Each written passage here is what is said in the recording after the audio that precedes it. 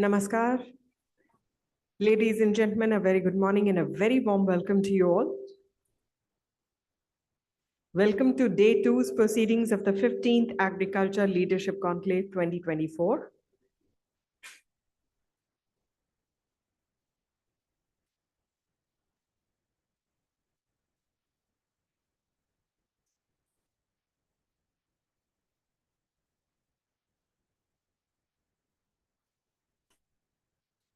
We will start this morning with session which is Food and Nutrition Security During Climate Change. We have a very interesting lineup of speakers. Meanwhile, I'll request you all to please kindly take your seats as quickly as possible.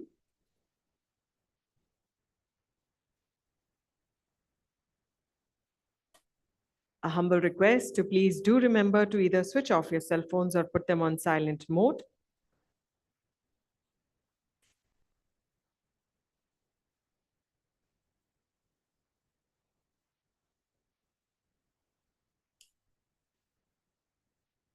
As you're all perhaps aware that India is a signatory to SDGs, that is Sustainable Development Goals 2030, and food and nutrition security is also one of the goals. We have committed to United Nations that we are committed as a nation to provide food, water, and sanitation to our population.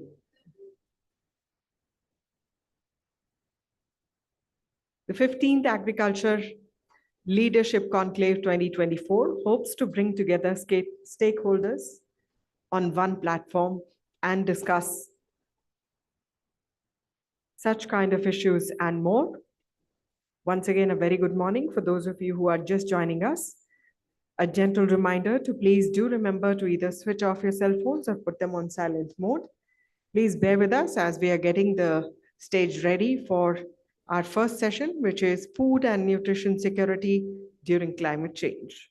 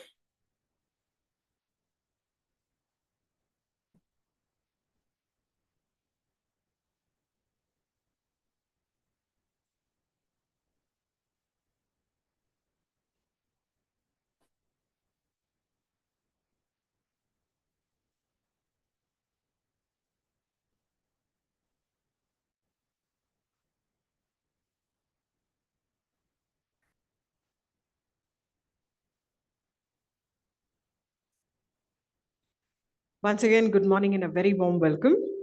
We're ready to start with session 1, which is food and nutrition security during climate change. May I take the pleasure of inviting the esteemed session chair, Mr. Deepak Parekh, founder Honeybee Tech Incubations Private Limited. Very warm welcome to you. I take the pleasure of requesting the esteemed panelists to please join us on stage. Mr. Sanjay Sethi, Human Utilizations Advisor, South Asia, USSEC. Mr. Ravi Shankar Cherakuri, Customer Experience Lead, Asia Bayer Crop Science. We warmly welcome Dr. Hiresha Varma, Founder and Chairperson, Han Agrocare.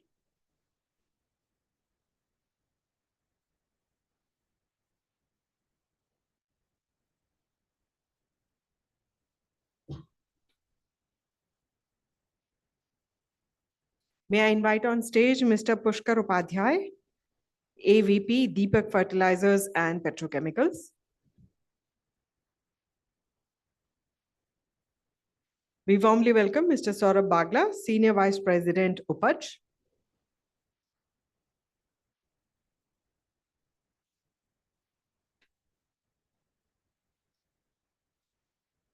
So there they are, ladies and gentlemen. A very good morning and a very warm welcome to all the esteemed panelists and the esteemed chair.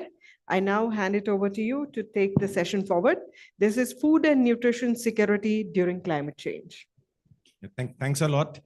So very good morning to everyone. Pretty interesting topic because generally we always talk about food security, but we always forget about nutrition. And I believe talking about nutrition is becoming very important nowadays. I'll just give you a few of the numbers to start this discussion. There are 300 million people who are food insecure in the world. 800 million people who have limited access to the food. They might be not hungry, but there is a huge deficiency when it comes to their nutrition. Coming home to India, we are seeing our kids are having severe problem of stunting and wasting. We are the world leader in stunted kids. Now that makes this topic very interesting, very important. And we are having an awesome panel, people with very different backgrounds. I believe for TRPs, we'll also talk something controversial as well. So this is where I would like to start with Ravi, being on the input side, how important it is for you to guide farmers in the direction where rather than just growing pure calories and carbohydrates, they start moving towards those commodities which are rich in nutrition, whether we talk about pulses, we talk about millets, and move away from something like rice. By the way, how many of you like wheat more than rice? Can you raise your hand?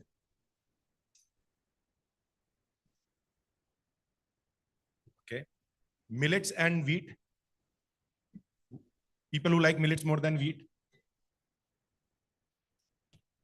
Now this is the data point for you.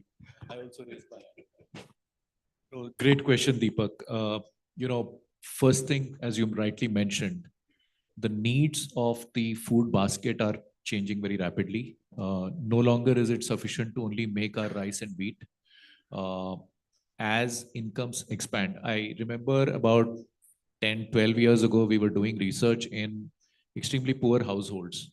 And at that time, if we found that when a household goes from 5,000 rupees per month income to 10,000, when we ask them, what are you going to do when you get that additional income? The first thing they say is, दूध लेके आएंगे, right? या फिर सब्जी ज़्यादा खरीदेंगे. So even at that level, of course, the first thing is education for the children, कि अब अच्छे स्कूल में भेजेंगे. But immediately after that is दूध या सब्जी लेके आते हैं ज़्यादा. Which means that as incomes expand and as India becomes the middle income country that we should become, automatically the demand for nutrition will far exceed the demand for only plain food. You asked me as an input company, how much do we educate? We do. but mainly because there is also a larger governmental or societal intervention, like, for example, shifting rice acres to corn or some other crops, or shifting to DSR, and so on and so forth. But more importantly, we are enablers, because if a farmer wants to produce, let's say, a vegetable crop, and he is really concerned about virus management, then we can provide those solutions which make him more sustainable, more confident of being able to produce that. So that is, I think, the primary job of input companies, to ensure that the farmer is successful in his transition, not so much in leading. For me, farmers shifting is always going to be governed by demand, not by somebody telling them what to do. No, excellent answer. And yesterday, actually, we were having a session when I have said that agriculture is both victim as well as culprit of climate change. And I was told not to use such very strong words, because then we demean agriculture. We all eat food, so nobody can demean agriculture, because otherwise we won't survive. We all appreciate our farmers. But sometimes if you don't give a message loud and clear, that message get, I'll say that, going down without having an impact. That's why I was very clear. And now, Saurabh, I would like to come to you, because I strongly believe, sir, that agriculture definitely is also culprit. And it starts from the first part itself, the using of nutrients in your soil.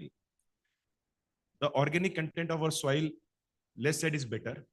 And one of the reasons behind that is the green revolution. I appreciate green revolution because that was need of the hour. But today now that has become a big problem. And we have some solutions. Saurabh, your company is working on those technologies which try to enrich soil. And I would like to understand from you how you see the traction on the ground. What are the challenges you are finding to make agriculture more sustainable and reduce the usage, at least of quote unquote, the fertilizers? Thanks, Deepak ji. Very relevant question today. Hello, everyone. My name is Saurabh, and I lead a business called Upaj in the Absolute Group. And to answer this question, Deepak ji, if you look at today, we are putting in lot of chemicals, and rightly so, because that is helping us get the output, right? So at one side, we have to put these chemicals to get the output, but can we optimize it is the question. Can we get the same output by optimizing the chemicals that we are putting into our soil? And to do that, the first and the very basic step is to know what is there in the soil. And we have now soil testing equipments which are there.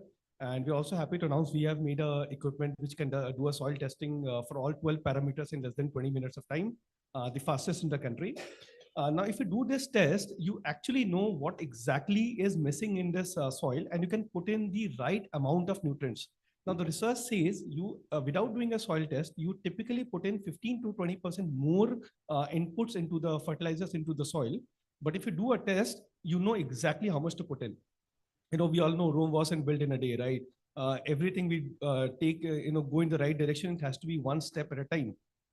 I don't think we are yet ready to move 100% from chemicals to non-chemicals. Yes, the journey has started, and thankfully, most of the companies today, led by Bayer and many other multinational, even the Indian companies are moving to biofertilizers. We ourselves have a range of biofertilizers which we make through research. But there's still a time when 100% of farmers will move to bio inputs. Till that time, can we optimize the right inputs put into a soil? And that can be done by soil testing. Now, having said that, there are still practical challenges that farmers face. First and foremost, if you ask the farmers, can they get their soil tested, in the same day? The answer is no. Most of the places, I'm talking about, say, 99% plus of the farmers, they today don't have access to do a soil, get a soil testing done in 24 hours of window. Most of the places, they get this report in 15 days, 30 days. Reports probably are not very accurate, which do not help them much. In that scenario, the whole trust on the ecosystem goes away. How do we collectively, the input companies like us who are into soil testing, and farmers, how do we collectively come together, shape up this market so that farmers from tomorrow can start doing soil tests, get reports at the right time, get education on what to put, when to put, and then we can go into a direction. Of course, soil testing is not going to take away 100% of chemicals. It is not, but it's still one step in the right direction. Thanks a lot, Saurabh. Very aptly put points. Like, we need to know मरीज की हालत क्या है दवाई देने से पहले. So that is what you do. Pushkal, coming to you, right? There have been so much talk about biologicals. So I'm a big fan of biological for sure. But at the same time, we know that if we have to take a call that 100% biologicals and only 30% population surviving because you won't have food for remaining 70. So I'm saying that chemicals are necessary evil. But at the same time, something which you are doing, coming with right formulations, ensuring that the availability of nutrient to the plant is more, so that thoda hai thode ki zarurat rahe. So we would like to understand your intervention, how you are trying, being still a chemical company, working into fertilizer, how you are facing this challenge and what you are doing to see to it that our dependence on chemical reduces, but at the same time, we don't starve. Sure. Thank you, Deepak. And good morning, everyone. So first of all, I'll introduce my company. I am representing Mahadan Agritech, which is 100% subsidiary of the Deepak Fertilizers and Petrochemicals Limited. We are into crop nutrition business. Today we are discussing nutrition, food nutrition, and I am representing crop nutrition side. So now coming back to your question, I'll go to the basics. While I agree with Saurabh that the soil testing is something which every farmer should do, but I'll put some facts and figures with all of you. We did some market research, and to our surprise, 98% of the farmers, they were not aware of what is RDF, recommended dose of fertilizer. So I'm sure you must be knowing what is RDF. So the state agriculture universities, ICR institutes, for every crop, they have defined certain RDF. For example, cotton, it is 120, 60, 60 NPK. 120 kg should be nitrogen, 60 kg should be phosphorus, and 60 kg should be potash. And then along with that, there are secondary and micronutrients also that are required. Maybe even if you travel, you just ask any farmer, do you know what is recommended dose of fertilizer? Farmer will say no. Now, the question is, for many years, we can't say that farmer, they are not doing right. Basically, they are putting fertilizer. Now, how they are doing it? Based on certain things. One could be age-old practices, what they have learned from their fathers and forefathers. Dealers are recommending, companies like us are recommending, and then ultimately what happens? Either they tend to put more or less. Now, just think that if we tell a farmer that you have to put 120, 60, 60 NPK in cotton, so what farmer will do? Farmer will go to market, will buy fertilizers. Now the problem is, even farmer does not know what is the content in the fertilizer. Some of the farmers who are educated, they can tell you that 18% in DAP, 18% is nitrogen, 46% is phosphorus. But what about other complex fertilizers? Again, they don't know. Let's say that we educate them so that this particular complex fertilizer has these many content. Whether farmer will be able to do the mathematics, calculate the dose, and then put in the soil? Big question mark. Now let's say that some of the farmers, they are able to do it. The big and progressive farmers, they will do it. I'm not denying it, but maybe 5% or 10% of the population, they will do it if you tell him that this is the composition, you prepare your composition and you apply it. Now imagine if a farmer has to mix multiple fertilizers and put in a crop. What will happen? Some of the plants which are lucky will get all the nutrients. And then the few of the plants, they will not get all the nutrients because of the different size and density of the fertilizer, different fertilizers. So what will happen? Again, imbalanced nutrition. So ultimately what is happening? Imbalanced nutrition. And this is basic, I'm telling you. Now, this is something which we found out. We found out what is the basic problem of a farmer. Next question, what is the use efficiency? Yesterday, in one of the sessions, I heard some of the panelists, they were talking about use efficiency. Again, I'm putting a figure, data with you. Nitrogen, whatever we apply, max to max 50% is uptaken by the crop. What about balance 50%? Waste. 15 to 20% of the phosphorus is utilized by the crop. Rest all is fixed in the soil, is not mobilized, that is immobilized. Same cases with sulfur, 8 to 10% only, rest all is waste. Now see the implication, what is happening. One is degrading the soil. Soil organic content is coming down. At the other side, farmer is unnecessarily putting money, increasing cost of production. Correct. And then ultimately the farmer is not getting the optimum yield. I'll tell you, see, before this company, I worked with seed companies where I learned that seed has a potential to increase productivity, correct? And that is true also. Now, when I'm on the other side, I am surprised to see that the best of the best seeds, the potential is not utilized if the crop is not given the right set of nutrition. And the same variety, same hybrid, if you apply balanced nutrition, you will see dramatic result, 20, 25%, 30% yield increase with the same hybrid. Correct. Now the use efficiency is poor. Ultimately, everything is leading to poor yield. So what I'm trying to say is, even with chemical fertilizer, if you apply balanced nutrition, you will get higher yield. And that is something which is true also. And then based on that, we design products. So now, not in India, globally also, we are the only company who have complex fertilizer with 8 nutrients. Normally, you'll find 3 nutrients, NPK or NPS. We have, along with NPK, we have secondary and micronutrient in complex form. And these are crop and stage specific. For tomato, if a farmer has to grow, we have a product which is specifically designed for the vegetative stage of the crop. For fruit development, another product. Fruit maturity, another product. Again, see, again, every crop at its stage, life cycle stage, requires different nutrients. It's not that you apply NPK only throughout. You need sulfur, you need boron, you need zinc, you need magnesium, you need iron. So that is why the crop also needs the product, the fertilizer, different for different stages of the crop. And that is the idea behind coming out with the product which is having 8 nutrients, and that too in a balanced form and design as per the stage and crop of this thing. Now I'm coming to this 1 second in use efficiency. Again, that is very interesting subject. Use efficiency, we all talk about use efficiency. We have designed a product with nutrient unlock technology. So what happens? It unlocks the fixed nutrients in the soil and makes available to the crop. So which is beyond what is already there in the fertilizer. So again, that is a technology which we worked and we have come out. So what all this is doing is reducing the overall quantity of fertilizer to be applied. In a way, we are loading less fertilizer in the soil. At the same time, we are increasing output yield. So that is how we are trying to balance the entire thing. Yeah, thanks. Great answer. A very interesting thing that see the geniusness of humanity.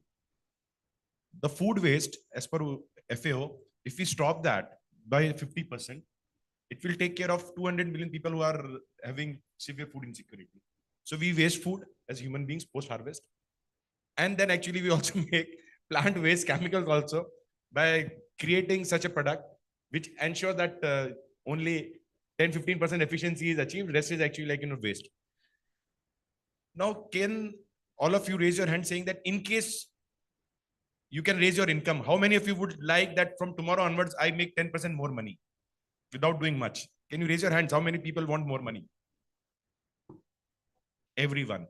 Now that is where actually we are failing our farmers. We put all the burden on him. We went to him in 60s, 70s, use fertilizers, you'll make more money. So just like all of us, we greedy people, we all want more money. He also raised his hand and he said, I'll use more fertilizer. His cost increased, but commodity prices came down. So he was not making same level of profit, which he was making before the green revolution or before using fertilizer. Then late 80s, 90s, we said use more pesticides because the immunity of the plant were weak because of external nutrients. So we sold him pesticides saying, now your income will increase. Now we are talking about all beautiful technologies from GMO to digitization to biologicals. So we have to understand that the farmer is the weakest link and we need to support. Coming to you, Sanjay, yesterday we have an interesting discussion where we talked about what is milk, what is not, right? Now my question to you is that how do you see the perception of people changing about those food products which can give you better nutrition, specifically coming to the proteins, right? Predominantly, we depend on protein through animal protein, whether in form of meat or whether in form of dairy product. Now we have seen that, again, this is a little bit controversial, but the secondary food, which is through animals, is always considered to be less sustainable than the primary food where you consume it directly. Why to feed a chicken protein than eat that chicken, right? So what is your view that how we can ensure that more and more people start adopting plant-based protein, which is considered to be more sustainable? And your views, is it more sustainable or not, being an expert on the field?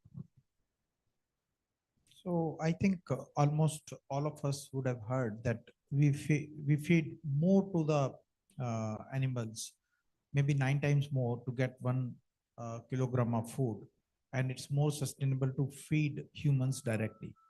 And it is no more the food that which we do not eat. The animals are also being fed corn and other food products that we also eat. So there are a lot of such solutions which have come in front of us. They all take us to some distance, whether those are organic or regenerative, or those are sustainable animal products or sustainable other food products. Legumes itself are sustainable, but look at the prices where they have gone. They are going out of the reach of a common man, especially the poor person. So where is the solution? If we take a left turn, then we get safer food, more expensive. We are not sure that we'll go Sri Lanka's way, whether we'll be able to feed everybody. Or if we take the business as usual, that means put more chemicals, and that's what we are doing. Although we have Prime Minister went and said, okay, by 2070 we'll be net zero, but our footprint, our environmental footprint is only rising year by year. तो हम कम कब करेंगे? So Abhimanyu चक्रव्यूह में फंस गया है तू. So because there is no way out. So there are some way out if we sit with the policymakers and we solve some of the systemic issues.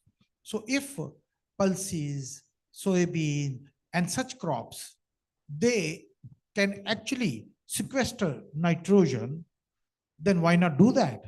But are we going in that direction? No. The other could have been that we support the startups, those who are doing the plant-based proteins or the other alternative sources of proteins. Are we doing that? No, the startups are struggling. And what we are now thinking, that we are not even able to bring in the quality ingredients or quality technology which is needed in the country, because there is a kind of cost which is associated with those technologies. And by the time they come here and you want to deploy it for extracting proteins, it's not working. So nobody's putting those protein extraction units in the country. There's not even single in the whole country. And when we try to bring those proteins from US for soybean, we find that the policy infrastructure is not in favor, because when we bring isolates, then there's a situation. But if we want to bring the soybean, we can't bring it. We are bringing oil, we are bringing soybean oil, we are bringing palm oil, but we could have brought in the soybean itself and crush it, the IP grade, human grade soybean. But that kind of a situation is not happening. So then what? Should we bring the GM soybean, where the chemicals used will be less, production will be more, food security will be ensured, but we are not ready for that also. So we don't want to grow, we import it. We can't do it that. We are taking 2 steps forward and 1 step backward, because at the end of the day, we are a democracy which is under pressure from various pulls and pressures of various sections of the society, and we reach almost nowhere. And that's the situation that we find ourselves in.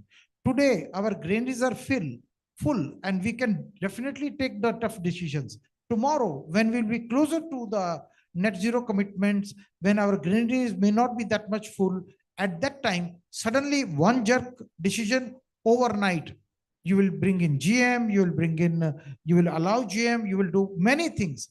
Here we have the opportunity to actually bring that change, bring the technology, bring the quality ingredients. Our soybean production has not gone anywhere up. It is there in last 30 years. 30 years, our soybean productivity has not gone up. In other areas, we have grown, but in soybean, we have not grown. Why? Our productivity is same, 1 ton. So that means that there are certain things which should have happened while we were all part of this this profession, and we didn't do. We failed the next generation. We put too much chemicals. We didn't solve some of the problems, and now we are saying that we are not even ready to take the tough decisions.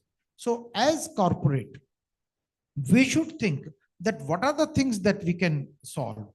Can we have a sustainable food platform where we bring in some right thinking corporates, maybe bolt the door from inside, don't get out, and solve the problem together by bringing the collaboration, not talking about prices, not talking about the stocks or the customers, not developing a cartel, but just discussing the pre-competitive space and finding solution to some of the problems. Okay, this is the area where we want to solve the problem of maybe food waste or water, or maybe chemicals in the food, or maybe the things related to a shortage of labor, or things related to the carbon. So those are the issues which are all staring into our eyes. But as corporate, we are not taking this knowledge forward and putting our heads together to find a solution. Deepak, may I jump in? Yeah, please. See, as we were discussing, here's what I was thinking. Let's go back to what food and nutrition security is, right? You need assured availability, but you also need affordability, because if it's very expensive, then people can't access it. And finally, you need safety. Sometimes these things fight with each other. And that is where we need to start thinking of our production system as a production system. You said a very good thing. Ultimately, we put all the burden on the farmer. Now, what you actually refer to my company as an input company, but we don't think of ourselves as an input company. We are trying to partner with companies across the value chain, whether it is nutrition companies, whether it is soil nutrition companies, or other market linkages, etc. Ultimately, we need to create the system which will incentivize the farmer to produce. Now, about last year, we held a horticulture summit, and the biggest shock for me was when I saw the projections of how much fruit and vegetable is needed in the country. Within the next 10 years, we are going to run out of supply. And unless we make the right climate for the farmer to be able to produce more, it's not going to happen. And when it comes to volatility of prices, right? It's least in the products that we have excess of. Rice and wheat are least volatile. And it is most in the products that we want in the future. Fruits and vegetables are continuously going up and down by orders of magnitude. Now, what do? Whenever prices shoot up, we take interventions that cap the upside. And whenever they fall, we allow the farmer to take the hit. Now, here's where we need to have some kind of a strategic mindset. China, for example, I was in China 2 weeks ago. It has decided that it's going to become self-sufficient in corn as far as possible. But in soy, they said, no, we'll import. Why? Because it's not possible for them to ever. So with that clarity, then they do the right thing for the farmer in order to be able to help. So we need a combination of creating the right solutions for farmers to produce safe, affordable food, which is what we are trying to do. But we also need the market linkages. We need the market to work so that a farmer, if he loses money in 1 year, he needs to make money in the 3rd year at least. If that's not going to happen, we'll not have security. A very interesting point of view. Now, the challenge is that food inflation, right? And that has led to all the decisions.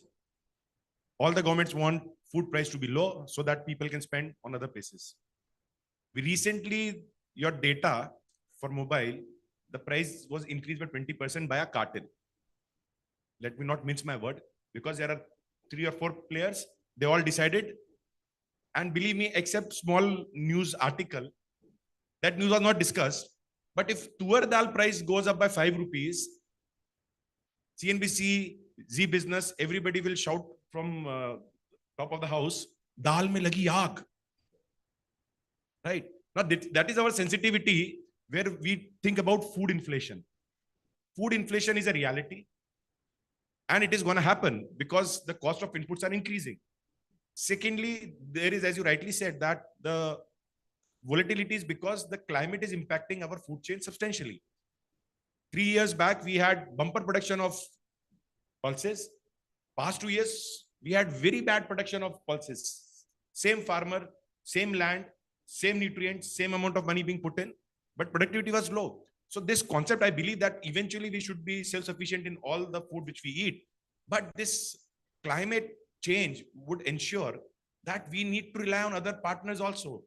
So as you rightly said, China did it. For example, okay, fine, I'm gonna be producing this more and maybe become a world supplier, but I'll import some other commodities. So as a nation, we should be open. We need to create those access to those origins where we believe, for example, if we need to Africa produce it, why not to promote them also? Because eventually when there is a eventuality where because of climate change, we don't produce sufficient, then we are having other origins. So I believe like in food inflation is overstated, right? And because of the political reason, it happens in all the democracy and India is not different, but we should not be fascinated by like, ensuring that food inflation has to be low. We have to ensure that we are having more nutrition security than just like, affordability of the food. Now I'll go to Harisha ji, like, sorry for coming last to you. I always believe that we need more women in agriculture, and the current state of agriculture, while optimistic, but we have not done great in the past, is because we are having less women in agriculture. I always believe women comes with compassion for the society, and because of their compassion, they are able to take decisions which are more aligned to the overall society rather than aligned to the corporate profits or the votes. Coming to you, ma'am, you have been doing great work around ensuring that we have more nutrition food, maybe not directly coming from the farms, but something else. We would like to hear your story and your intervention, please. Very good morning, everyone. First of all, I would like to thank India Today for giving me this opportunity to be here and share my story and my venture, how I started Han Agrocare and why I started Han Agrocare. I was into IT. My background completely is in IT. I was working, I had my own BPO, KPO and software development. But I am from Dehradun, Uttarakhand. When flood hit Uttarakhand hills, I had an opportunity to go and visit places and distribute the food packets and all through an NGO. I found in many villages only women and children were left because their men never came back from the flooded area. I came back after distributing food packets and all. When I came back, I couldn't sleep because I was constantly thinking what will happen to these women, how they will survive. Because on hills, it is very difficult. Life is not that easy. They had to go and bring wood from the jungle and selling some of the milk. That is the only source of income there. So I went there and somebody told me that mushroom cultivation, because the climate is very conducive, mushrooms can be cultivated in that region. So this is how I didn't know anything about mushroom when I started this. But to help those women, I learned and then taught them also. In 2019, initially I taught them to grow button mushroom, and I used to tell them whatever तुम जो बेच सकते हो आप बेचो, जो नहीं बेच सकते वो मेरे को बता दो. So I used to bring all those and I used to make small packets and used to sell those button mushrooms. Then in 2019, actually, I found a gap. Somebody told me that we want shiitake mushroom. I said, what is this shiitake mushroom? What is Ganoderma? I started studying. Then I went to Indonesia, learn how to grow these mushrooms. These are medicinal mushrooms, which actually imported from China and Indonesia in our country. So I learned, I expertise that. During COVID, we never took a holiday, and we went to our farm, and we started growing this shiitake mushroom, and was able to get the expertise of growing according to Indian climate. Because these mushrooms are actually growing in China, Indonesia, and Japan. We are pioneer in cultivating these mushrooms. So now we have 6 varieties of mushroom like shiitake, ganoderma, lion's mane, turkey tail, cordyceps, and maitake. These are all medicinal mushroom and superfoods. They have a properties of anti-cancer, antiviral, anti-inflammatory. So what we did is, I started teaching how to grow these mushrooms to women, landless farmers and tribals across uh, Uttarakhand, Himachal and JNK, because these were the hilly area. Initially, I thought it is going to happen only on the hills, but slowly and gradually we came to know, and we started growing the warm. So now we have Himachal, Maharashtra, MP, Rajasthan, everywhere these mushrooms are growing. We have more than 5,000 women with us right now, whom we have imparted how to grow training, and we buy back the produce from them, giving them market at the doorsteps. So this is how actually Han Agrocare started. Then now we make extracts of these mushrooms.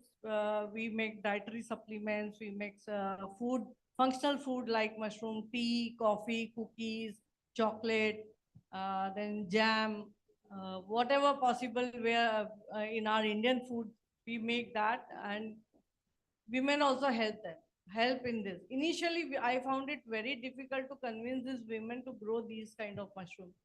It was really tough, because when I went, nobody believed me. First of all, it was very new to them. It is a complete niche market. We are playing in a niche market, but in the global market, everybody knows these, like US, Europe, and UAE. Everybody knows about these mushrooms. Only in India, it is like we have started, and we are in a mission of having almost 1 lakh women with us who can grow these mushrooms. So what we do is, technical part, we keep it with ourselves, because it is difficult for them. So we make substrate, we keep it for 2 months, we make it is fruiting ready, and then distribute them. So they start growing another 1 or 2, 10 days they start fruiting, and for 2 months it goes on fruiting. This is completely, I can say, is like has a nutritional benefit, health benefit. Then it can be grown throughout the year. Then climate also doesn't have any effect on it, because it is grown on indoor, and whatever the places are left on hills, like it is migration has already been there from hills. So there are many rooms which are vacant, by 8 by 8 rooms, 10 by 10 rooms. There are all rooms where we are growing it. So it is completely indoor, and we are into A to Z of all these mushrooms. Like after growing also, whatever the substrate is, we can use as a manure also. So this is like completely sustainable agriculture, where nothing is going to be a waste, and everybody is going to earn from everything. Like we have substrate also, we have mushrooms also, which grows in horeca industry, in retails and all, because few of them are edible as well. Then functional food, and then nutraceuticals. So this is how I started. Thank you. Great. Super story. Let's have clap for her.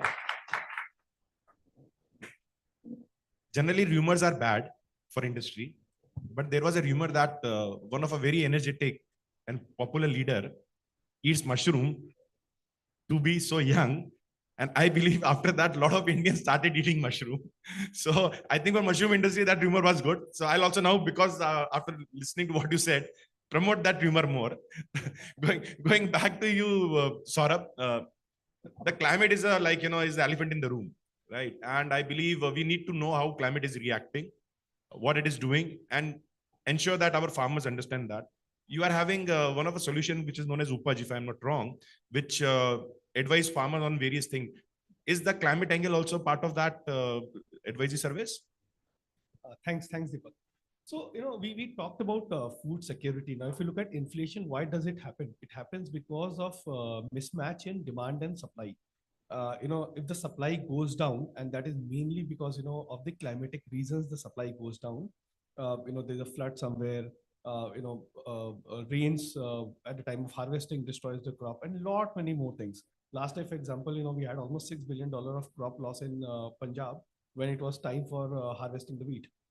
So now this climate is in control of anyone. It is probably not. Yes, we need to do a lot more things to get the climate, in our control, but it's a long way to go there. How do we protect these farmers today? Now, what we do in Upaj is we first and foremost give advisories to farmers on their farmland. So we tell them, basis their farmland on our app, what should be the practice they should follow. Which is, when they should put in what kind of inputs, is there irrigation stress, biotic stress, abiotic stress, and different type of things. Now, this gives them, now that's not a solution, but that at least gives them understanding what is happening where. So you can take an informed decision. You can, go about, solving for those problems. First step to solving a problem is to understand there's a problem, right? And that is what we do. Now, in most of these cases where climate is the culprit for, low growth, which leads to low supply and increase in prices. One more angle which comes in is insurance.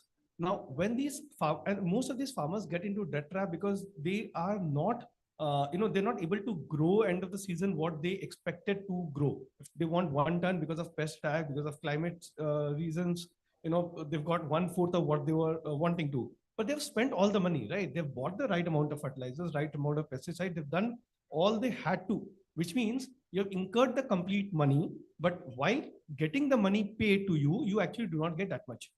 Now, how do you protect those farmers against those crises and help them from getting into this debt trap?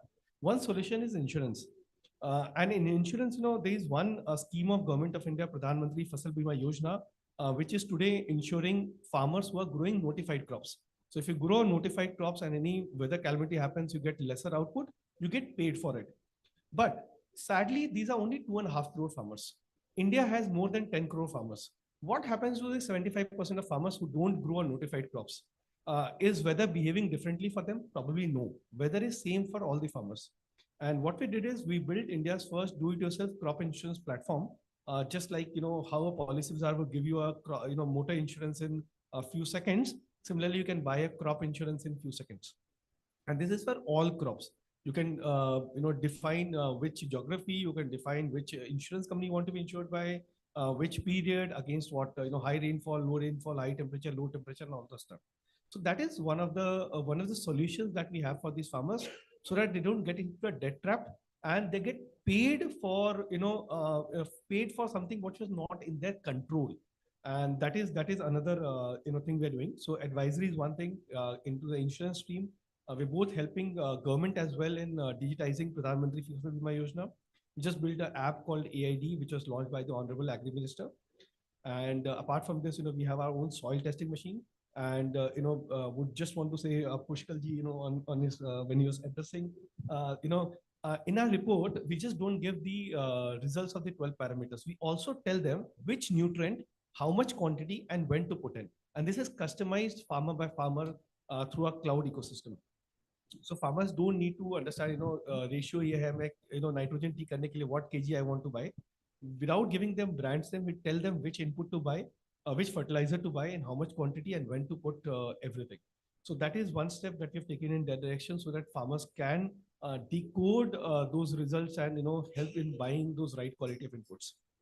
And other than that, we also have our own company operated stores, 200 stores in the market, where farmers can today buy these inputs, get home delivery of these inputs, and supporting entrepreneurs, through these centers as well.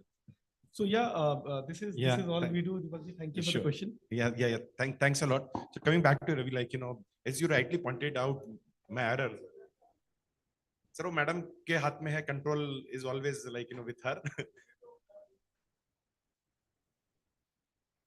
Ji sir. Sir, so we'll open. Madam, how much time we have? Sir, just a minute. 10 minutes. Sir, आपसे ही लेते हैं, चलिए आपका question पहले. Mic देंगे sir को कोई, please. मैं apologies.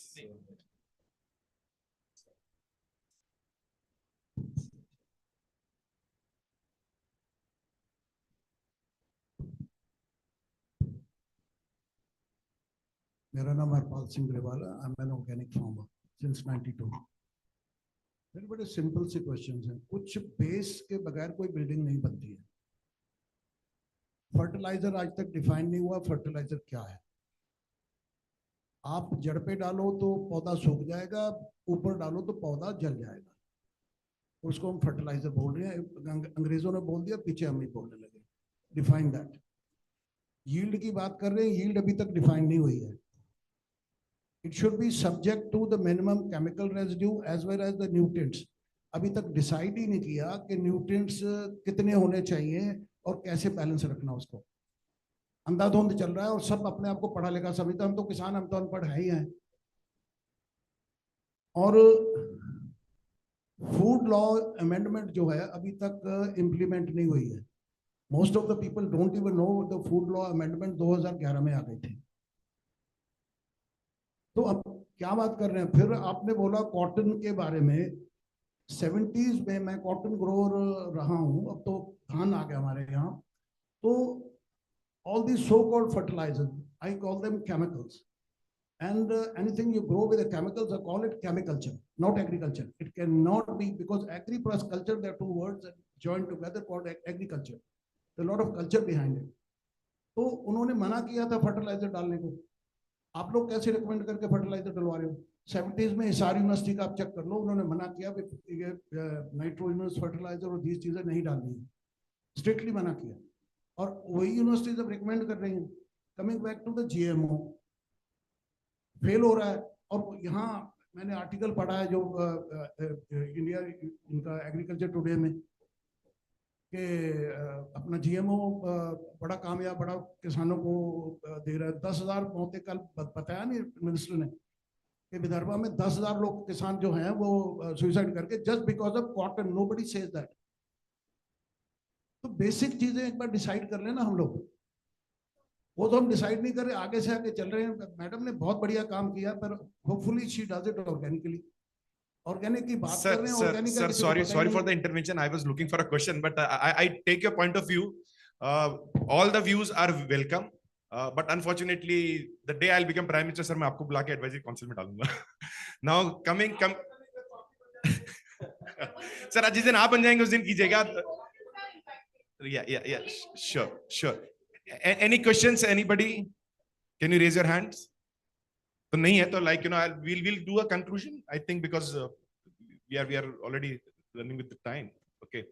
So last one-liners actually on nutrition and food security, starting with you, Ravi. Yeah, I think we were talking about climate change. We haven't yet experienced real climate change. अभी तो होना बाकी है. Picture अभी बाकी है. But a few things happen. The planned cycle to say, I will plant at this time, the duration will be 120 days. That kind of agriculture gets threatened because you don't know when the rains will come, what the temperature will be, etc. So we urgently need breeding programs and technology in order to help crops to be more flexible.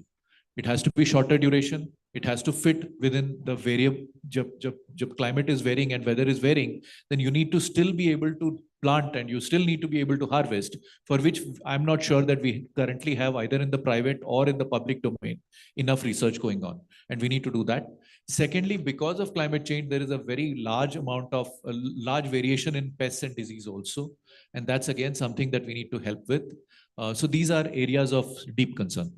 Great. Pushkal, you're summarizing what needs to be done. Sure. So I'll not repeat what Ravi and others have said. One thing I think we need to focus is water conservation. So basically, all we know that because of the climate change, water is something which is precipitation is coming down. Either it is flood or it is too less. There are technologies, there are ways where we can grow more with less water. With drip irrigation, fertigation in our company also, we have seen that with fertigation, the yield can be increased by 20-30%. So that also is one of the ways to, but again, so as I said, climate is something which is not just above the soil, something which is below the soil also. How we can take care of the ecosystem, entire ecosystem, that obviously will help both sides. One side bringing down the cost for the farmers, at the same time will increase quality and quantity of the yield. Thanks. Great. Ma'am, your summary, what needs to be done? Except eating mushroom, we'll all eat mushroom now. Yeah, actually, we are already working on this because our medicinal mushroom are completely organic, chemical free, and natural. And our project is already resilience to the climate change, nutritional benefit with health benefits, economic stability, and environmental sustainability because it is from agri waste. Thank you. Great. So eating mushroom means circular economy. Eat more of it. Sanjay ji, your parting comment and your views. So I believe that we need to have a community of practice, and we can have so much of sharing of knowledge from each other. These conferences only do the first part, that is providing you the information. But after that, what? We can go back, maybe as some like-minded organizations can come together, pick up one topic and solve it by collaborating with each other, because every solution will finally take you to the farmer, and one corporate may not be enough to solve some problem. There is a possibility of creating that kind of a platform where you do not talk only, you actually do the work, you collaborate, you put your heads together. Everybody is bringing their know-how, that I was doing this, this is what I figured out, and this is where I'm struggling. So you become a teacher, and the next person becomes a teacher again. The person who is learning from you is also teaching you something back. And then you go back, come back next month, couple of months later, and then solve the problems through collaborations.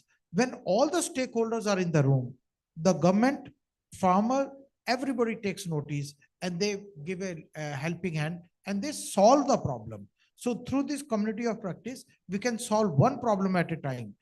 Water in this area, okay, Travadi region, there are 150 rice millers around there. We called the farmers there, they came, 39 farmers came. And after 6 months, when we made some of our own changes in our own factories, we did the STP, and we involved the other rice millers. 162 farmers came later. It is not that the farmer doesn't want to respond. They want to respond, but they want to respond only if they see you doing something and your intent is right, and you're not doing greenwashing, you're actually bringing a change yourself. That's a great point of view. And actually, the Indian Chamber of Food and Agriculture and GCPC, we are doing that. In fact, we had the seed roundtable. So we keep on doing those roundtables. But getting the consensus is always very difficult in a country like India with so much of diverse views. And I totally agree, we should do it more, and we should only come out of room after solving the problem. Or maybe it might happen, nobody comes out of the room at all. Now, Saurabh, just a couple of lines, that's all. Sure. Because otherwise people will say I'm biased towards absolute. So, we've discussed 4-5 problems here. Now, the good thing is, we do have policies around these problems. How much of this is implemented and actually benefits the farmer is the question that we all have on the table today. One of the examples, we have National Soil Health Mission. It's supposed to get the soil health report of the farmers, basis that farmers should buy a fertilizer. How much is the implementation? I think that is where government needs to put more efforts. If the policies are in place, are these policies being implemented and helping the farmers at large? And with that, I would like to conclude. Thank you, Deepak. So Saurabh, when you say that, all these excellent schemes, ideal world, एक meme चलती है, सुन के अच्छा लगा, लेकिन समझ नहीं आया. So that's what we are talking about. With that, I had a great panel. Thanks all of you, and thanks for the audience for bearing with us on very important issue of food nutrition with impact of climate change. Thank you. Thank थोड़ी you. ताली तो बनती है हमारे लिए sir low. Thank you, esteemed chair. Thank you, esteemed panelists. To present mementos to the esteemed panelists, may I request you all to please kindly stay back. We have a memento coming up. I'll invite on stage quickly Dr. Mona Singh, CEO and Editor, Agriculture Today Group. As a token of our appreciation and thanks, we present these mementos to the esteemed panelists. Mr. Saurabh Bagla, thank you. We thank Dr. Hiresha Verma. Thank you. Our thanks to Mr. Ravi Shankar Cherukuri.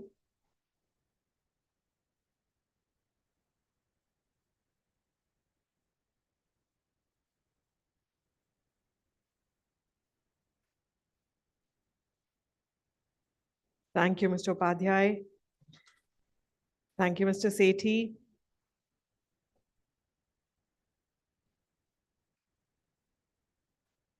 And a big thanks to the esteemed chair, Mr. Deepak Parekh.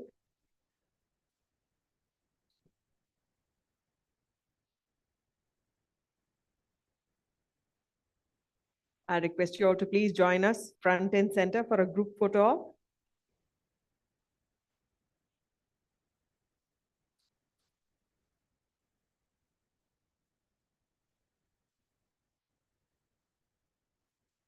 With that, we conclude the session, which was food and nutrition security during climate change. So, ladies and gentlemen, we now take a quick tea break, a short break. So let's try and congregate back in this hall positively by 11:40. And after tea, we shall cover digital technologies in meeting the climate challenge.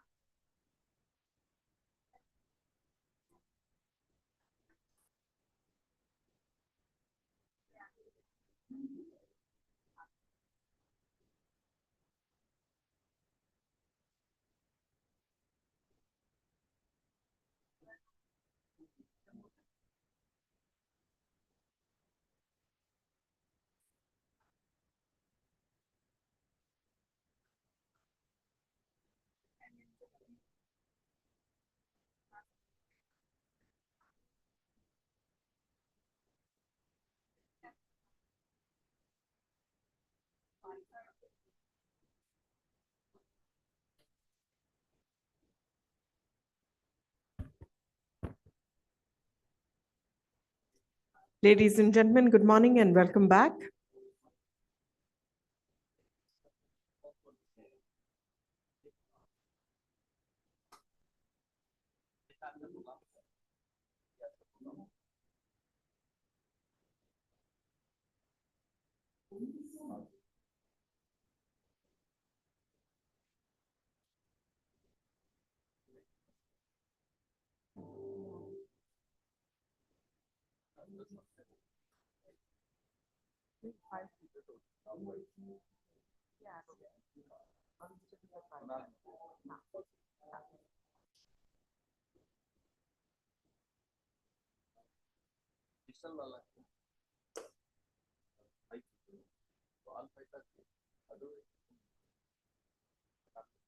नहीं नहीं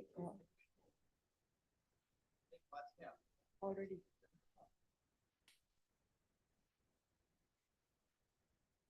Ladies and gentlemen, welcome back after the tea break. We are ready to start with the session, which is Digital Technologies in Meeting the Climate Challenge.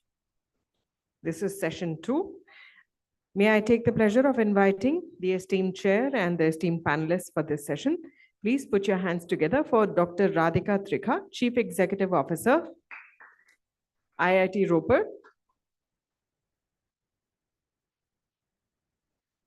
Very warm welcome.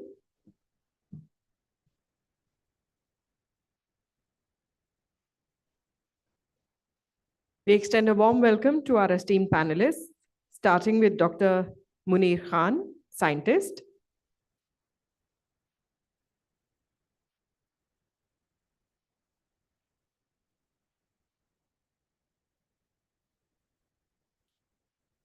We also warmly welcome on stage Mr. Ashish Khetan, President and Chief Investment Officer, Indigram Labs Foundation. May I request them please to join us on stage? If you're here, please join us on stage.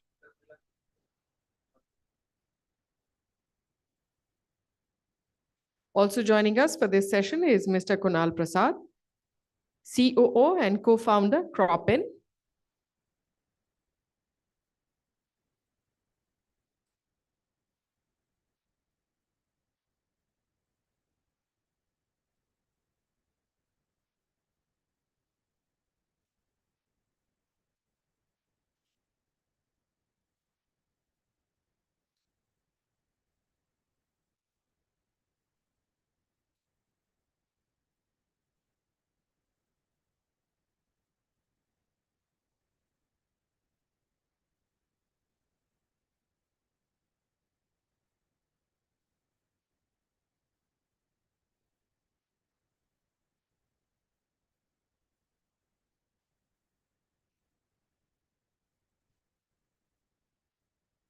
We are shortly expecting our esteemed panelists to please join us on stage.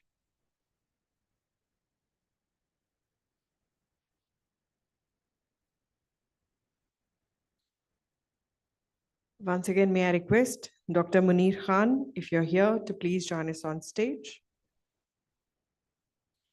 Mr. Ashish Khetan, if you've joined us inside the hall, to please join us on stage.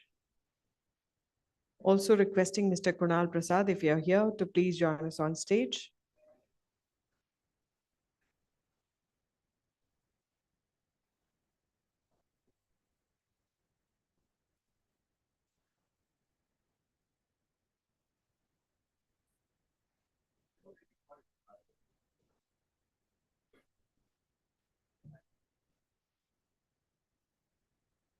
And of course, it's a pleasure to invite Mr. Deepak Parekh, founder Honeybee Tech Incubations Private Limited, to please join us on stage as well.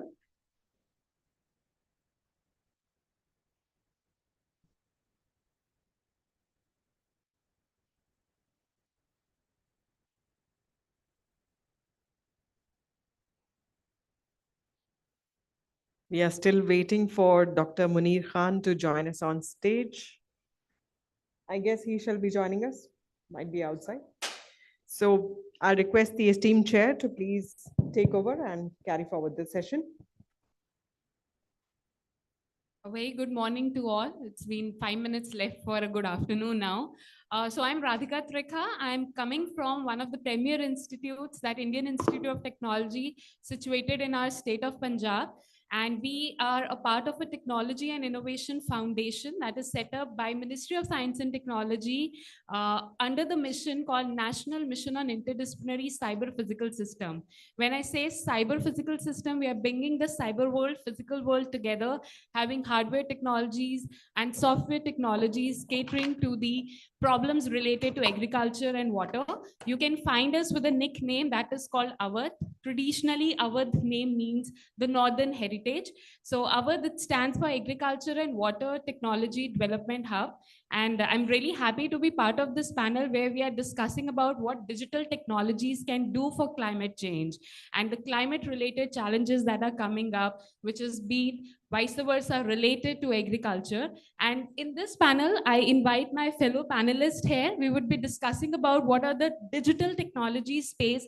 They are doing wonders in solving the climate change problem. We have a mix of a panel where we have a company with us, when we have a facilitator with us, and then we have an incubator, how we are going to push the startups who are going to take these technologies to the ground itself. So not wasting much time, I'll directly jump into my panelists. So first of all, Kunal, I'll come to you. Cropin is doing wonderful initiatives in bringing the digital technologies, AI and machine learning, how they can solve the climate related challenges that we are facing. And of course, I have been in close touch with Praveen also. He's also on board of number of meetings that we are developing on developing the modules of AI training for agriculture students. And where climate change is one of the aspects where government is also strongly pushing. So I want to understand from your side how Cropin is taking forward in digital technologies.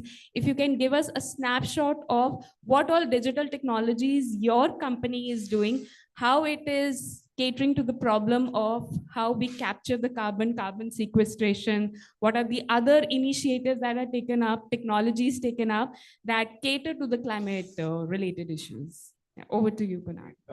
Thank you, Dr. Radhika. Hi, everyone. Good afternoon. First of all, I'll give you a quick introduction about myself. I am the co-founder, ex-co-founder of Cropin. I ran the business for the last 14 years. It started off back in 2010 when we were thinking about how do you really revolutionize the field of agriculture, where we found that there are millions of farmers all out there, and we have to serve every single farmer, because if you have to bring a change in the ecosystem, every single entity has to be transformed. And the best way of reaching out to immense number of millions of farmers, we talk about close to 700, 800 million farmers all across the world, you have to touch base each and every single farmer to bring an impact. And the best way of doing that is to bring technology. And over the last 13, 14 years that I've seen in this particular field, technology has evolved, right? And that's for the very, very good reasons. Like, if you really would like to bring change, like, as the environment is changing, as the climate is changing, you'll have to be much more proactive and predictive in the way that you engage. And technology becomes a very important enabler. So in cropping, like, looking at the climate crisis right now that the world is going through, we divide it into macro as well as micro elements. When we talk about the macro elements, you talk about food security, especially like in continents or in countries where you would like to understand what is the current situation of the current season or the current crop, whether there will be scarcity, whether the government will have to think about whether they have to import the foods or there'll be surplus enough to share to other countries. So you have technologies using remote sensing and AI, which have evolved like in the last 5-6 years to give you very high level of accuracies, which can help governments or decision makers or policymakers or even private sectors to take decisions in terms of crop, like how much crop has been sown, how is it growing, what is the stress, what will be the predicted yield, when the yield will be coming, and things around that. These technologies are also used to bring blended solutions, for example, access to finance, access to insurance.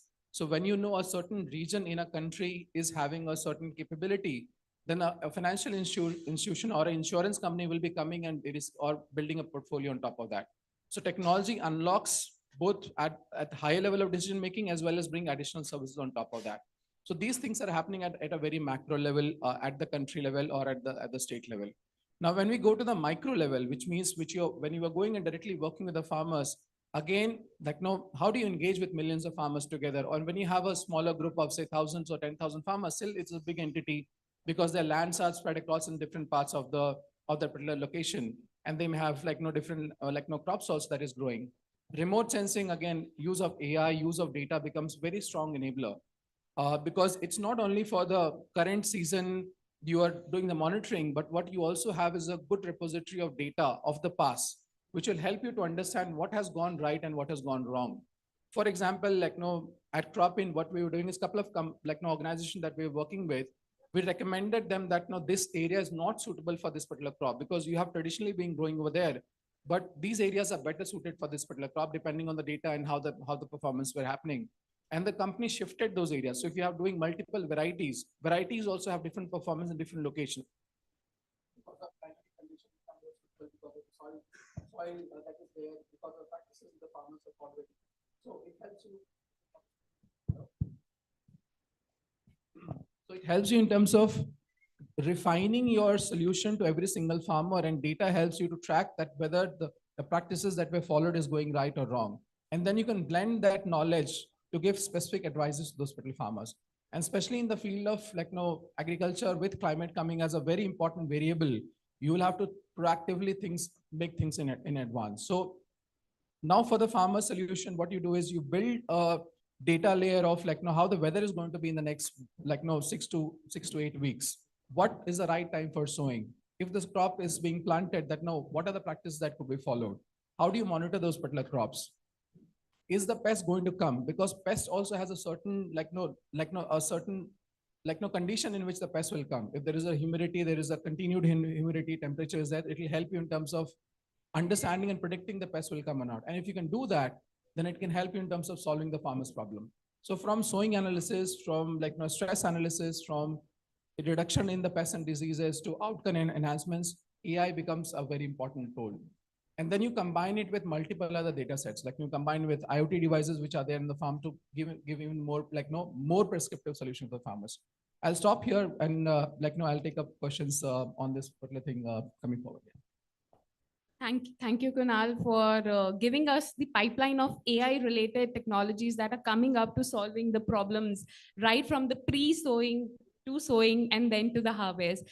Before I move to the next panelist, a quick intervention here. You mentioned a lot about remote sensing. So we all know that now we have a new geospatial policy coming into being, and government is strongly pushing for using the GIS technologies for agriculture. We have multiple calls that government has taken forward where GIS R&D proposals can be there. Then GIS applications related accelerators are coming into being, incubators are coming into being, focusing on the GIS one of the area where we can definitely bring its intervention into agriculture area. So what is your take into the new geospatial policy? We have been talking about the policy intervention since yesterday, and how government through policies, we are struggling that implementation is not happening. But in these policies, we are seeing implementation happening, and how Cropin and other industries can take leverage out of it. A quick intervention for that.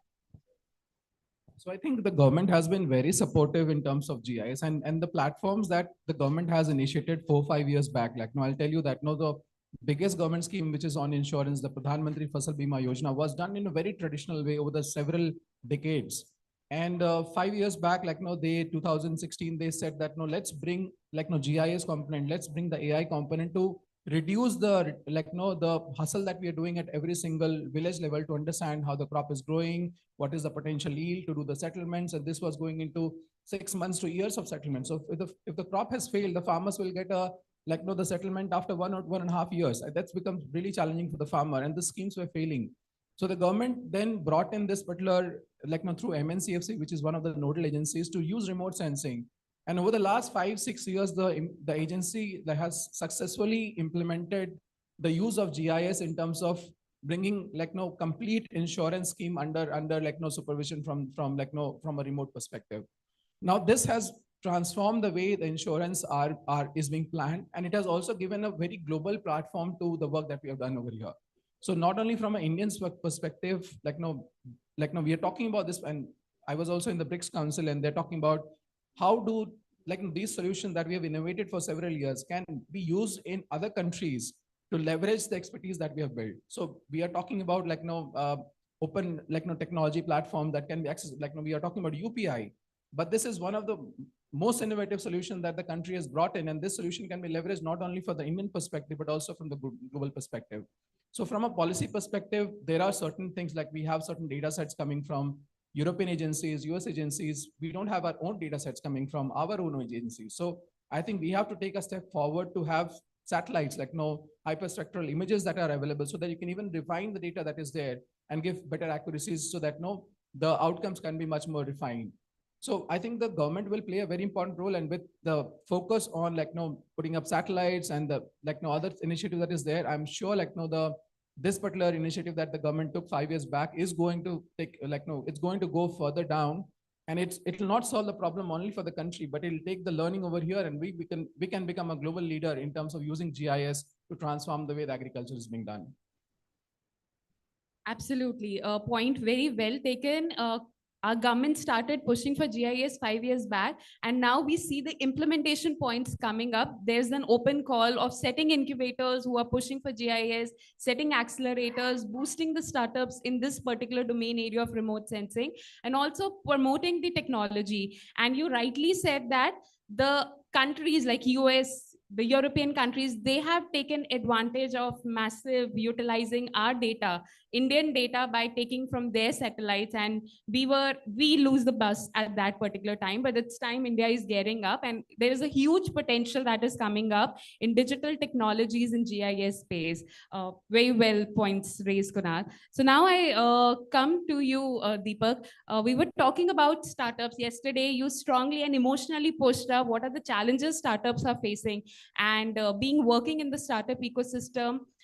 We personally feel that, in fact, the academic institutes feel that we are developing technologies, but how these technologies are going to the reach to the market. So you raised the question that farmers are not getting that technology. We are not able to translate the technology language to the farmers. How will they understand and implement it? So you tell me how your organization is taking every possible efforts to bring these technologies to the farmer.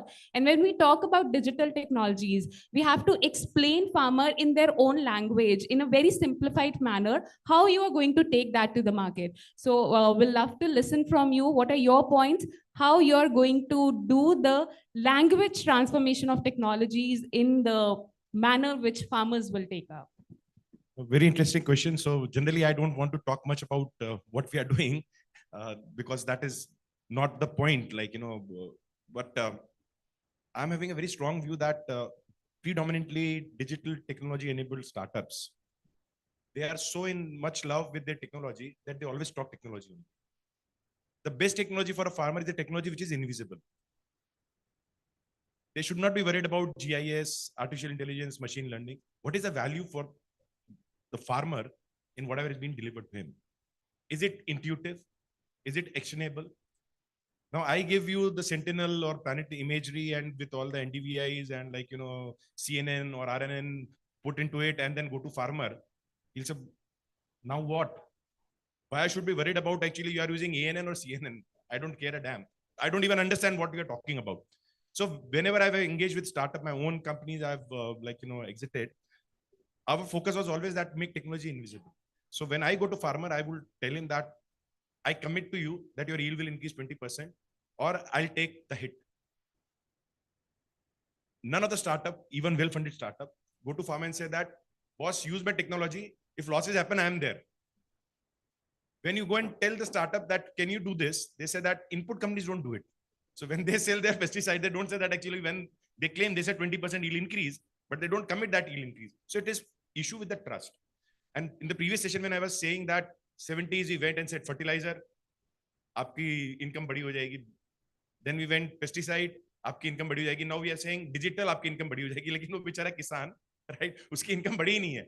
So now when you go and talk novel technologies to him, he'll chases you out of the village. So I believe the first thing which all the startups who are working in all these beautiful technologies, I appreciate technology, I've been a technocrat. They need to understand is that, are they creating something which is going to give tangible value to the farmers? So that's one. Now, can startup themselves do that? The answer is no, because end of the day, startup themselves, एक गरीब किसान था, एक गरीब startup founder हो गया आजकल in agriculture. Now, these two things need to be supported by the ecosystem. Now, how do ecosystem support? I'll tell you what happens. Startup is asked, prove your technology, do a free pilot for me first, whether it is a government or a private sector. So now the rich man is asking poor man, right, to do a free pilot. And then they go from one chain to another, to another, to another. And because there is no skin in the game, the company which has asked for a free pilot, he doesn't engage because they are not paying anything for that. So first of all, as an ecosystem, we need to understand that innovation are going to come from the startup only. That's the ground reality. Now, for those innovation to work, reach the ground, the large corporates, the government, the associations, the think tanks need to work with these startups to ensure that they are able to test those solutions on the ground. The second point is that more the testing on the ground, better it is for the country. So basically, the startups are doing, I'll say that service to the nation, just like the farmers. Now we say that 5 startups, 10 startups, 15 startups, right? And I would say that then 60% of them just die in the labs itself or incubation center itself. Why? Because they're not able to reach to the ground. Now to reach to the ground, how it can be done? It can be done in a very simple way. Test out 10,000 startups, right? Create fund, rope in private players, rope in government funds, and say, okay, fine, we want to test 10,000 startup. We give you 50 lakh rupees just to go and test it out. You fail. It's okay. But that risk-taking capability is not there. You said the US leveraged their technologies long back because US always had this mindset of taking risk, whether in the public or a private space, both. In 1970s, when they were not able to understand that why the price of wheat is going up, because on-ground agriculture attaches from Russia were not able to give them the right information. They said, let's go and ensure that USDA is having huge network of satellites, right, to map across the world. Now, India is one of the largest producer, importer, exporter of so many commodities. But sorry for those who are in the government, they also wait for USDA report on every 10th of the month. What is USDA saying about, right? So we as a nation, we are having far more at stake because of our large population, which is multiple times of US. We need to see the world. We cannot just be happy that I know what is the productivity in India. We have to understand what is the productivity of pigeon pea in Tanzania, because Tanzania sends a lot of pigeon pea to India. I need to understand what's happening to black mape or what we call udad in Myanmar. If we are not able to do that, then we won't be able to do the justice of the quote unquote, like, the technology superpower of the world. And all of this is possible through startups. Now, coming to, though you have not asked this question, I would like to intervene here. I believe there are 3 key technologies which will impact what's happening globally on the climate front also. And it is not just, I'll say that, trying to promote startup. It is our social responsibility for the world. A country which is cultivating 150 million hectares of land cannot just leave it on the, the God to save us. We are a country which in majority of crop are below the global average in yields. right? Now, gentlemen asked about who decide the yields, but I'll be happy to share with you that when we did project in Tanzania, we found their pigeon bee productivity, right, better than in India. Now, these are the points which we have to think about. So one thing is that how do you increase yield? I believe that digital is one, but biologicals will play a very vital role. Because if you see the growth curve of using fertilizers, pesticide, and the yield, those curves actually have become stagnant. So even if you are putting more money in that, but your yields are not increasing, so we need to have a biological intervention. So that's one technology. Second is, as Kunal was talking about, remote sensing. Remote sensing is very important, very critical technology. But are we, while I totally appreciate government's great policy on geospatial technologies, but $1 million question is that how much we'll open from what already we are having as a data from this. How easy we do make it. Sentinel and the European Space Agency, which is like, doing all this work, they make it like, available to anyone. It's free of cost. I can go to Sentinel-2, Sentinel-1, different type of sensors and get the data and nobody asks a question, right? Here, there is a pain to get that data. How do we do this in an easier way? And third thing is that, as I said, like, it is very important that AI and machine learning doesn't just become like, the jargons, right? Are we developing skills? Well, that is $1 million question. And believe me, like, we'll be short of good skill, right, very soon, because rest of the world would take those who have been trained here and then they evolve to the next level. And Indian institution, I believe that they are still lacking in creating right curriculum to ensure that our next generation understand data science, next generation understand AI. And believe me, like, I've been engaging with a lot of startups. They don't even understand, like, what is the difference between AI, machine learning, deep learning, and then, but it is claimed that actually we are using AI and ML. So this is where I believe, like, the training and the knowledge and the curriculum is also very important. Absolutely. I totally agree. Are a country ready to provide such resources or not? India has been traditionally and globally acclaimed that we provide resources to the world. It's not like they are being utilized in India, but they are utilized everywhere across the globe. And the institutions, like we are strongly working in providing the skilling for artificial intelligence. You rightly said that we first need to understand what we actually mean by artificial intelligence, what we actually mean by machine learning, all these big jargons that are coming up, and we all are saying this, we are in era of AI. AI was like since centuries it was going on. Since the computers came, AI was introduced in that very aspect. But how now we have started utilizing it, now the definitions are changing. And of course, making human resource ready for this is very important. You pushed a lot about that startups are going to make a revolutionary change when we have to bring these technologies on the ground. But do we have enough people who will work in these startups? Do we have enough graduates, enough postgraduates? I think so efforts are totally in sync. I think so we, all the stakeholders, they need to join hands. The institutes like IITs, various engineering and technology technology institutes, they are introducing AI courses, data science courses. Like if I talk about IIT Roper, we have recently joined hands with the National Skill Development Corporation, where we are bringing one of its kind program called AI for All. AI for All means it is available for everyone, be it a farmer, be it a businessman, be it a student. Then AI would be introduced to them and how they can apply for everything. So these initiatives in which you need not to be a graduate of an IIT or some engineering institute, you can just approach us. We will have the certification courses where hands-on experience would be provided to you. And much more initiatives are coming up. Like I mentioned, Cropian is one of the key stakeholders in making the curriculum, the modernized curriculum for these modernized technologies. Efforts are being there and we take it forward. And you talked about ecosystem. Ecosystem is very important. With this, I come to Ashish Yu. When we speak about the ecosystem, our incubators and accelerators are going to play a very important role. And we are betting very high on startups that the technologies have to be taken on the ground with our startups. So what is the kind of an ecosystem your foundation has built up, how they are supporting the startups right from the idea stage to the market stage, not only to hit the market of Indian country, but also globally how it can be hit? What are the efforts your foundation is taking forward? And what is the kind of a 360-degree support we are providing to startups? Sure. So just to give a brief about our organization, Indigram, we've been around for 24 years in agri-food allied sectors. First entity being AgriWatch started way back in the year 2000. It's a consulting company. Then we have a foundation called ISAP, which works with 500,000 farmers across 20, 22, 21 states. That's been going on for 23 years. So all kinds of rural interventions from creation of FPOs, what needs to be grown, where it needs to be sold, soil health cards. Other interventions include water and sanitation, renewable energy, low-cost housing, extension activities around dairy, poultry, aquaculture, livestock, and then this whole large segment of training and capacity building. So be it training of unemployed agri graduates to farm mechanization training, to IT infrastructure set up in rural India, to women's self-help groups.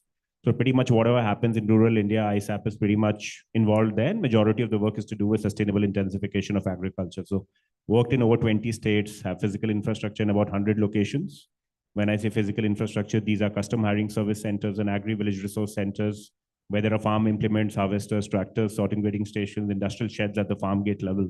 And around 2,000 people in this entity scattered across different pockets of rural India, depending on where the donor wants the projects to be executed. So more or less worked in over 20 states and have built a network of 500,000 farmers, 5 lakh farmers across the country. So that's been still going strong for the past 23 years. And then we set up an incubator accelerator called Indigram Labs Foundation about 7 years back with the objective of nurturing, hand-holding startups in agri-food allied sectors, anything with an intersection of technology, hardware, software, consumer brands. So this includes sectors like agri-tech, clean tech, agri-fintech, technology interventions in dairy, poultry, aquaculture, livestock, alternate proteins, microbials, biotech, food consumer brands, organic companies, food direct to consumer, as well as alternate supply chains. So anything generating from the farm. So can be farm to textiles, farm to nutraceuticals, farm to pharmaceuticals, anything around sustainability, circular economy. So, conversion of agriculture residue to industrial food grade enzymes, sustainable packaging, green construction, plyboards, etc. And your regular agri-tech will include everything from marketplaces, soil testing solutions, digital assaying and grading of commodities, vertical indoor farms, solutions around food traceability, solutions around food waste, precision agriculture, farm mechanization, single commodity supply chains. So what we've essentially tried to do is build an entire ecosystem. So there's a consulting arm, there's an agricultural extension arm for rural networks, and then there is an incubation arm. So we've always had this ecosystem mindset, because just giving capital is not going to make it scale. And like you said, a lot of startups have failed to reach from lab to land, right? So what we do is we connect them to our farmer networks, we connect them to potential 10, 15 clients.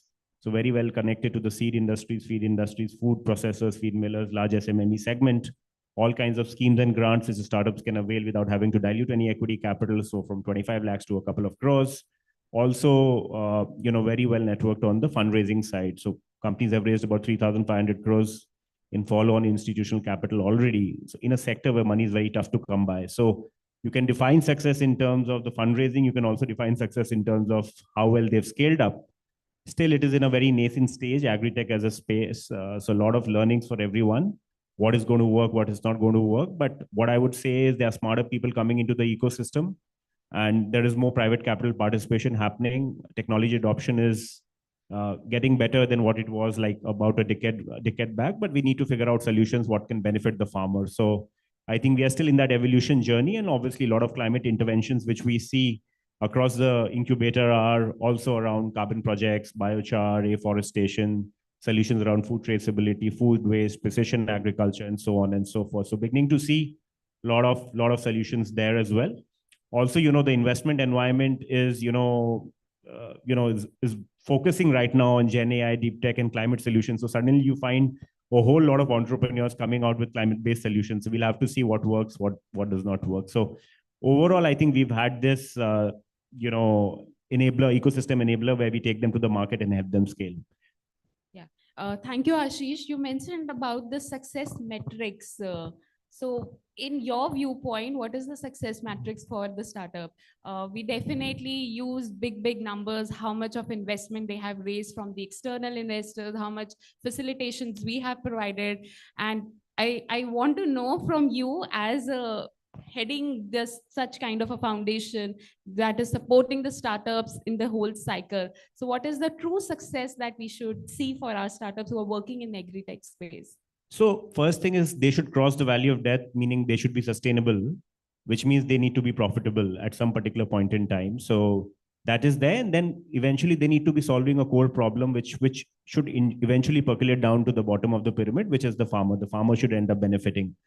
So it has to be a sustainable, profitable business at certain particular point of time with healthy margins, rather than just growing at all cost.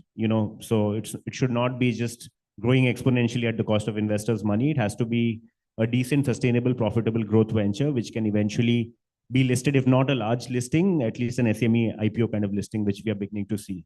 So as Deepak said, that how impactful it is for farmers, how well we do not develop the technology, we develop the strategies to tell the farmer this is a technology, make it an invisible, and let farmers see what is the application that is on ground. How many of your startups are actually doing that?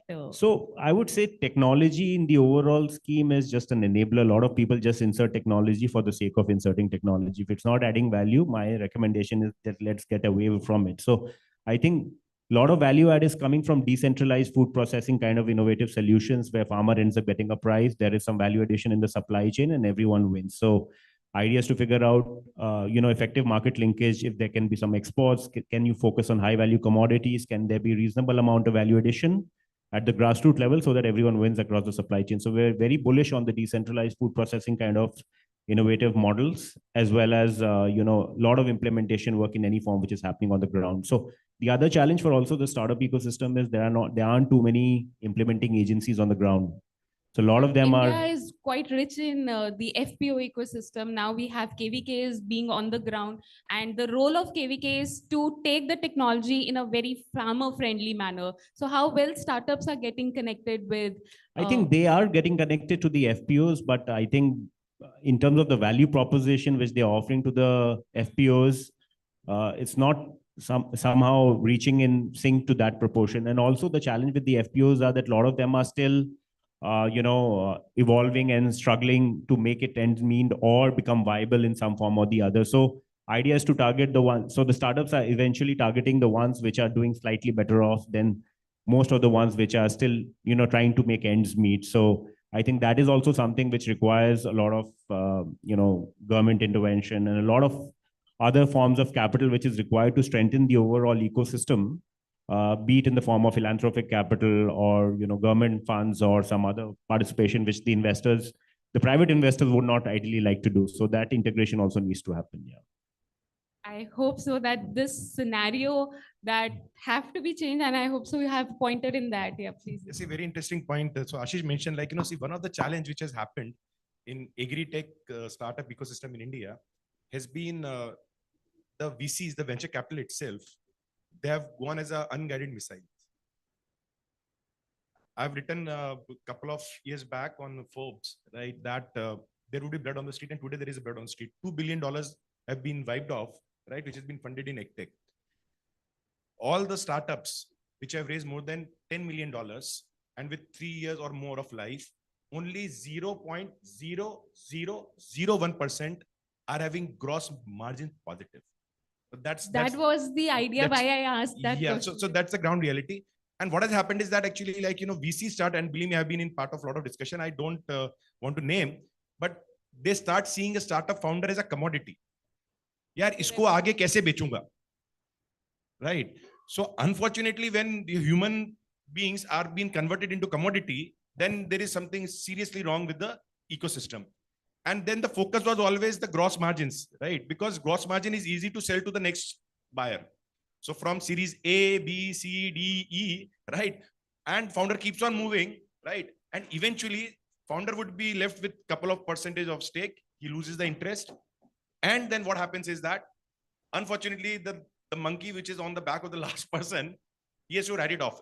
And there have been some very serious write-offs by the VCs because they chase the wrong matrices. And we have to understand whether you are in agriculture or education. These two ecosystems were so much talked about in 2020, 2021.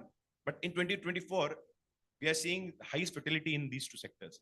And this is where I believe, all those who have been the part of the VC ecosystem need to understand agriculture and education, right? Go far deeper than the enterprise tech or bank tech. So please be careful and don't treat founders as a commodity. Absolutely. And that was the whole idea, that why we had that discussion with him. In this I might have been misquoted, but this is actually a startup race that is going on, and VCs are also, I mean, something happening. How much well impact is happening? We all need to again revamp the whole ecosystem. With this, I come to my last fellow panelists, where we are going to talk about an R&D side. So, what are the key digital technologies which are working in climate change space, and what you see in coming 5 years, what would be the more potential opportunities coming in this field, so that our startups can focus in those areas, our research institutes can focus in those areas. So if you can give us a landscape, what all digital technologies are existing and what is the potential scope in future?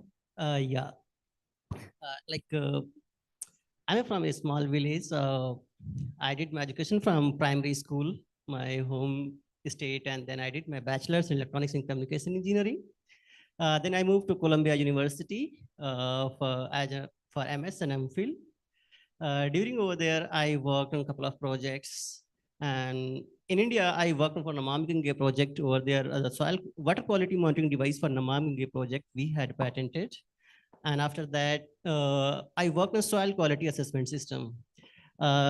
Basically, we know when we had to crop any seed. So we don't know how much fertility, fertilizers, pesticides we need during the seeding time. And rural agriculture, we have just, for 1 hectare, we are like throwing like 2 bags of urea, potassium, whatever the fertilizer we are using. We don't have exact amount, how we calculate in rural area. Even we have like lab testing facilities, but it is not so viable because we have to go to city states and it is not super viable. So we developed a small pen-sized device. We have like nitrogen, carbon, potassium, phosphorus, zinc, and temperature. These couple of parameters we can measure just inserting the device in soil, and we are taking it like 3-4 sample size from the land. It is going to cloud, and we can access from anywhere in the world. And the second thing, we are taking the data from Pantnagar Agriculture University. So we know like if we have to crop any seed at any point, we can we can access those standard data from application. If we have to crop the wheat, so we can check how much quantity required for a particular soil, particular seeds. Then we can check how much fertility available in my soil. Then we can make a comparison and we can check, because we have like standard data and what is available in my soil. Then we can check how much at this time required like nitrogen, zinc, phosphorus, or whatever the requirements. So this project we got patented this year.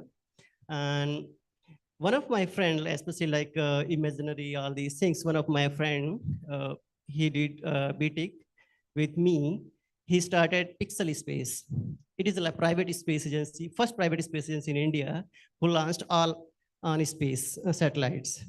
And now they, they are doing, they are taking, collecting the data right now, and they are looking some good, like agri-tech companies, they can access those data, and we can make more efficient decisions. Especially recently, we have one more project that we are working. So like we have some drones.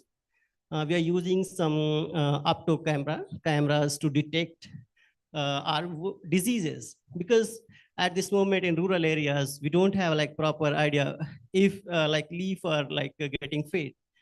And my farmers are okay. They don't know, even sometimes they are taking some leaves and they are going to the crop stores and they are taking pesticides and spraying over there. But for us, we are working in those drones. Drones are capturing the images, and we have like around 37,000 training models.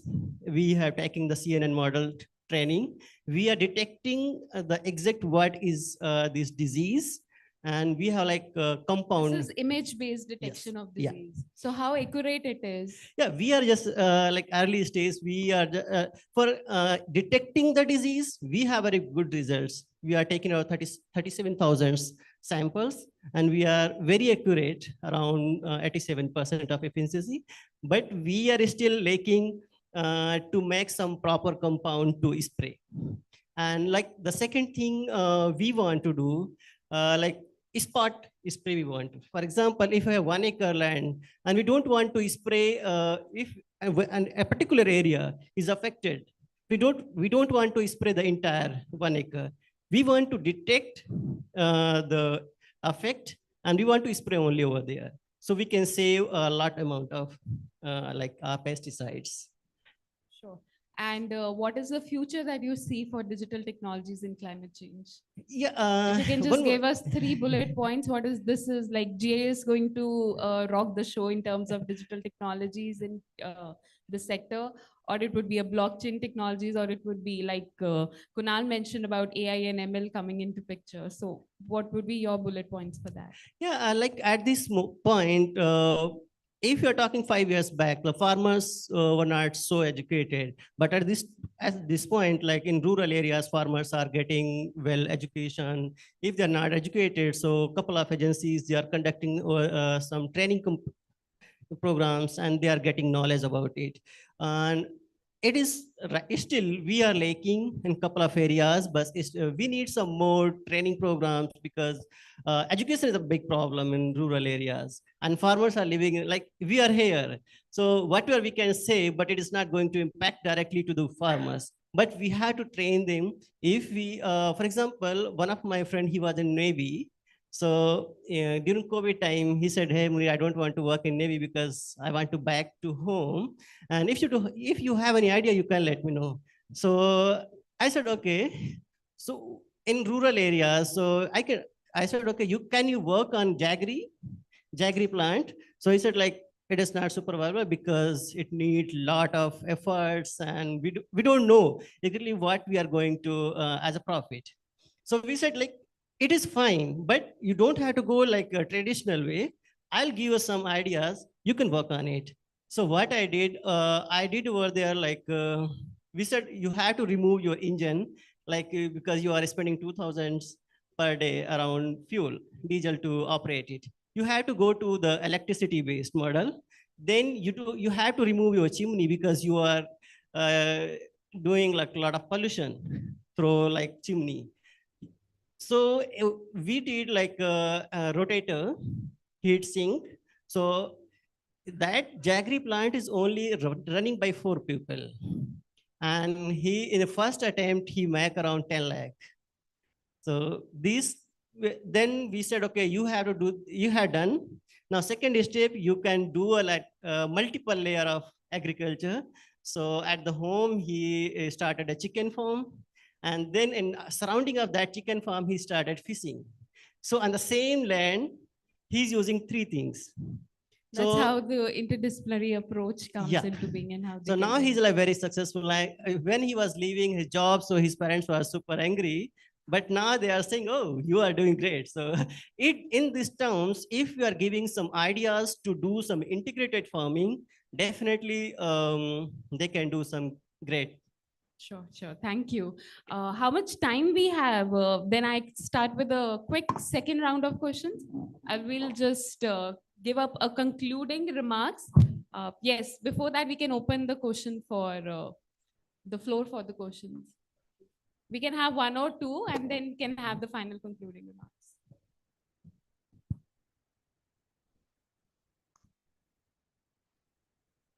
We can have quick 1 or 2 and then we can utilize our networking time. आपने traceability की बात की, तो actually organic वही है जिसकी total traceability, total transparency farmer के bank account तक जाए। अब मेरी बात फॉलो कर रहे हैं ना, यू आर इन दिस। तो आपका जो सिस्टम है, जो भी आपने डेवलप किया है, whatever you are doing, does it comply with it? So, sir, first thing is we are not doing it ourselves. We are supporting entrepreneurs who are building such solutions because we are an incubator, and obviously it complies with it right from the sourcing of the farmer to the corporate. So usually the challenge which we see is for the big companies, they have something called ethical sourcing. listed companies and stuff like that. So what we are seeing is two things. One is the big companies want to comply with that, but no one wants to pay a premium for traceability solutions when it comes to technology. Absolutely. And sir, we can take this question during our networking. We can definitely utilize the networking time. Yeah, sure. Then we can have the one-on-one discussion also. So that's what we are discussing. Entrepreneurs would be the handshake with the farmers. Sure, we will take this discussion. We'll just conclude the session and then we will take up the discussion. Absolutely, we would be in discussion. I'll also request you, Ashish, that we will have this discussion. Absolutely, sir. So let's conclude the session and I'll start with you, Kunal, for the final. Just a minute. Sir, none of the people sitting on this panel currently are involved in themselves giving traceability. Hence, we cannot answer. So, great question, but to the wrong people. Thank you. Yeah, exactly, because we are not doing it, sir. That's why I'm saying. We all are so next part of time, this. madam, please invite someone like, who can do the traceability. Sir, like I said, we are an incubator. We support startups. We are the enablers here. We are the enablers. We are not.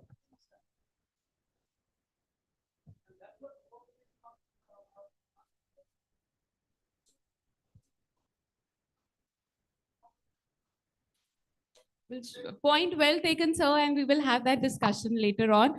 With that, Kunal, your final remarks. What would be the key 5 technologies you see in coming years when we talk about digital technologies in climate change? So having spent almost 14 years in this industry, I see that everyone is passionate about the work that we have done, and especially the questions that are coming, someone is passionate about farmer itself, someone is passionate about soil, someone is passionate about the industry, someone is passionate about financing, someone is talking about how do you get access to markets, how do you increase the income of the farmer. It's not one single problem. A farmer's problem can be solved, but does it solve the larger problem? And can we solve every single farmer's problem? What is the entrepreneurs all trying to do? And first of all, let's all of us congratulate ourselves for being in this particular room, talking about an industry which needs a lot of attention. It needs a lot of passion. And this passion is being brought by the founders, which is putting their sweat and day in, day out to solve the problem for the farmer. They could have gone to the industry, solve the problem for the bigger cities and all of those things, but we are all passionate to solve this problem. So let's first of all congratulate all of us, right? We should always appreciate entrepreneurs. I would, having spent that much time, I would say it's very difficult to be an entrepreneur, especially in the agriculture sector. We have investors which are coming, they are impact investors. We are seeing this as an impact industry, right? It's not a short-term profit-making industry. We have to spend at least a decade to make a sustainable business and then see some returns out of that, right? So if you have less patience, please do not enter this industry, because entrepreneurs are entering this industry to be long-term, and as investors or stakeholders or as partners, you should be equally committed. Now, one of the recommendations that I would like to bring out is there are 25,000, 30,000 agro entrepreneurs, and all of them are trying to solve different problems. But one of the recommendations will be to build a railroad, right? Now we heard Nitin Gadkari sir yesterday. The entire ecosystem in India is changing because the roads are being built. Similarly, in agriculture, we need the railroads. We don't need hustling. It's not like a guerrilla warfare, you're doing in some village, some pockets, and you're trying to solve the problem. But we need railroads to put everything together and solve it in a larger perspective, and digital infrastructure, having spent that much time, if I have to impact so many millions of farmers, digital will become the railroad on which everyone can ride. Once you know where is the farmer, what soil he has, what crops he has grown, what is his need, then everyone can act on top of that. I think the government should take the responsibility of what they had talked about. Agri stack, agri database. If they build that and make it accessible, get the data accessible, get everything that you have collected on the several past years and make it accessible for every entrepreneur. Because as every entrepreneur is spending $10 to get one single data. And if you make it accessible, then everyone can innovate at much faster pace. So the problem that the farmer is facing can be addressed in a much faster pace as well. So I think government should help get access to this data. Third thing I would recommend is the government is doing a lot of research. All universities, everyone, like now even IITs, all of them working in silos. Why are they not partnering with the industries?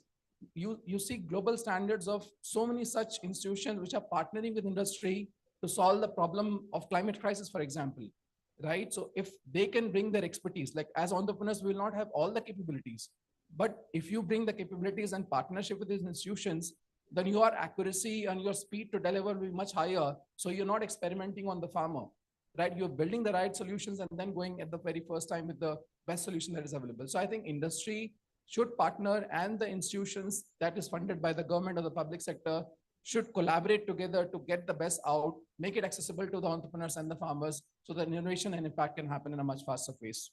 So that's pretty much from my side. Sorry, it was a little longer. Thank you. Thank you so much. With this, the final 1 minute I'll give to you. You talked about the role of a woman, and what would be your final remarks for the women here sitting in this session, how they can play important role in digital technologies? See, I always appreciate that we need more women entrepreneurs in actually agriculture sector, because as I always say that it is about the being compassionate about what they've been doing. And there is a saying actually, if you empower one male farmer, you empower his family. If you empower one female farmer, you empower the whole community. And this is what we also want to bring to the agri-tech startup ecosystem, more women. And definitely, I believe, like, as you rightly said, you need more patience in this sector, and they have more patience. So congratulations to all the women who are in agriculture. Thank you. Absolutely. With this, Ashish, your final remark, how we are going to, he mentioned about the stakeholder engagement, collaborations coming into play. 1 minute for what are the collaborations that as an incubator you are seeking? Yeah, so I think more role for private capital participation, both in terms of R&D development as well as grassroots level implementation, because the size of the sector, looking at the size of the sector, there's still the amount of private capital is less. Government is doing its bit, incubators are doing their bit, but it's still a lot more required. Also, I think in the next couple of decades, we see a huge wave of, sustainable entrepreneurs and focusing more on sustainable, value-driven companies coming into the picture rather than just valuation-driven companies also coming into the picture. So I think overall, from the scenario macro perspective, I think it's going to progress in the right direction. Sure, thank you. And with this, we are running out of time. We will take our discussions outward. With this, I thank all my fellow panelists for the wonderful discussions that we have, the engaging discussion, the celebration of an entrepreneurship, innovation, and collaborations together that will be playing a major role in revolutionizing our agriculture ecosystem. And of course, farmers are the key for this, and joining hands with all the major key actors would play an important role. With this, we end our panel, and thank you for this wonderful opportunity. Thank you for that discussion. It was really, really informative. And now to do the honors of presenting mementos to the esteemed speakers and the esteemed chair, I have the pleasure of inviting on stage Ms. Anjana Nair.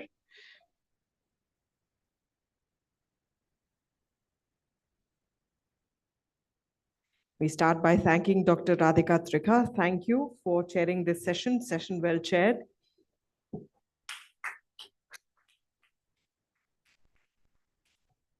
We thank Mr. Deepak Parekh.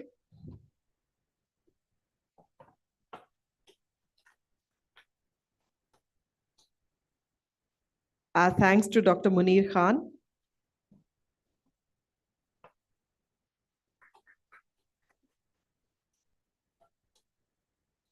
Sincere thanks to Mr. Ashish Khetan.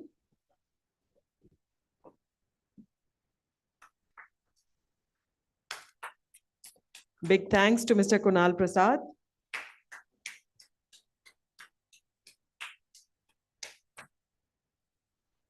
May I request you all to please join us front and center for a photo op. Thank you, Ms. Nair, for joining us on stage to do the honors.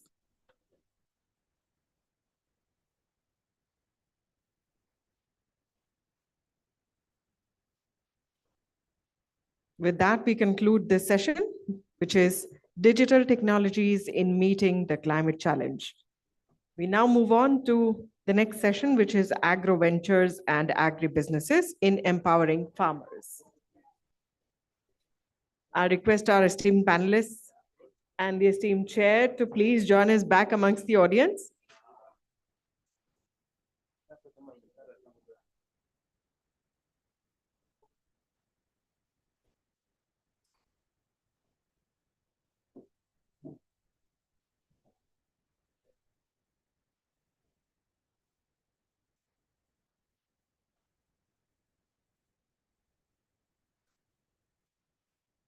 So with that, I quickly invite on stage our next panel for agro-ventures and agribusinesses in empowering farmers. Please put your hands together for Mr. Kapil Mehan, advisor, Deepak Fertilizers and Petrochemicals Limited.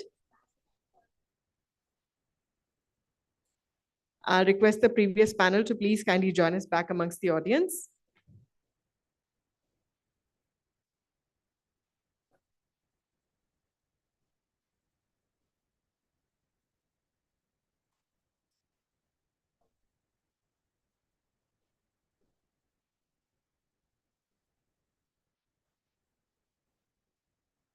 We warmly welcome on stage our esteemed panelists, Mr. Rajiv Ranjan, founder and COO, Guru Ecopreneurs. I was almost going to say entrepreneur. Ecopreneur. And full marks for originality of the name.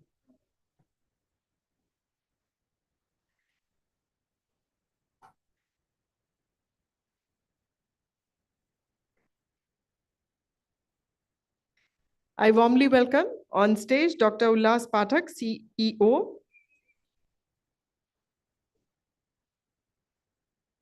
He's representing our ABI Raipur, Chhattisgarh.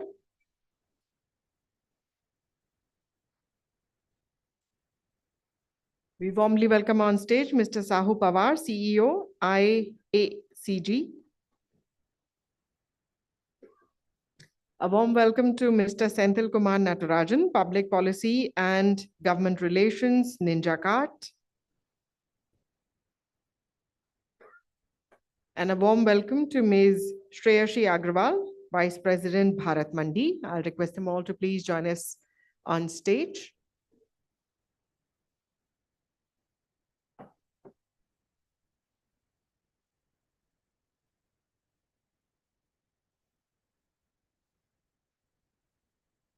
We are missing one panelist, but with the permission of the chair, we will take the session forward.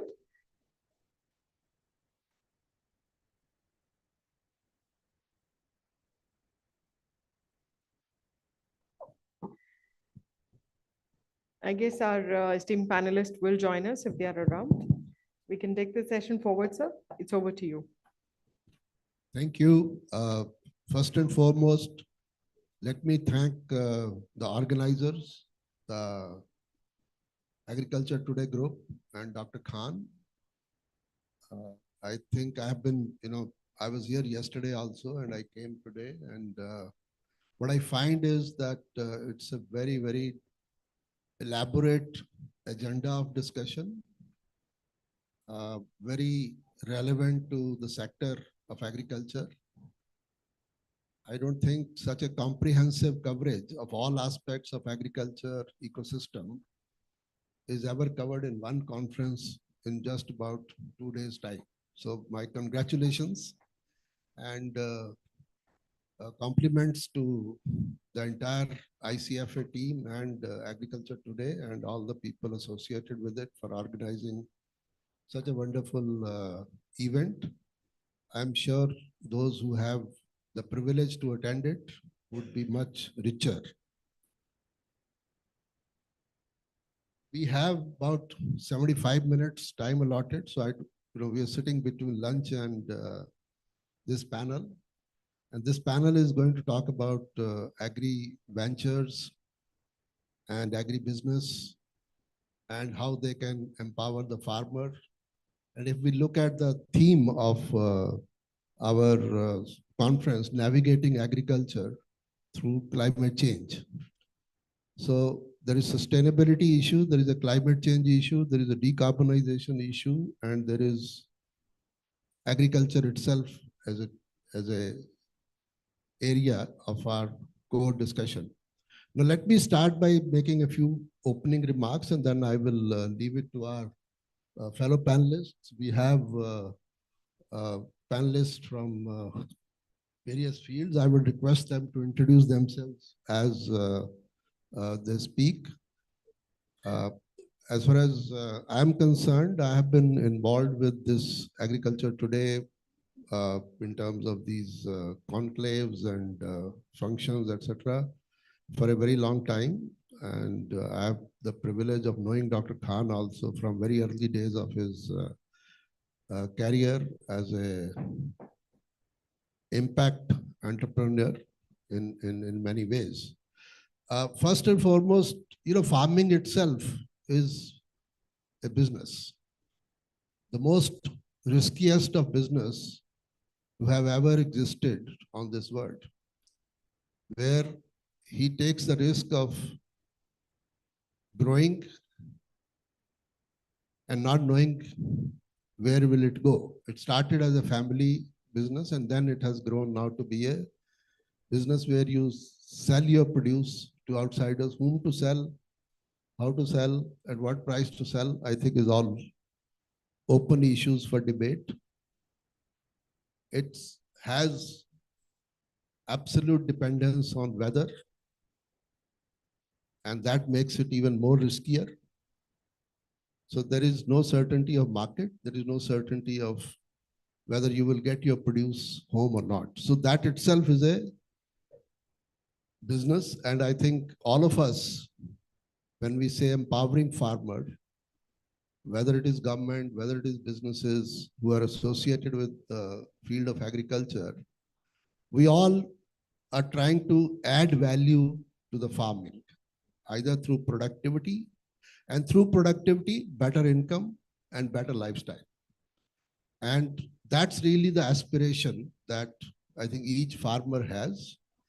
Each person or institution or organization associated in this ecosystem is trying to do that. So far, if we look at Indian history of agriculture, it is more and most post 1960, when the Green Revolution need was felt and India's had food famines. That's very famous start of the Green Revolution in the country. The emphasis by and large till about 2000 remained on production and productivity. The research, the R&D, the ecosystem, the MRPs, the government policies, whichever way you look at agriculture, I think they were largely driven by producing more. And producing more meant that a lot of agri-businesses or agro companies which are supplying inputs to the farm, they also came up. It's only in early 2000 that we started talking about reforms and modern marketing practices. And that is some journey which has started about 20 years ago, and it is still going on. And now it is, being, I would say, aided or a lot of encouragement through agri-tech. Also, the previous session which we had, I think, was a very relevant session in this regard. What we need really is in tomorrow's agriculture, and where perhaps the agri-entrepreneurs, the agri-ventures, the agri-businesses of tomorrow can play part, is really in modernizing the supply chains from farm to the folk. They have by and large remained unorganized, except the areas where the government had set up the procurement mechanisms for buying for the central pool to service, the supply of food grains and food items to the poorer section of our society. So that's really what it is. Now superimpose that with the climate change, which is bringing the need for decarbonization, because per capita energy we consume, according to experts and scientific data, is far more than what the earth can absorb. And this is again one more big opportunity because agriculture and the soils have been one of the major source and will continue to be a major storehouse for carbon.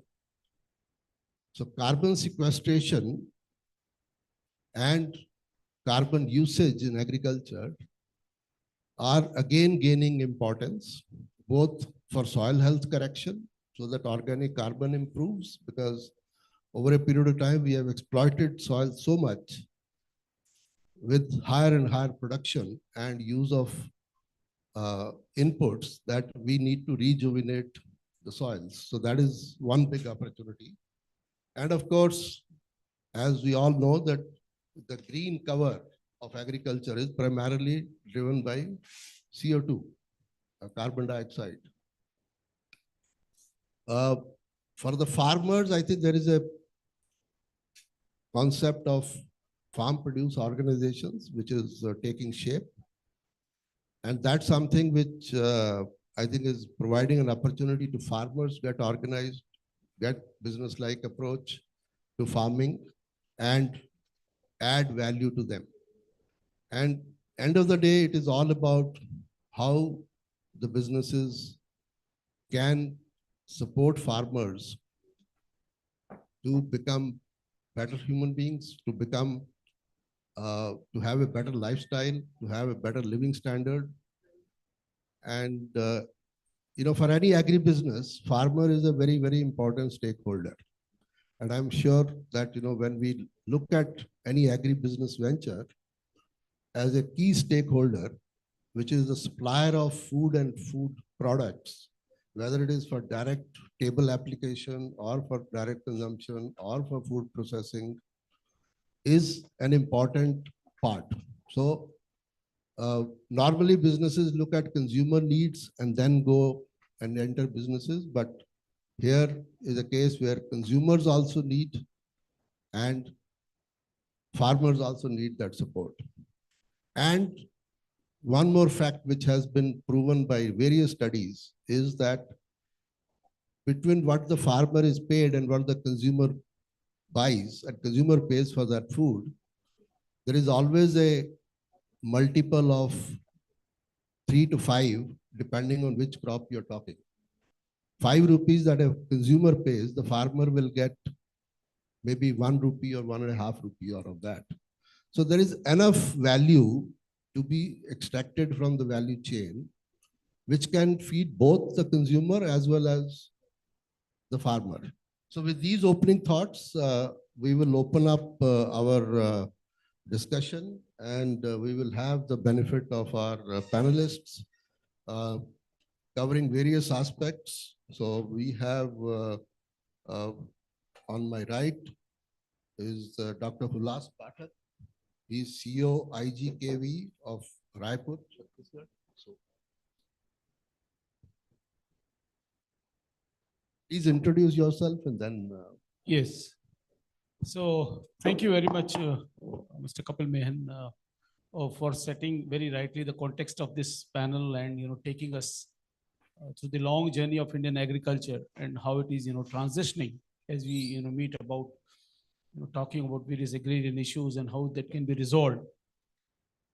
So first of all, let me congratulate the organizers, the Agriculture Today group, Mr. M.J. Khan in particular and his team, for bringing all the stakeholders in the agri value chain at one place and having these kind of meetings and organizing I would say the chock-a-block events and where people are talking about a range of issues.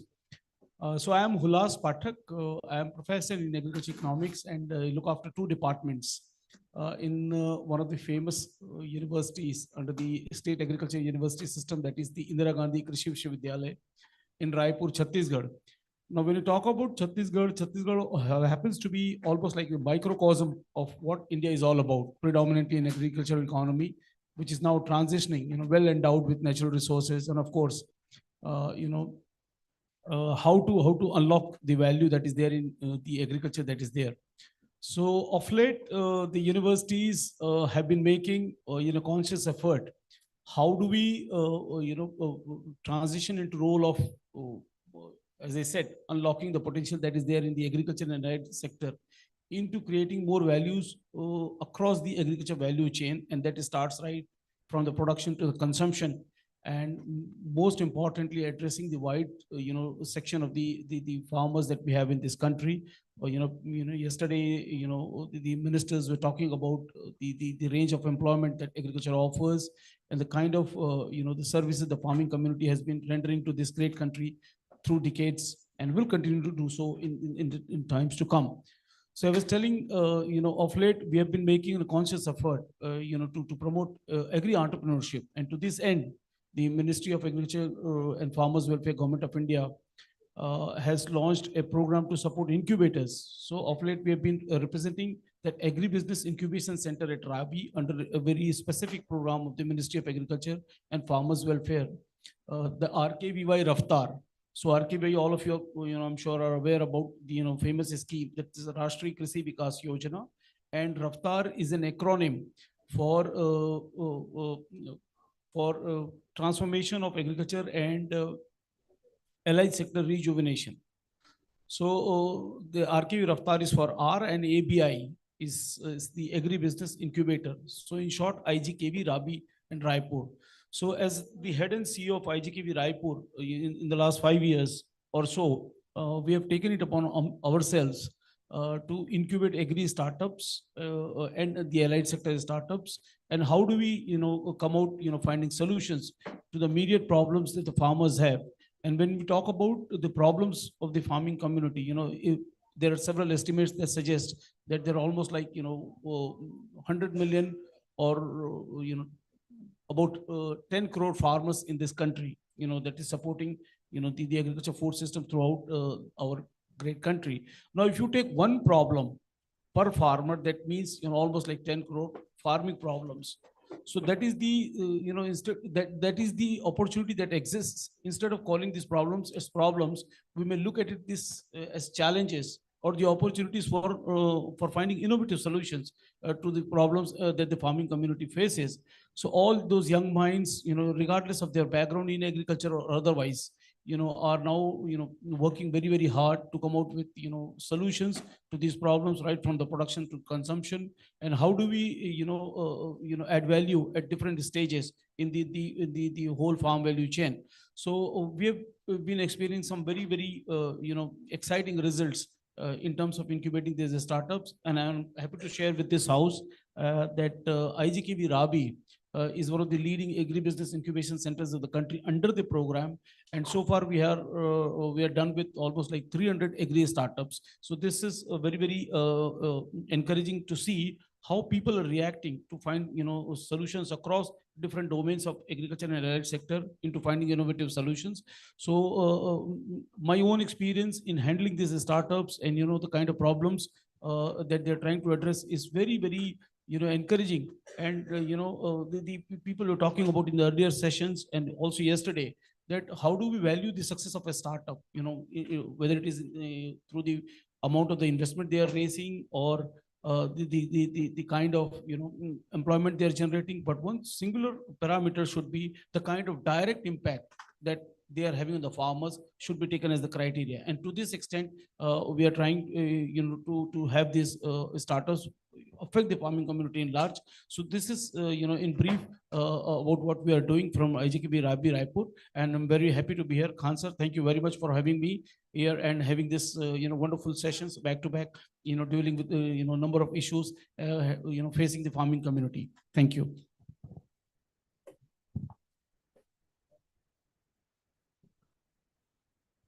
I now request Mr. Sahu Pawar, CEO ISCG, to share his thoughts on the subject. Thank you, sir. Myself, Shahu Pawar. I am CEO of ISCG. It's an international agriculture consulting group. So basically, we are helping the businesses right from market research to set up their businesses. So coming to the topic, it's agro venture and agri businesses to empowering the farmers. We all know agriculture is a backbone of any economy, specifically developing countries. But there are many challenges still there, which our farmers are facing. The challenges includes the market linkage, then access to the technology, then financial inclusion, infrastructure investment, and the capacity building. So these are the different challenges which are faced by the farmer and total farming community. So how these new businesses or agro ventures can help to resolve these problems? So if you talk about the market linkage, so there are different e-platforms are available. So if we can connect these farmers to this platform through new agro ventures, so it will be the best option, or it will open different doors for the farmers to reach out to the multiple customer, multiple countries. And here the agro ventures can play an important role for all these things. Then we're talking about the access to the technology. So there are different agrotech startups are there. They are working, hard.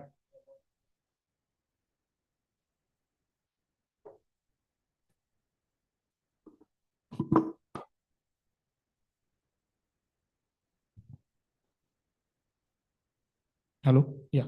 So there are different agri-tech companies. They are working for agriculture fraternity. But the problem is these agri-tech companies are more based on technology.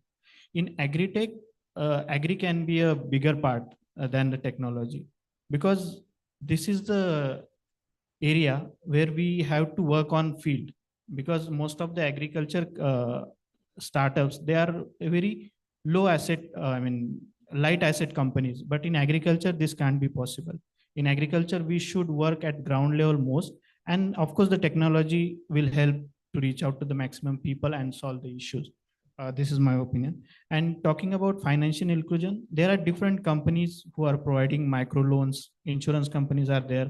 They're helping the farmers to establish their businesses and all these things. But the issue is this policies or these schemes are not reaching out to the farmers. There should be something where we need to go to the each farmer and educate them about what are the policies are there, what facilities are available in the market, so they can take the benefits of all these schemes. So there are governments, banks, there are lots of schemes. They are helping farmers.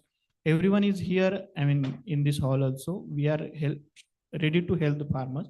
But the need of our is we should reach to the farmers and inform them and provide the information about the schemes, policies available in the market. So this is one of the most important task for the agro ventures or agro businesses, to how to reach out to these farmers or the end user to get benefit of this all policies. Then infrastructure development. Now we are seeing there are lots of infrastructure are developing. Government also taking different initiative to develop the infrastructure, right from the road transportation, warehouses, and all these things are growing. But of course, this need to be delivered till the last person of this chain. Actually. Then capacity building, training. There are different systems are there, technology are there, but it's not getting to the right person. So it's again my request for all the startups who are working in technology domain. So they need to more focus on the training the farmers, so they can utilize this technology in better way to improve their livelihoods. Once agriculture grow, everything will be grow, right? And again, along with this, sustainable practices, which are directly impacting to the environment. So farmers are doing good in their field, businesses are doing, again, technology firms are helping the farmers, but they are not aware about how they are impacting the environment. Rather, they are not thinking about, because they are basically thinking about the bread and butter. So this is a very long way to think about environment, all these things. But the agro ventures can do these things. They can educate the farmers how these agriculture practices can be sustainable by using biofertilizer, or rather going for the integrated approach for this all these things. Then again, policy advocacy and collaboration. As we already mentioned, there are lots of policies are there, lots of schemes are there, but that need to be percolate to the farmers levels. So yeah, this is all about my approach. So we'll move forward with the next one. Thank you. Thank you, Suhas, for your opening remarks. Maybe we'll come back to you. May I now request to left of myself, Mr. Senthil Kumar Natarajan, Public Policy and Government Relations from Ninja Card. This is one of the successful agribusiness ventures, which has been around for some time. And I think it's a showcase kind of a agri enterprise, which is technology based, but still does a lot of on ground real work. So all to you, Mr. Senthil.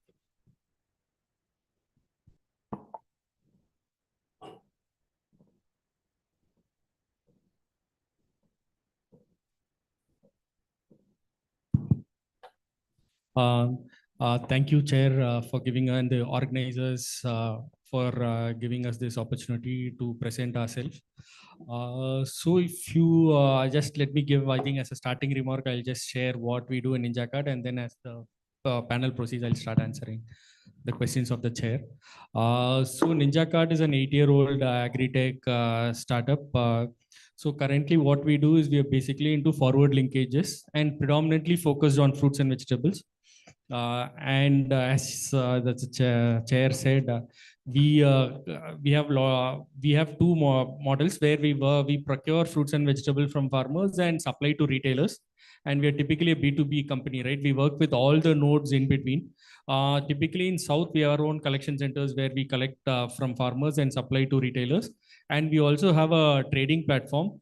So this trading platform is much more 360 degrees, right? It's not about just information asymmetry where you allow the buyer and seller to see each other and just do a price discovery, right? We solve for much more things, right? We solve for, because we believe by just doing that, a lot of the trade cannot happen, right? So we solve for much more like for trust and capital and the working capital and things like that also. So we provide all these services to enable trade in certain horticulture commodities. So we believe these two jointly together help us fulfill overall stack for fresh, right? Because the local commodities which are produced will be typically 200, 300 kilometers away from city. So that we typically procure from collection centers. And there are national commodities also where like apple or oranges which are produced in certain clusters, but consumption is across. So where we have our trading platform, and these are the two predominant ways in which we operate. And the technology for collection center to the retailer, which we have developed right over a period and perfected, like it's through trial and error, has been robust enough. And then we have seen similar demands from startups in other countries also, typical developing countries, which have the similar problem like India, right? In India, it's both the demand side, right? If you see the retail side is also highly disaggregated. If you see F&B retailers, right? These are all, if you see where you buy, these all will be small push carts, small kirana stores. This is where the fruits and vegetables are sold in most of the cities. And they are our customers in many of the cities like Bangalore or Chennai, where we operate. 15% of our customers are actually pushcart vendors, and a vast number of the remaining are also smaller kirana stores, where fruits and vegetables, right? And the other side, the production side is also very disaggregated, right? Most of the farmers are an acre or less. So where we have to procure, aggregate, and supply to these retail. So it's not only aggregation of from the supply side, there is also aggregation from the demand side, right? Both have to come into place for it to work, and that's what makes it complex. And we find similar problems in many countries abroad also, typically Latin America, Africa, and Southeast Asia. And they have approached us, and we have already started implementing, collaborating with startups in those countries, right? So we have in Rio de Janeiro and Sao Paulo, we have in Brazil, we have tied up with a company called Arado, where last more than a year, where we have implemented our solutions there. Even though the production side is not disaggregated, right? It's larger land holding, their demand side is still disaggregated. So where they are using our technology to connect their producers to the retailers in these two cities. And a few months back, we tied up with a company called Mayani in Indonesia, who are using our technology to, it's in the early stages of implementation, where they are trying to procure from, connect the farmers and to their retailers in Manila also. So that's our background, sir. I think as we proceed, right, I'll try to cover more based on that.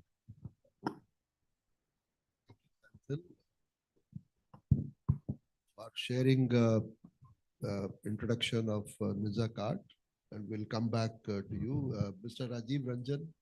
Guru. Guru. Yes. So good afternoon to everyone. My name is Rajiv Ranjan Guru. I'm basically an environmentalist and a strategist. and I am the founder of an organization called Ecopreneur. So this concept we have started 2 years back when we were discussing about this climate resilient agricultural programs along with the IIT Delhi. And we reached to them. We were doing a brainstorming sessions across the country. And then after we decided, okay, let's work out on this sector because we know how the climate is going to impact the agriculture sector. जब हम बात किसानों की करती हैं तो सबसे अच्छी चीज़ जो मुझे समझ में आती है कि आज मुझे एक इंडिया एग्रीकल्चर टुडे ग्रुप ने जब एक प्लेटफॉर्म दिया है तो मैं उस लैंग्वेज में बात करूं जिनसे उनको बहुत इजीली समझ में आ जाएगा. So let me allow to speak in Hindi. I can speak English very well but मैं चाहता हूं कि because of this platforms they should understand how these agricultural systems and how this climate is going to impact if we are not going to consider or not going to join technologies along with them. So थोड़ी सी बात इस related होगी. So when we were doing this exercise, 2 साल पहले जब हमने brainstorming session किया, we met almost every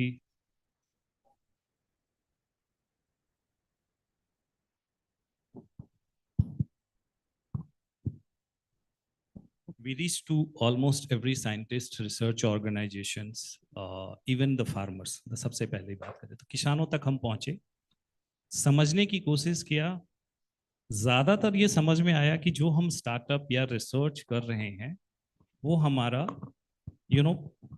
top down approach है. हम अपनी एक रिसर्च करते हैं और फिर उन किसान को बोलते हैं कि ओके आप इसको अडॉप्ट करो. होना उल्टा चाहिए. उनकी प्रॉब्लम को अंडरस्टैंड करते हुए फिर रिसर्च करें और सॉल्यूशंस दे कि नाउ यू अडॉप्ट दिस, क्योंकि ये आपकी प्रॉब्लम को सॉल्व कर रहा है. So this started this concept. We done quite good intensive programs, बड़े सारे रिसर्च के आउटकम्स लिए, स्टडी किया एंड देन हर एक सेक्टर्स को. So all the panchabhuta elements, we are not considering only one element कि सिर्फ सॉइल पे बात करें. So we have considered all 5 elements. उस पंचभूता एलिमेंट्स में से हमने सॉइल को भी लिया. अर्थ कहते हैं जैसे फायर एलिमेंट्स कहते हैं हमारी बॉडी के अंदर में. So we have also considered that energy part. Third, water elements, कैसे हमारे सिस्टम को, एग्रीकल्चर सिस्टम को वाटर एलिमेंट्स इंपैक्ट करेगा और कैसे उसका सॉल्यूशंस निकाला जाए. Space element which we say that pesticides और the naturals, growth, environment, air, इन सबका क्या इम्पैक्ट होगा, सारी चीज़ों को स्टडीज करते हुए इस पूरे कॉन्सेप्ट को डेवलप किया. एंड वी स्टार्टेड ओके कि let's start doing this exercise with some farmers. छोटे छोटे कुछ किसानों के साथ मिल करके पहले काम करते हैं. We reach to an Odisha, Chhattisgarh और झारखंड. हमने ये 3 एरिया इसलिए चुना. तो इसके पहले एक बहुत बड़ा रीजन था बिकॉज क्लाइमेटिक कंडीशंस का, हॉट क्लाइमेटिक कंडीशंस का सबसे ज़्यादा इम्पैक्ट इन स्मॉल फार्मर्स में था, मार्जिनल फार्मर्स जिनका रेंज छोटे छोटे लैंड पैच हैं जो हार्डली 1 एकड़, इवन 1 एकड़ भी उनके लिए बहुत बड़ा होता है, उनके साथ में काम करने के लिए. So we started this concept called precision farming. Precision farming का कॉन्सेप्ट नया नहीं था, अंडरस्टैंडेबल था, सॉल्यूशंस था. तो वी स्टार्टेड क्योंकि let's start doing this pilot project and how this pilot में डिपार्टमेंट और इंस्टीट्यूशंस एंड ऑर्गेनाइजेशंस, इन सारे लोगों को एक साथ लिया जाए, including that financing possibility, because there are policies already बने हुए हैं बट उसका इम्प्लीमेंटेशंस करते हुए कैसे इन पॉलिसीज को हम ग्राउंड पे उतारें, including the carbon financing, because that is our background जहां हम इकोप्रेन्योर आते हैं. वी शुड इंक्लूड और पहली एक चीज जो मुझे हमेशा दिखा एक स्टार्टअप के साथ में या इस पूरे इकोसिस्टम में, हम फार्मर को नेग्लेक्ट कर देते हैं. जिनके लिए काम कर रहे हैं उनके लिए ही छोड़ देते हैं, उनको ही छोड़ दे रहे हैं. So in respect of that's let's work out for. और पहली चीज प्लीज उनको हम ये समझना कि वो हम उनकी हेल्प कर रहे हैं. नो, वो जानते हैं उनके खेत में क्या उनको उगाना है, कब उगाना है, किस समय में लगाना है. They are very much aware. It's only about just उनको हैंड होल्ड देना है और बेटर सॉल्यूशन देना है ताकि उनकी इकोनॉमिक इनोवेशंस पे हम काम कर सके. So that's where we started our journey, and we did some projects there. So let me just introduce some of the technology which we have included in our fab. The first one is like an agrovoltaic. The agrovoltaic, which we decided, government of India has already started the agrovoltaic alliance. Solar power हम लगा रहे थे, बहुत बड़े बड़े farms बना रहे, but agricultural land का यूजिबिलिटीज खत्म कर रहे थे. So we created, let's do it in a dual usability. Create such kind of things there. Agricultural can be also done along with the power generations.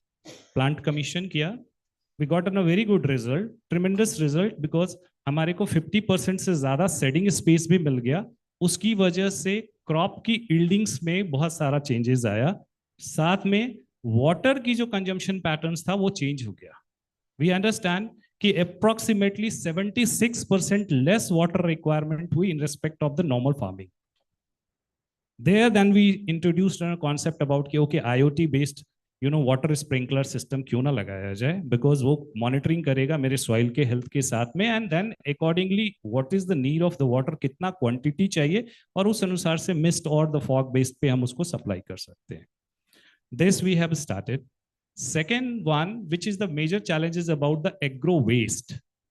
उस agro waste को understand करने के लिए we understand कि खेत में से पराली आ गया, पराली का फिर what is the next use? So we said let's create such kind of an ecosystem where FPO or SAGs can be involved in making of biopalleting unit. And biopalleting is a good fuel, clean fuels that will increase the economics conditions of all the SAGs or FPOs or the individual farmers who are working in the field. So we have also introduced this concept along with this precision farming के साथ में ही किया.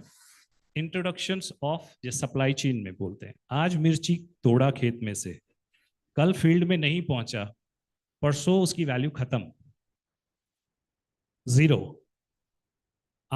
4 महीने की मेहनत 0 price पे चली जाएगी.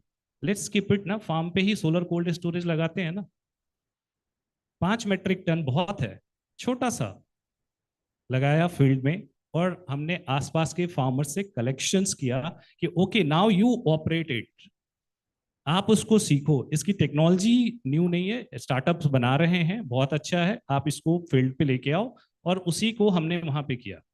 इमीडिएटली उसका इम्पैक्ट ये हुआ कि आज से उसने मिर्ची लेके आया या टमाटर लेके आया, और 2 दिन 8 दिन 10 दिन रख कर करके उसने अपने सामान को सप्लाई चेन में जोड़ा. That's way the changes started. लोग अब अपने फार्म को वापस से फेंक नहीं रहे, मतलब प्रोड्यूसर्स को फेंक नहीं रहे, स्टोर कर रहे हैं. 2 रुपए किलो वाला टमाटर जब अभी 100 रुपए है तो उस रेट पे वो बिक रहा है. So these are the small interventions, and ये startups के साथ मिल कर करके बहुत अच्छे से किया जा सकता है. Some startup has already developed, पूरा monitoring systems के साथ RMS monitoring पे कितना supply chain को supply chain में जोड़ना है, उनकी packaging, branding, everything. So what we have done that we are just integrated this in a single farms. अभी हमने एक सबसे बड़ा इस regard में 36 हेक्टेयर का एक लैंड पैच पे ये पूरा प्रोग्राम किया है. Now we are going 2 more ahead in this. What we have done, we are also introducing that concept about creating a bio CNG, which is already government of India सतत program के अंदर कर रहे हैं, and also agrivoltaic के अंदर में different kind of ना क्रॉप को यील्ड्स को शिफ्ट करने के लिए, क्रॉप पैटर्न्स चेंजेस के लिए. For an example, we are not only just including the agriculturals, we are also including that like ना sericultural other things. And so for an example, मैं खुद एक रियल एग्जांपल दे रहा हूँ. उड़ीसा के अंदर में हमने देखा कि उड़ीसा की साड़ी बहुत खूबसूरत होती है, handlooms.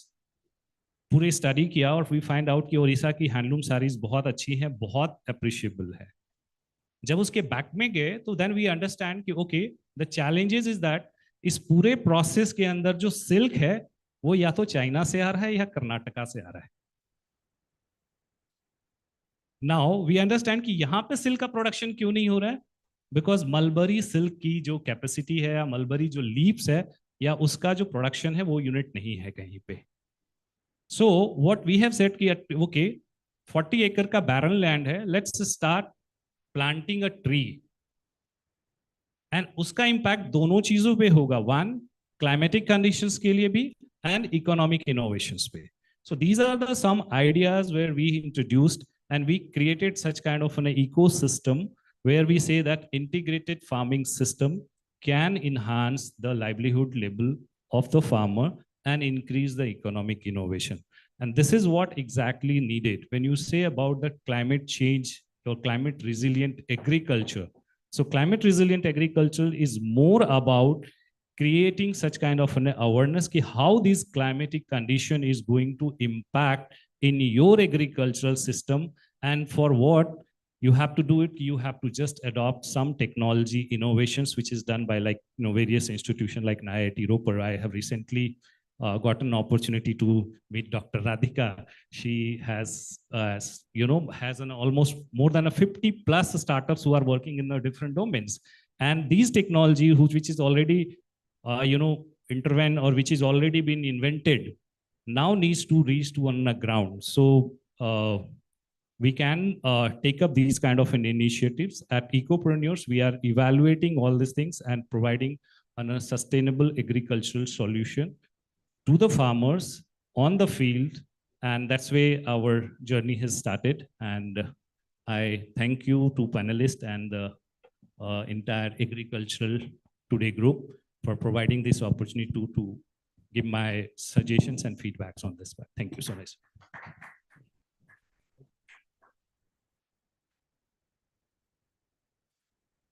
Thank you, Rajiv, for sharing very exciting work that you're doing on different areas using technology and using, climate change and responses that farmers can give, and some supply chain solutions, etc., in terms of providing cold store, providing some solar power and stuff like that. So, which is very exciting.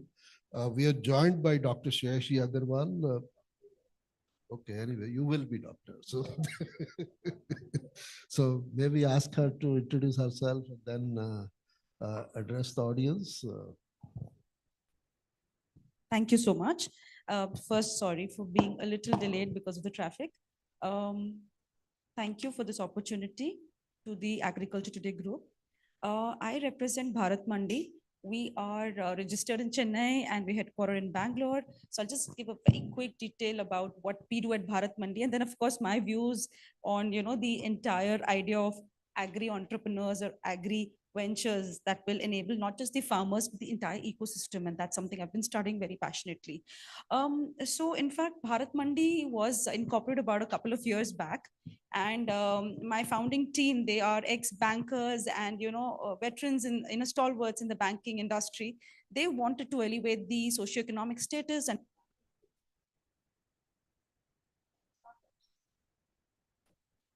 yeah, sure.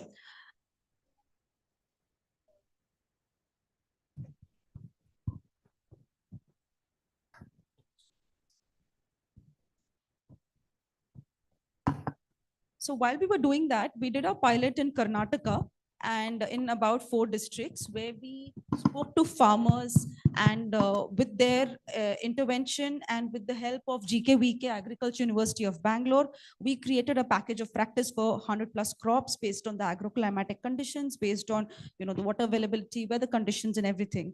After doing that, we took this to farmers and told them that using these practices, of course, they are themselves well equipped to handle the crops and how they do it, but we wanted to sort of give them more nuanced approach on how to do it. And while we were doing this, we also then had a couple of organic acquisitions. We acquired a company called Pharmacis, which is into creating IoT-based, spectrometry-based soil testing devices and devices to monitor the water content in the soil. Apart from that, we also have a dairy unit, which is based out of in Chennai. And our pilot is running currently in Villupuram district, wherein we are trying to produce residue-free traceable milk. Now, Bharat Mandi, while we say we want to increase the small farmers' income and the marginal farmers' income, today it's not a scalable proposition to go to farmers. Then we moved on to going to FPOs and working with them to improve their cash flow, their functioning, their operations, so that they can impact the farmers in return. So yes, we're building software for them, we're collaborating. I mean, we love the power of collaboration and partnership. So we're collaborating with another company wherein we are taking the software to FPOs to help them manage their shareholders better. Because when you go to FPOs, the main problem is that their outreach to their shareholders is not as much. They have a lot of problem with backward forward linkages.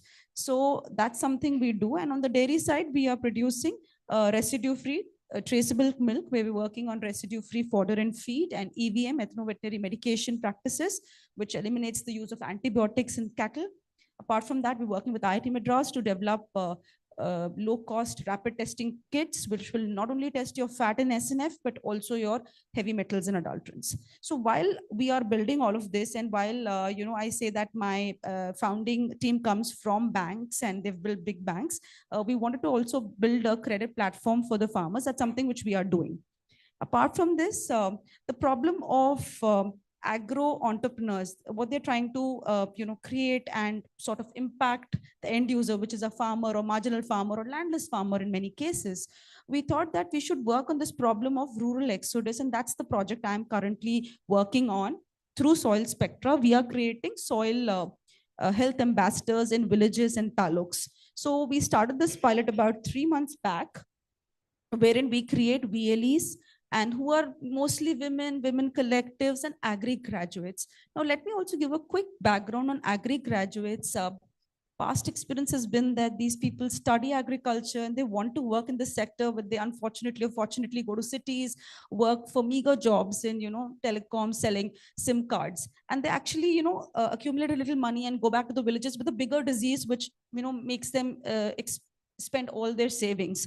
So I think that's a project which is something which I'm personally very passionate about, that is eliminating rural exodus. So we are creating these soil health ambassadors in villages who can actually go to farmer, because they have their inner circle and the outer circle who they can immediately go and sort of leverage, and they can become community managers. So we are creating that. Apart from that, for dairy, we are creating Pashu Sakhis who can be paravets, who can supply supplements to people who hold cattle, and they can also help them with the artificial insemination cycles, of course, through our data-backed approach. So this is something that we are doing.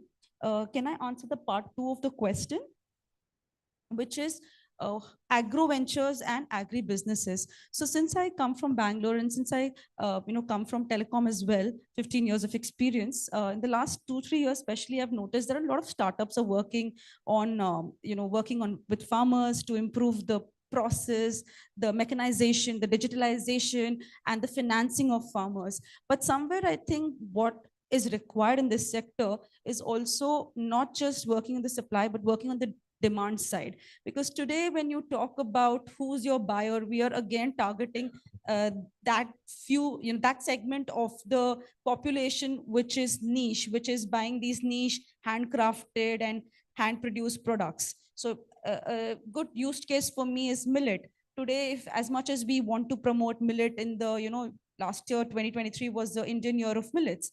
But however, the propagation has been great, but however, the outreach has to improve.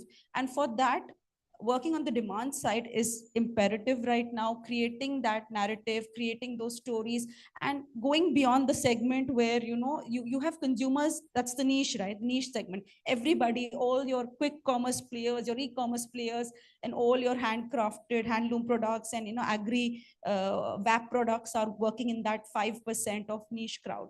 What personally, I feel that we need to take this outreach to a larger population that will increase our demand.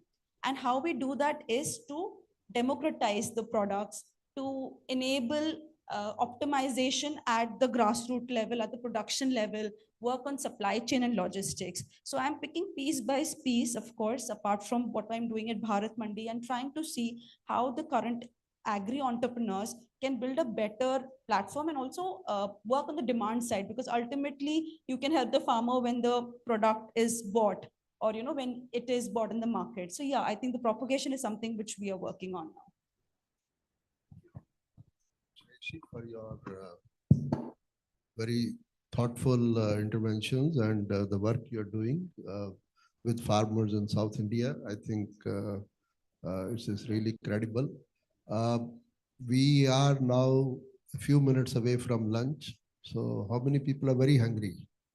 Can we spend another 5-7 minutes? Okay. So may I request each panelist just in one sentence, if you were to summarize, how are you helping farmers through your either incubation or through your supply chain businesses earn more income? So if you can just take, maybe we can start with Shreshi and then maybe we can. Thank you, sir. Personal and from Bharat Mandi point of view, I would say that today enabling farmers is one part of the puzzle. I think creating a demand and a market for them is more important. So personally, I'm working on the PR and communication piece and the marketplaces. I think that's something which makes me believe that there'll be a larger market for each player and there is no competition as such. More the merrier. This field requires more feet and more hand on ground. So yeah, that's something which I'm working on. So how you are a, both of you are handling incubator, Dr. Pathak and Suhas. So how do you ensure that the ventures that you fund have a very clear goal of benefiting farmers? So we are focusing on creating the agro entrepreneurs, but if we are focusing more on making the farmers as entrepreneur, so this will help us more rather. Because of course there are people who are well educated and doing good things in agriculture field, but if you can utilize the experience of farmers also and they can generate a businesses through their agriculture practices, then I think it will be more successful businesses. Just going with the traditional farming will not help the farmers also and not ecosystem also. So I believe empowering the farmers to become entrepreneurs, so this will be help more for the ecosystem. Hello.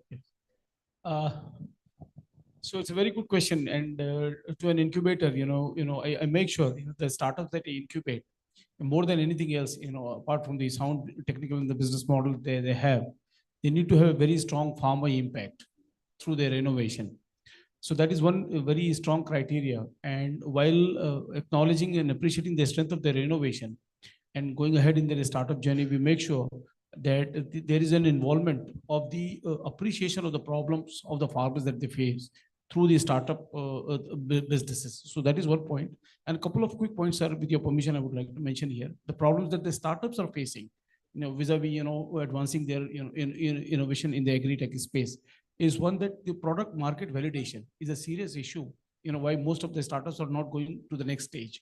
And this is where, the industry, the regulatory and the institutional mechanism can come into play, whereas our institutions are standardized towards carrying out a certain set parameters for product validation.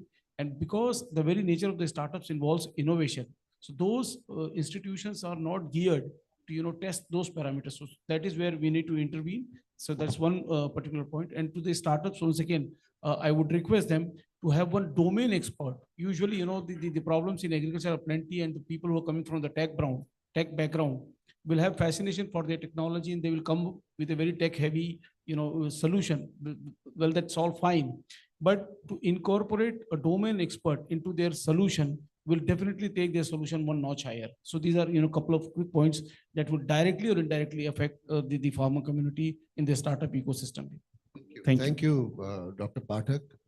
May I request Senthil to tell us how much more you pay your suppliers, which is farmers. I wish I could.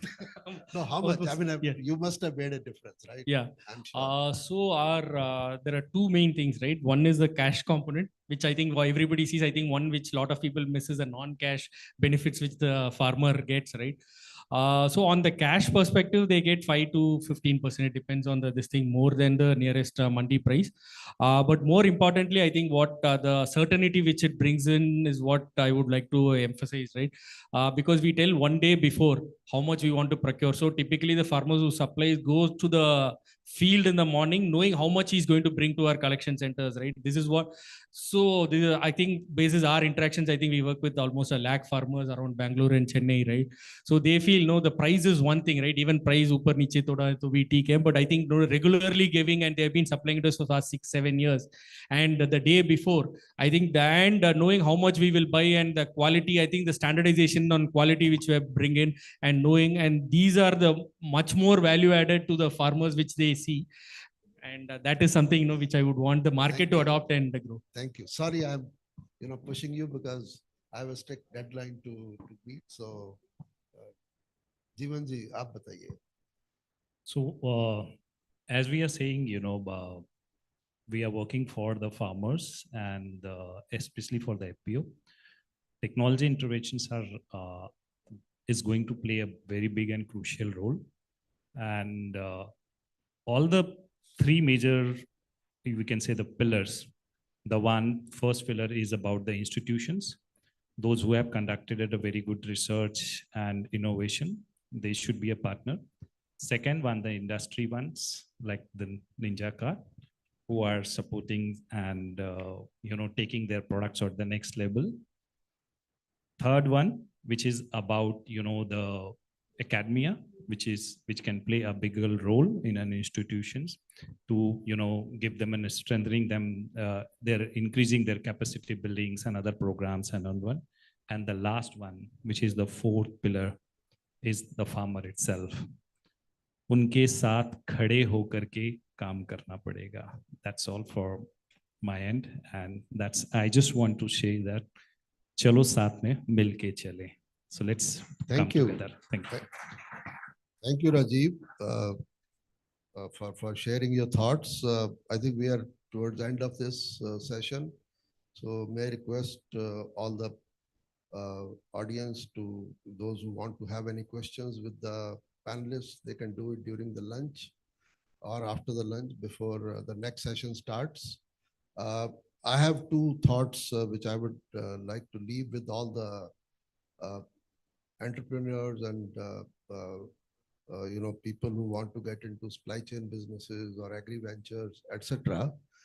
And those are, one is, of course, we have a lot of these farm produce organizations, FPOs, which last few years are being created with support of Government of India grants, as well as I think there are very successful ventures which have come out.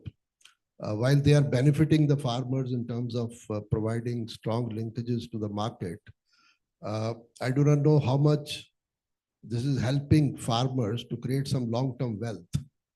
Because, if we look at a typical business, it creates value through its value growing.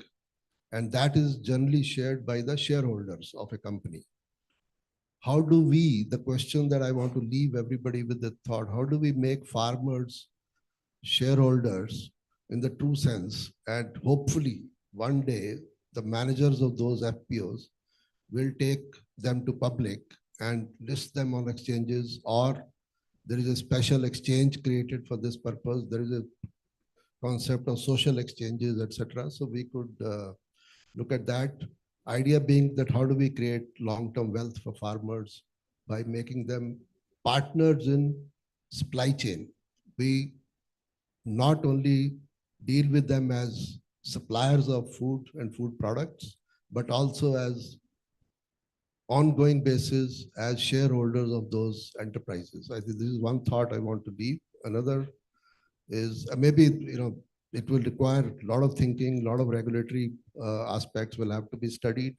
But this is one thought that I want to leave the audience with, and we'll be happy to receive any feedback. If you have any thoughts on that, we have incubators, we have, investors sitting here, we have technology people sitting here. So how can we take this idea forward to create long-term wealth for the farmer? Because, people work for 30, 40 years in service.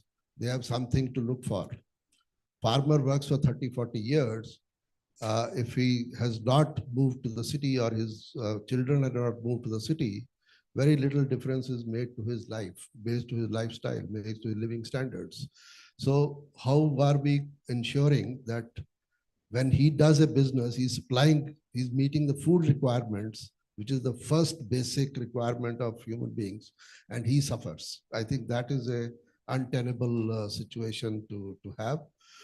With these thoughts, I will, maybe second thought I want to leave with is, can we look at getting these FPOs organized into a company of FPOs, where more capital can be accessed, more assets can be created in the supply chain in terms of storage. Rajiv ji talked about a small storage facility where farmers are not compelled to either throw their produce on the road or sell it at throwaway prices. I think these are required in lot of abundance. And then, of course, there is a whole supply chain issue. Retail is also, very fragmented. Farming systems are also very fragmented. I think we need to bring some order into all this, modernize it, let the technology also benefit that. And that's really what I think the entrepreneurs can do, the agri-ventures can do, add value to both consumer and to the farmer. With these words, we'll close the session here. I think we have exceeded by 5 minutes. Thank you for your indulgence and being very good audience. Thank you very much. Thank you, sir, for a session well conducted.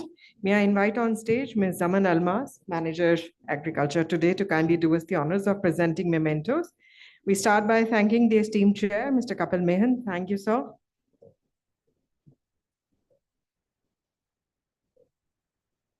We thank Mr. Rajiv Ranjan.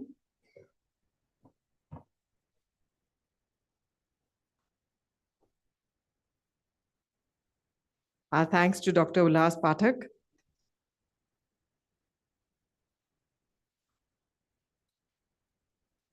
We thank Mr. Sahu Pawar.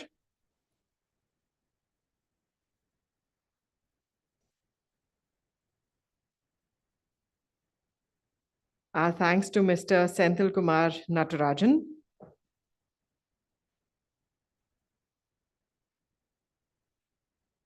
And a big thanks to Ms. Shreyasi Agrawal.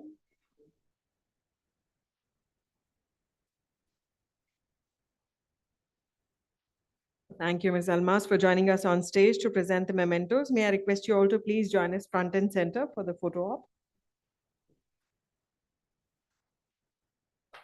So with that, we conclude this session, which was agro-ventures and agribusinesses in empowering farmers. Once again, we thank all the esteemed panelists and our esteemed audience for giving us a very patient listening. It's time to take a break for lunch, but please do note that we are congregating in this hall. We would like to start the next session, which is at sharp 2:30. So may I request you all to please kindly cooperate and please do keep in mind the time. Let's try and be back here in time. Please do make sure that you're seated here at 2:25 so that we can start the next session on time. Thank you and enjoy the break.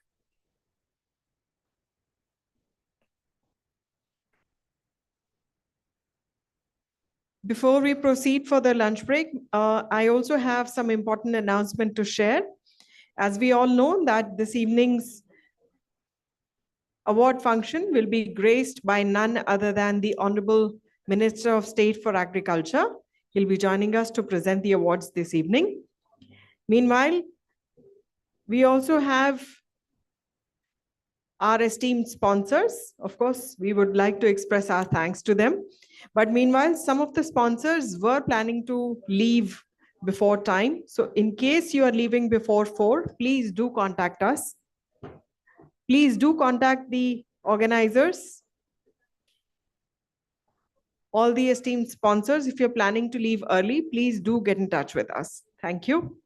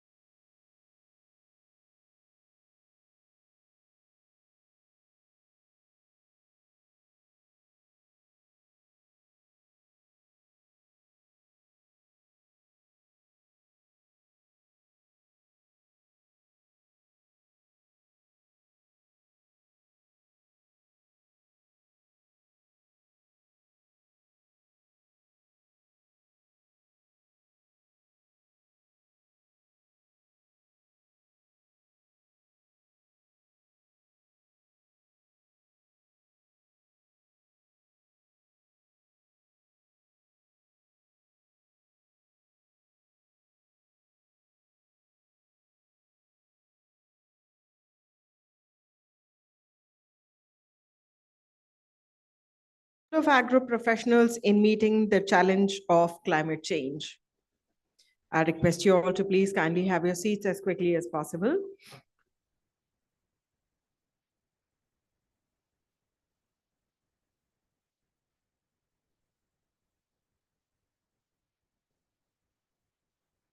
Meanwhile, may I quickly invite the esteemed panelists and the esteemed chair onto the dais.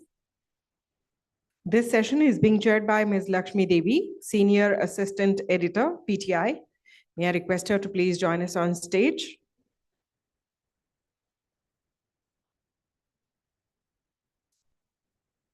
The esteemed panelists for this session are Dr. Dinesh Kumar Chauhan, CEO, Agribusiness and Innovation Platform of ICRISAT.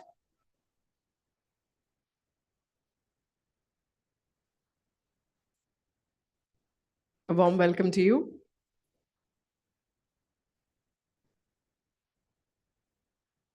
May I invite on stage Mr. Marup Namgyal, Head Agri-Tech Development, IFCO Kisan Suvidha Limited. May I once again request our esteemed chair to please join us on stage as well. Ms. Lakshmi Devi.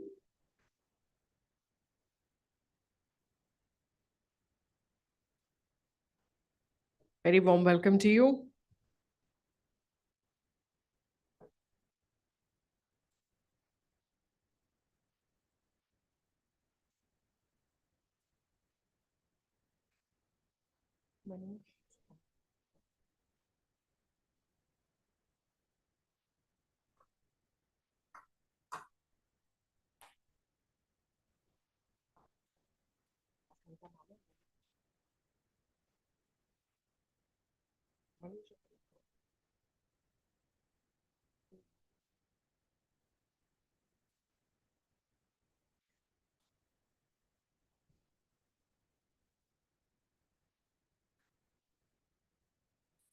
May I also request Mr. Ansh Poddar, founder and CEO, Agriva Organics, to please join us on stage. A warm welcome to Mr. Sanjay Chaudhary, Vice President of Indogal Corporation Limited.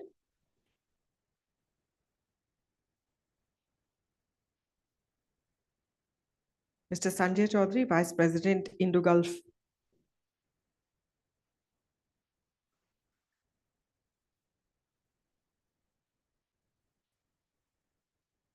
May I also invite on stage Mr. Saurabh Pandey, Director ISAV, to please join us on stage.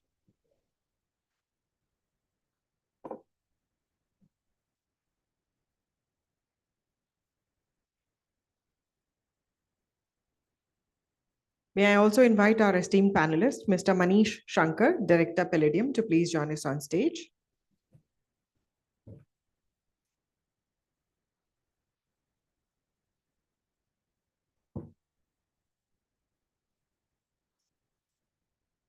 I believe Mr. Saurabh Pandey will be joining us shortly. Meanwhile, may I request the esteemed chair to please take the session forward. It's over to you, ma'am.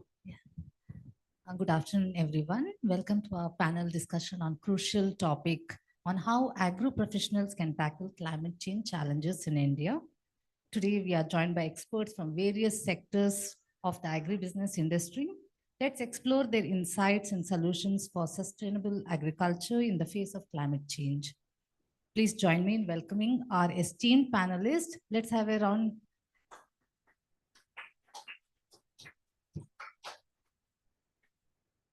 Yeah, we have with us Dr. Dinesh Kumar Chauhan, CEO Agribusiness Innovation Platform of ICRISAT. So Dr. Chauhan, please say, Dr. Chauhan, could you outline some of the most pressing climate-related challenges currently faced by agribusiness in India and how innovation platforms like ICRISAT are addressing these challenges? If you can be brief so that everybody can join. Hello. Yeah, I was expecting that we will have first a round of introduction with all of us, and then probably. Yeah, we can have that, you know. Yeah, so I'll be proceed. Anyways, so very good afternoon to all of you, and I'm sure that after a lunch and such an energizing session Yeah. in the morning, so we'll be looking forward to more interesting session with my fellow panelists today. And the topic of today's discussion is very critical if you see the current scenario of agriculture, not only in India, but across the globe. And climate crisis is already there, right? So we were actually a couple of years back, we were just preparing ourselves like what will happen with the impact of climate change. But I think we are already witnessing it now. And we, all of us as an agro professionals in this auditorium, have a very important role in addressing the issue of climate impact and climate change. As you all know, that the rate at which the population is growing, and probably by 2050 we need much more food production. And looking at the shrinking land, arable land, I think there is a lot of challenge ahead, and we will discuss more in the session Yeah, but on if that. you could tell me Yeah. how the innovation Okay. platform like Yeah, ICRISAT is addressing these challenges. Yeah, for the people in this hall, so agribusiness and innovation platform is actually one of a unique concept within the whole CGIR ecosystem, right? And AIP is the oldest incubator in India, right? So we are now 2 decades old incubator, and for the benefit of all, more than 22 plus agribusiness incubators which are currently operational in India were initially capacitated and incubated within AIP. Right. So that is the history of AIP. Though ICRISAT, all of us might be knowing that we are almost more than 50 years old international organization, the only international organization based out of India, headquartered in Hyderabad. So AIP works around 4 verticals largely. So one is ABI, that is Agribusiness Incubator, which focuses largely on identifying upcoming startups which are addressing some of these crucial challenges of agriculture and agribusinesses. Second is like innovation and partnership platform, where we focus on a lot of programs implementation on the ground. So that is actually unique use case for, if I talk about AIP. So we do implement large scale So projects. some innovation work is Yeah. going on. Yeah, So you're yeah. awaiting the results. Yeah, so so there are a lot of innovation which we have done. Like we have incubated more than 100 startups till now, and then we have been doing a lot of programs on the ground which are actually focusing on addressing the issue of climate change. So I will be coming to that more. So then there is another vertical which is NutriPlus Knowledge Program, where actually we do a lot of research and innovation around development of various recipes and identifying right kind of crops which can actually be converted into value-added products, which can actually help in solving a lot of the issue of food security, and not only issues of food security, but we also work around like how we can make these food products nutrient dense, right? Okay. So it is not the only that the question is not only about the production, but the question is also like the kind of agriculture commodities which we are growing, whether they are nutritionally self-sufficient for the growing population or not. So that is one of the major area where AIP has an expertise, where we work deeply into the research and identify lines which are actually developed by ICRISAT. So, for example, we are already working a lot of climate resilient crops. If you are aware. Yeah, so you have a gamut of crops in Yeah, climate so we resilient. largely focus on dryland agriculture and dryland crops, and millet is one of them. And we are the one of the leading research organization who has come up with a lot of lines like biofortified millet crops as well. And then we do cross-cutting experiments and then cross-cutting programs across various verticals within ICRISAT. So AIP is basically an interface between the research work which is going on in ICRISAT and how to connect with the rest of the world. And then probably the another focus area which AIP does is like how to Dr. scale Chauhan, up these I'll get back. technologies. There's so many work. Yeah. I just wanted, for the audience to know what kind of, just briefly, so that everybody can share their viewpoints. So I'll again get back to you. So let's go to Mr. Hansh Patera, founder and CEO, Agriva Organics. Mr. Patera, what are the main ecological and economic benefits of organic farming in the context of climate change adaptation? And how can these benefits be communicated effectively to Indian farmers? Yeah, so first of all, very good afternoon to everyone. Just a quick introduction. My name is Ansh Patidar. I'm 20-year-old young entrepreneur, passionate about sustainable agriculture and agriculture technology. I started my business journey at the age of 15. So this is 4.5 years of my business journey. I run 3 companies, 2 are founded by me and 1 is acquired by me. All are bootstrapped. So we are very bullish into industries like drone tech. We do climate change perspective in the terms of carbon credits. We do sustainable NPOP, NOP standard organic farming clusters with farmers. So within my 4.5 year journey, I've worked with more than 1 lakh farmers, and successfully more than 4,000 farmers are doing NPOP, NOP standards organic farming at more than 8,000 hectares of land. We have also collaborated with farmers from Northeast and Madhya Pradesh, Central India, and made them to adopt the climate change carbon credit benefits. Around more than 1,500 farmers are engaged with us into that particular sector.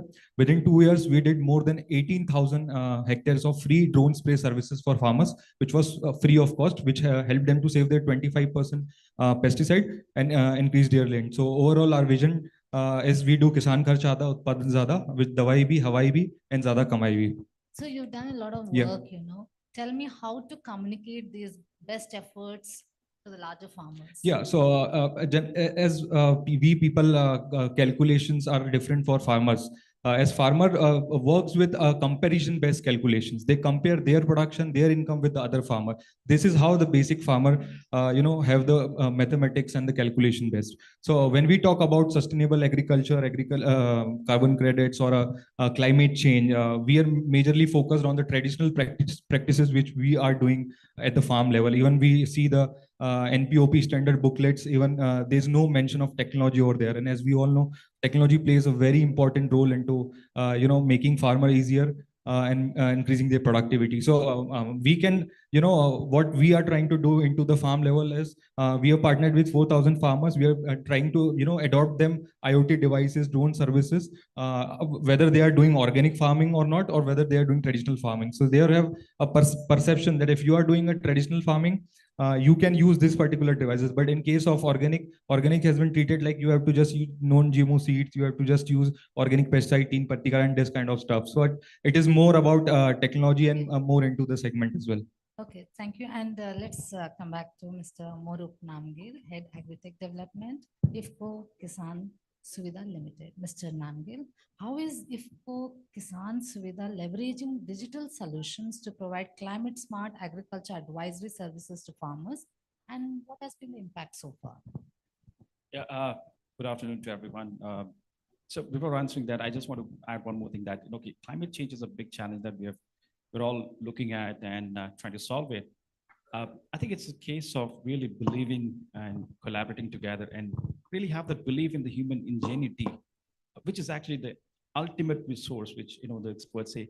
I think that's one thing that we need to realize as an industry, and we'll figure out. I think this is one of the challenges. We have faced many challenges earlier as well. And this is another challenge. I think that's one of the things that needs to be put forward and really have that belief in that human ingenuity, which I say. Now, as a company, we are a subsidiary of Indian Farmer Fertilizer Cooperative. So being a company owned by the farmers, our effort has always been into really look at all the technology or anything to do with farmers. But everything that we do, we come from the side where how feasible and commercialized or how scalable is it from a farmer's perspective. So when you come to talk about technology, the work or the effort that we put in is to really look at the technologies from far and then understand how would a farmer look at it from that perspective and how easy a farmer can utilize it. So we started with farm advisory service. I think one of the things which technology has really helped us to really cut the gap in the information availability. And with the AI thing, which is really coming on, I believe that the information asymmetry, which is the biggest challenge that the farmer has been facing on the other side of the digital divide, I think that's really going to go away. And that's a big thing. And that's what we want to continue focusing on. And the other thing that we want to work on is we believe that with the inclusion of new technologies, be it precision farming, sensors, satellite imaging, anything that you talk about, we need to create a different set of climate resilient, sustainable value chain. And that's exactly what we're focused on. So to say, what I mean by this climate resilient supply chain is really look at, build that trust between the buyer and seller. I think the most unfortunate thing that has happened over a period of time is the divide between or the understanding between the buyers, with the agribusinesses and the farmers, it has been so intransparent. The aggregator or the middleman, they've been doing a great job, but the unfortunate part, this gap has been ever widening because of lack of trust, lack of traceability. And that's exactly what we're trying to build, work on, get technologies which can increase or bring that transparency and traceability, and ensure that whatever practices we do, it is data driven and more transparent, and power in the hands of farmers. So that's what we want to focus on. And I think in the coming times, we want to focus on, let's say, switching from a more of a decentralized system to a more of a centralized system to a more of a decentralized system. I think that's one of the power bargain that has always been on the buyer side. And that's the status quo we want to change. We look at the FPOs as a good medium to be strengthened and create the complete precision farming ecosystem around an FPO and If connect you them. can share the impact that you have seen with the services. So yeah, I think it's a One or simple two example. examples if you can I'll share. say that the climate resilient change, which I'm talking about in Chile, that we've been extensively focusing on. Our effort has been that the FPO that we're working with, there, let's say directly, if I talk about from a transaction perspective, these guys were doing roughly around 5 to 10 lakh of annual transaction or the book size. With the whole effort now, the whole complete GM, every exercise is going through them. We just clocked, one of the FPOs just clocked 9 crores. So from a 10 lakh to a that's a huge thing. What it does in the long run for an FPO to get those banks, financiers to really back them up, the credit score these guys are building, the trust they're building, this goes a long way. And if you just think about anything and almost anything and everything that you can really web around, these guys are no longer just an FPO, they're a properly well-functioning micro enterprise. I think that's the kind of impact that we have seen. We want to convert more of these MPOs into more and more micro enterprises. Thank you. And let's move to Mr. Manish Shankar, Director, Palladium. Tell me, sir, how can smallholder farmers play into the voluntary carbon markets? So voluntary carbon markets are comparatively new for our farmers. I mean, individual farmers is very difficult for them to be kind of plugging into it individually. But if they want to plug into it, then they'll have to be part of a large project, which is being implemented right now through several carbon companies that are there. So before I kind of move this conversation forward, let me familiarize the audience here with some of the ecosystem elements that are necessary to enable the farmers to plug into the voluntary carbon markets. The first one is that there has to be an originator to a large scale project of which the smallholder farmer will have to be a part of if he wants to plug into the voluntary carbon market. The originator could typically be a carbon company or a company which is capable of implementing behavioral change at scale at the grassroots level. So that's the first element in the ecosystem. The second element in the ecosystem would be the standard setting body come the registries where this project will be registered. They are the ones who will have to not only register, but later on issue carbon credits also. Third is a set of companies who provide measurement MRV, the measurement, reporting, and the verification systems. So while verification is to be done by the originator, whether the carbon credits that are claimed to be generated are actually valid or not. But for that to happen, they need to be measured. The carbon credits need to be measured, and they need to be basically put forward. And so what is generated needs to be measured, and what is measured needs to be then reported to the registry, and then it is to be verified by a third party. So that these are the elements. And then of course, then there are the buyers who might also be the funders for such programs. So if they are the funders to the program, then they are not going to get anything more than, so the farmers are not going to, or the originator is not going to get more than what they have already received for implementing the funding. But if this can be taken to the spot market or the futures market, then they can actually gain a lot more. So thank you. Thank you, Mr. Manish. Mr. Sanjay Chaudhary, Vice President of Indo-Gulf Crop Sciences Limited. Mr. Chaudhary, what role does research and development play in innovating sustainable crop protection solutions that address climate-related challenges in Indian agriculture? Good afternoon, everyone. Before I come to your question, I would like to introduce myself. I'm Sanjay Chaudhary and I started my career in 1994. Started with the agri-input industry, Monsanto, Bayer, Dow. Was taking care of the business in Sanochem and presently working with Indo-Gulf Crop Sciences. If I come to this topic, role of professionals for climate change, my understanding is the subject has three partners. The first partner is the farmer. The second partner is the industry. And the third partner is the government. Each partner is an agro professional. They have their experience, they have their expertise, and they have their own skill sets. Through these platforms, what I could see and what I could feel is that everyone is becoming farmer-centric. To be very honest with you, once your hair starts turning gray, the organization discusses more on the top line and the bottom line numbers. But in your initial days, when you are from your college, or the initial days when you are working very closely with the farmer, you understand his problems, you understand his challenges, and then practically you come with the solutions. Now, if I talk of, I would take a very simple thing because my understanding is, I come from an agri-input background. All through we have been talking and dealing with agrochemicals.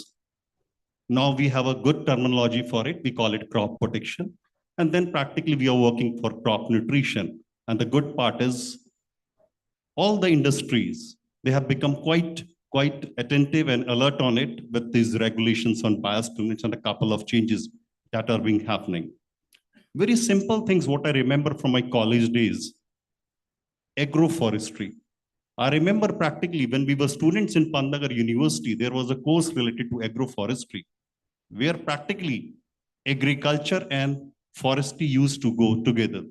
This is something which I have an example from Nainital district, especially Rudrapur, where I could see there was a partnership. The farmer practicing agroforestry, and we had industries like Vimco and paper industries over there.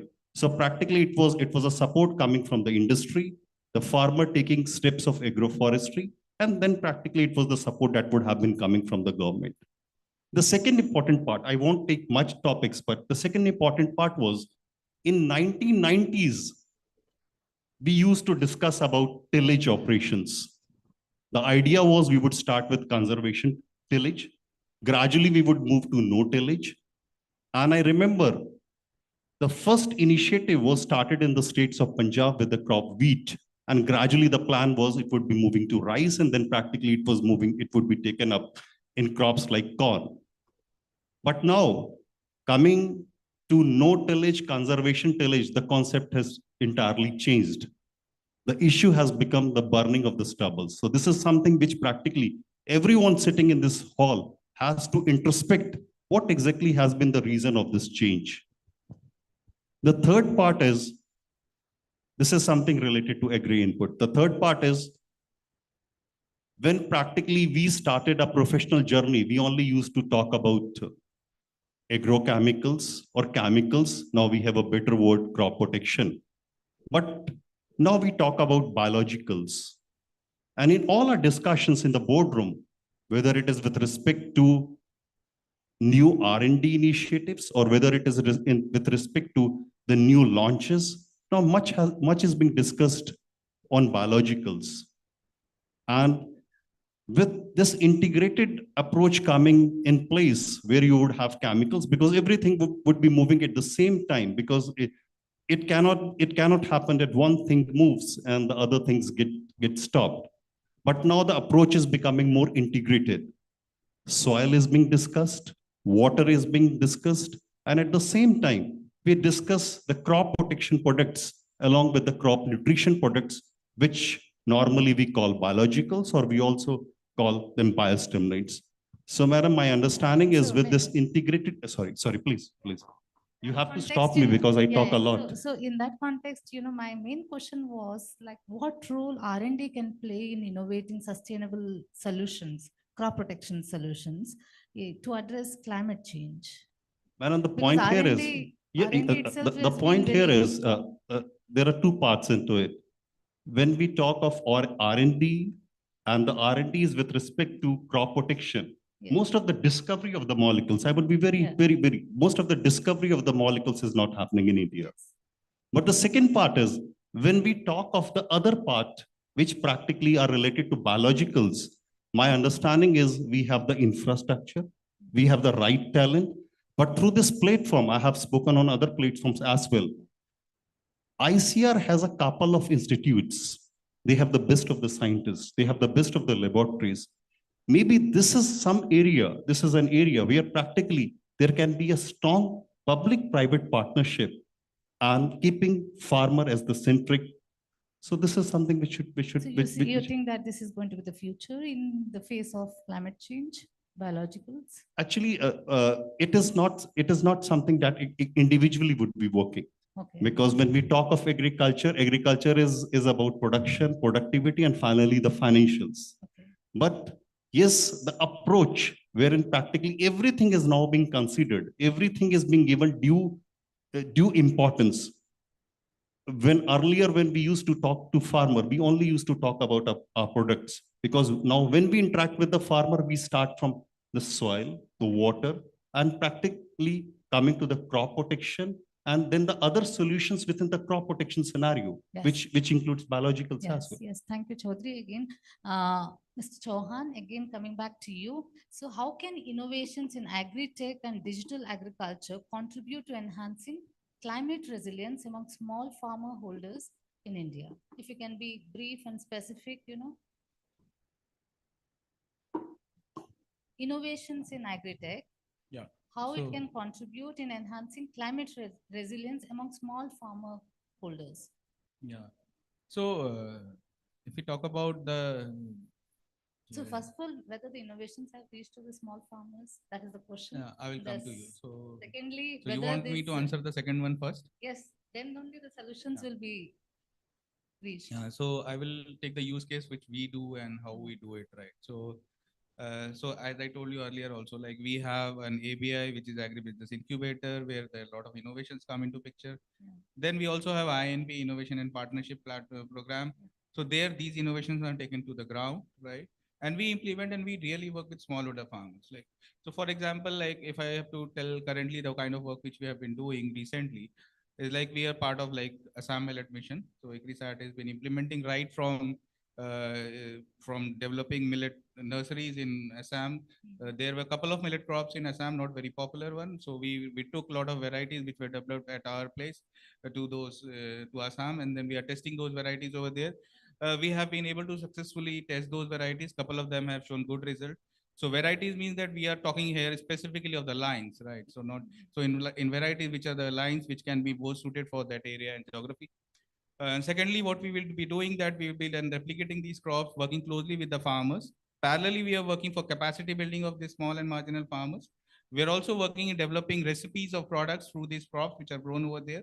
Then we are going to use these recipes to implement that in the school midday meal program, and then also with the Anganwadi workers and all. Then we are going to pilot this and analyze what is the impact of these recipes and Do you how it think is helping in. So you have highlighted, outlined couple of works, but Yeah. do you think is it sufficient considering the large, farm area that we have? Yeah. Or do you see any kind of collaboration apart from, the government institutions? Yeah, so yes, the thing is that if you will be talking the kind of impact, so impact cannot happen overnight, right? Yes. So we need to do a lot of work on the ground. We need to do a lot of hand holding with the small and marginal farmers on the ground. And then maybe once we are able to showcase the success stories, and then we have to replicate them across other geographies and across other farming communities. So how we do it, let me explain you that, right? So what happens that when you work on a pilot, let's say with 10,000 farmers, let's say 1,000 farmers, right? So what we are going to do, we are going to work with self-help groups, we are going to work with FPOs. Then we will identify those progressive farmers who can actually take this to the next level, right? So this is a Whichever program we do is not a short duration program, let's say 6 months or 1 year. Typically, it will be at least a 3-year program. And then after 3 years, we run a program in such a manner that it becomes self-sustainable and it can be taken over from there. So for example, we did a very successful program in Anandpur district through a donor support, where we established the entire millet value chain. We identified a farmer group. We created an FPO. We supported them with primary processing center and then secondary processing center. And then now they are manufacturing those value added products. And then they are doing that B2C. So you mean to say So that there D2C. is some impact, but it is not sufficient? Impact will be visible over a period of time. So if, for example, let me tell you a very No, small example. I'm asking you about the efforts that is being put in from ICRISAT. Is it, no, So there we is are some basically, visibility. you see, we have a role to play, right? Yeah. So the role which is expected out of a CG institute, an international organization, is specifically focused on doing research, developing climate resilient varieties, extending those varieties to the farmer level, how to we can do the multiplication of that. So that role we are already doing it with the help of various agencies and with the government also as well. So we are doing a very big mega program in Assam. Similarly, we are coming up with a very big program in Bihar. And it is again a mega program where we are trying to extend So the my entire. question is, whether the work what your institution is doing is enough to address this big problem. So you need to understand that the kind of work which we are doing, No, I'm not saying undermining your effort, but I'm it cannot be expecting- enough. It cannot be enough, right? That's So what it's very I'm- simple, right? So it cannot be enough, and it Yeah. cannot change overnight, right? Yes. So maybe there has to be a lot of in collaborations that and partnerships. context, what recommendation you give to have a greater impact? Yeah. Not from ICRISAT point of view, Yeah, otherwise, yeah. in general. Yeah, so in general, right? So if I tell you about myself, right? So I have been working for more than 25 years now in food and agri value chain. Right, we started my career as a food technologist and then went to retail and then to commodity trade and international business across geographies I worked in. And then recently I was working with one of the largest startup in Indian ecosystem, where I was practically responsible to handhold more than 1,000 FPOs, right, across 12 states in India. And we did a lot of work on the ground to create that impact. There is a role for each and every stakeholder in this ecosystem. There is a role for farmers, there is a role for institutes like ICR, there is a role for startups, there is a big role for various incubators, there is a role for newer technologies which are coming up, how we can take it to the farmer. Then there is a role for finance, there is So a you role mean to for. say that everyone Yeah, has so their it- own yeah, role yeah, to yeah, play? it has to be So cumulative. let's go to Mr. Hansh Yeah, Patida. thank you. How does Agriva Organics ensure the sustainability of its organic farming practices? Because it's very difficult to sustain, that's what the perception is. It's particularly in terms of soil health and biodiversity conservation in the face of climate change. Yeah, one thing we need to understand is when we talk about sustainability and organic farming and many terms related to making a healthier food. The one thing is important as the farmer who is producing the food. And the thing which we have done innovation into the segment, or what has been practices earlier and we changes. Earlier, what farmer need to do is there was a Chopal meetings were there. They were been training for how to produce organic inputs at their own farmland. They have to buy non-GMO seed and multiple things related to this was done. They need to manage a farm diary as well, what practices they are doing while cultivating their crop as per the standards.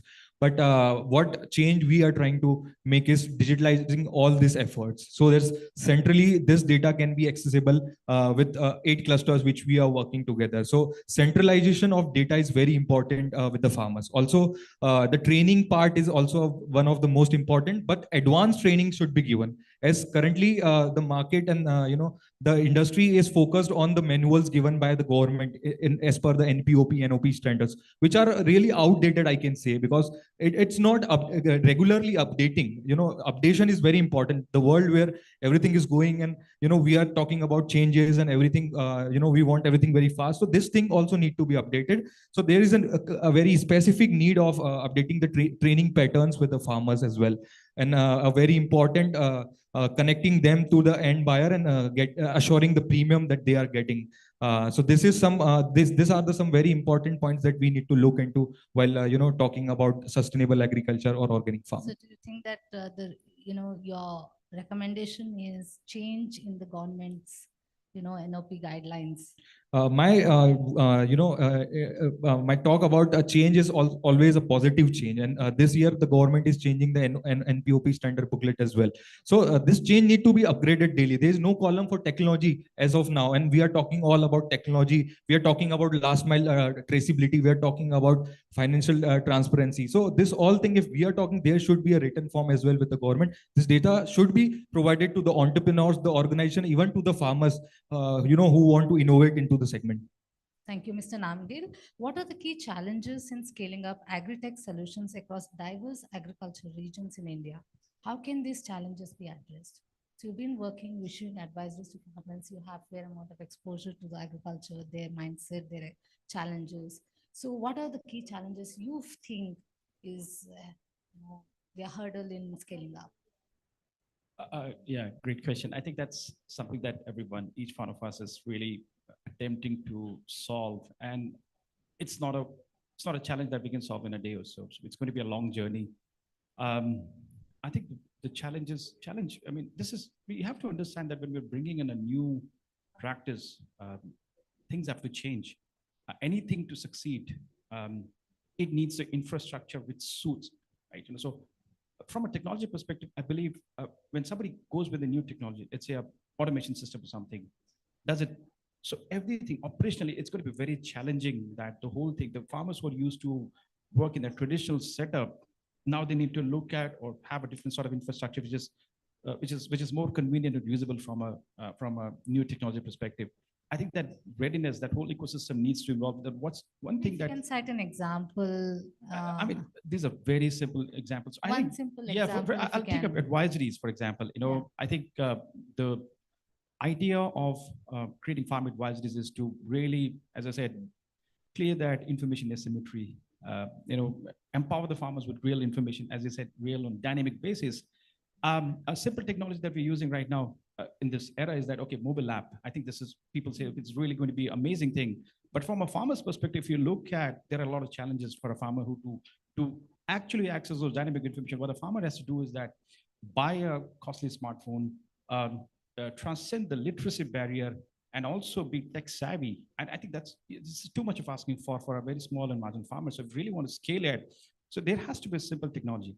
I believe the technology which is right now existing. So we need to, rather than forcing something on them, we need to look at from their perspective and then create it. A simple example, to really solve this information barrier. So we've been working in this space for long. And now I believe for us, like chat GPTs, we can really access and do whatever, gather as much of information that is possible. How can we get this technology in a simple, feature phone of a farmer, so that I can just call and speak in the language and get the answer? I think that's where we need to work on. The offerings has to be more tailor-made from a farmer's perspective. And that is one of the mistakes that we've been continuously making for any technology guys, anybody is never customized, Interesting tailor-made. point. The technologies that have been innovated, not farmer friendly. I believe it's not tailor-made so far. And as I said, it's not really, the technology side is really to be blamed. I think there's not enough of interactivity. There isn't enough of So feedback do you system. think that the technology, whosoever is innovating, they don't have a good understanding of the sector? That's why they're not been able to develop technologies which are tailor-made? Do you see that gap? Technology is never a challenge.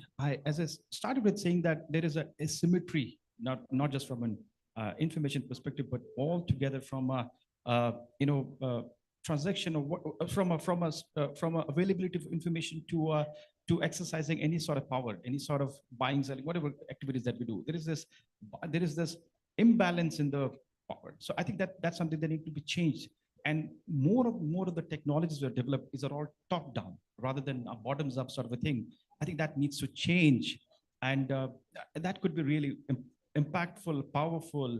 A small example, as I said, if today you can exercise or get any information on a chat GPT, we're trying to work on a technology that a farmer can just call, speak out, and the same backend technology works on that. You don't need to trust the mobile apps and everything, but you can simply leverage that immense powerful thing with your existing assets.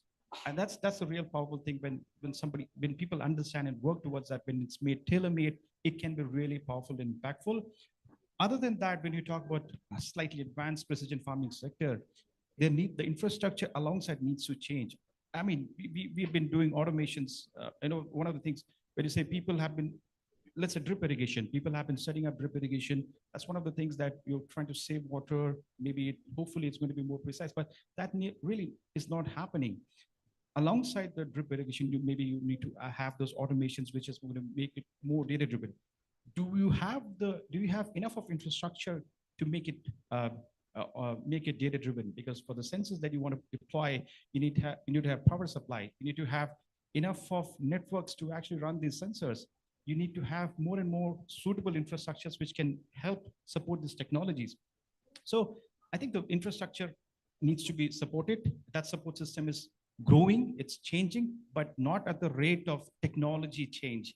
I think that's where we need to catch up as an industry. And that's how I started. We need to collaborate together. It's a good point that, the support system for adaptation of solutions, agri-tech solutions needs enhanced support. With that, I come to Mr. Manish. What needs to change in agri professionals to mainstream climate change?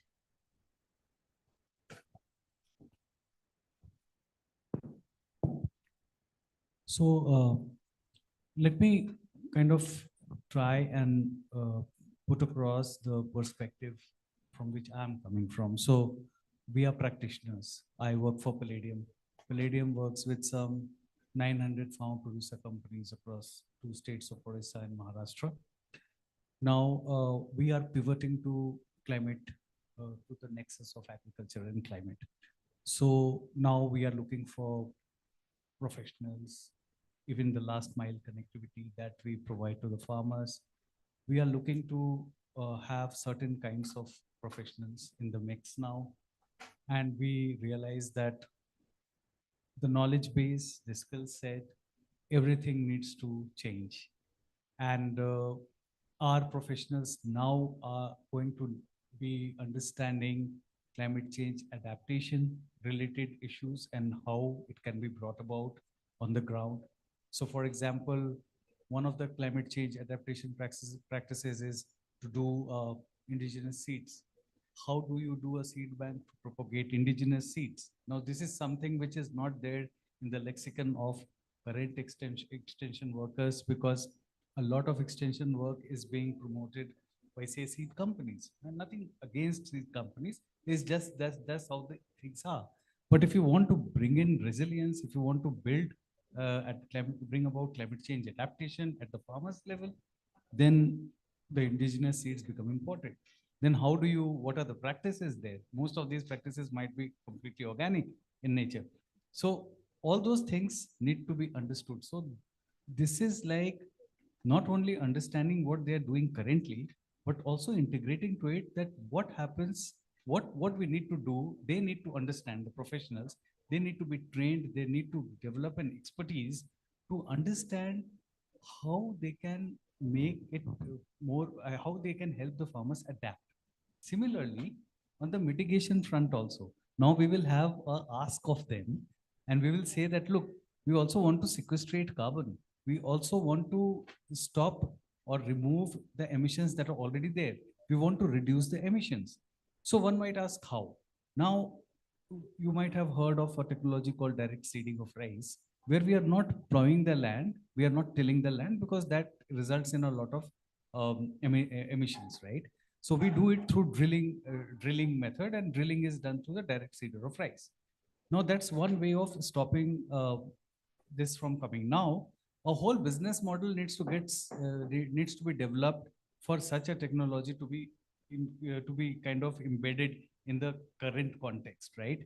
And then my professional needs to understand the nitty-gritty of that model, and he needs to understand how he can help several entrepreneurs at the grassroots level to adopt that practice, and even to take a Do you loan. think that there is lack of awareness and knowledge among agri professionals? Yes. So in fact, if you look at if we are trying to mainstream, so that's what I said, that my perspective is that now we are trying to pivot to working on the nexus of agriculture and climate change.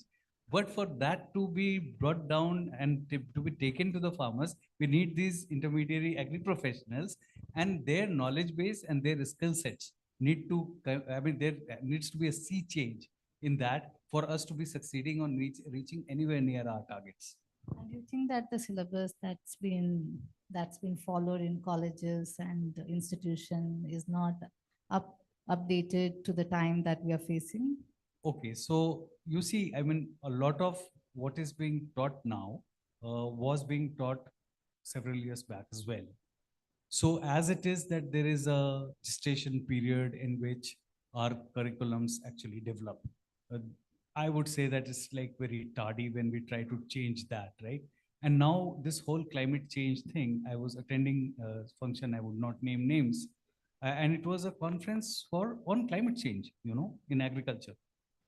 I did not, and papers were being presented there, and I out of like 50 papers that I scanned, I hardly came across 3 or 4 which actually touched the issue.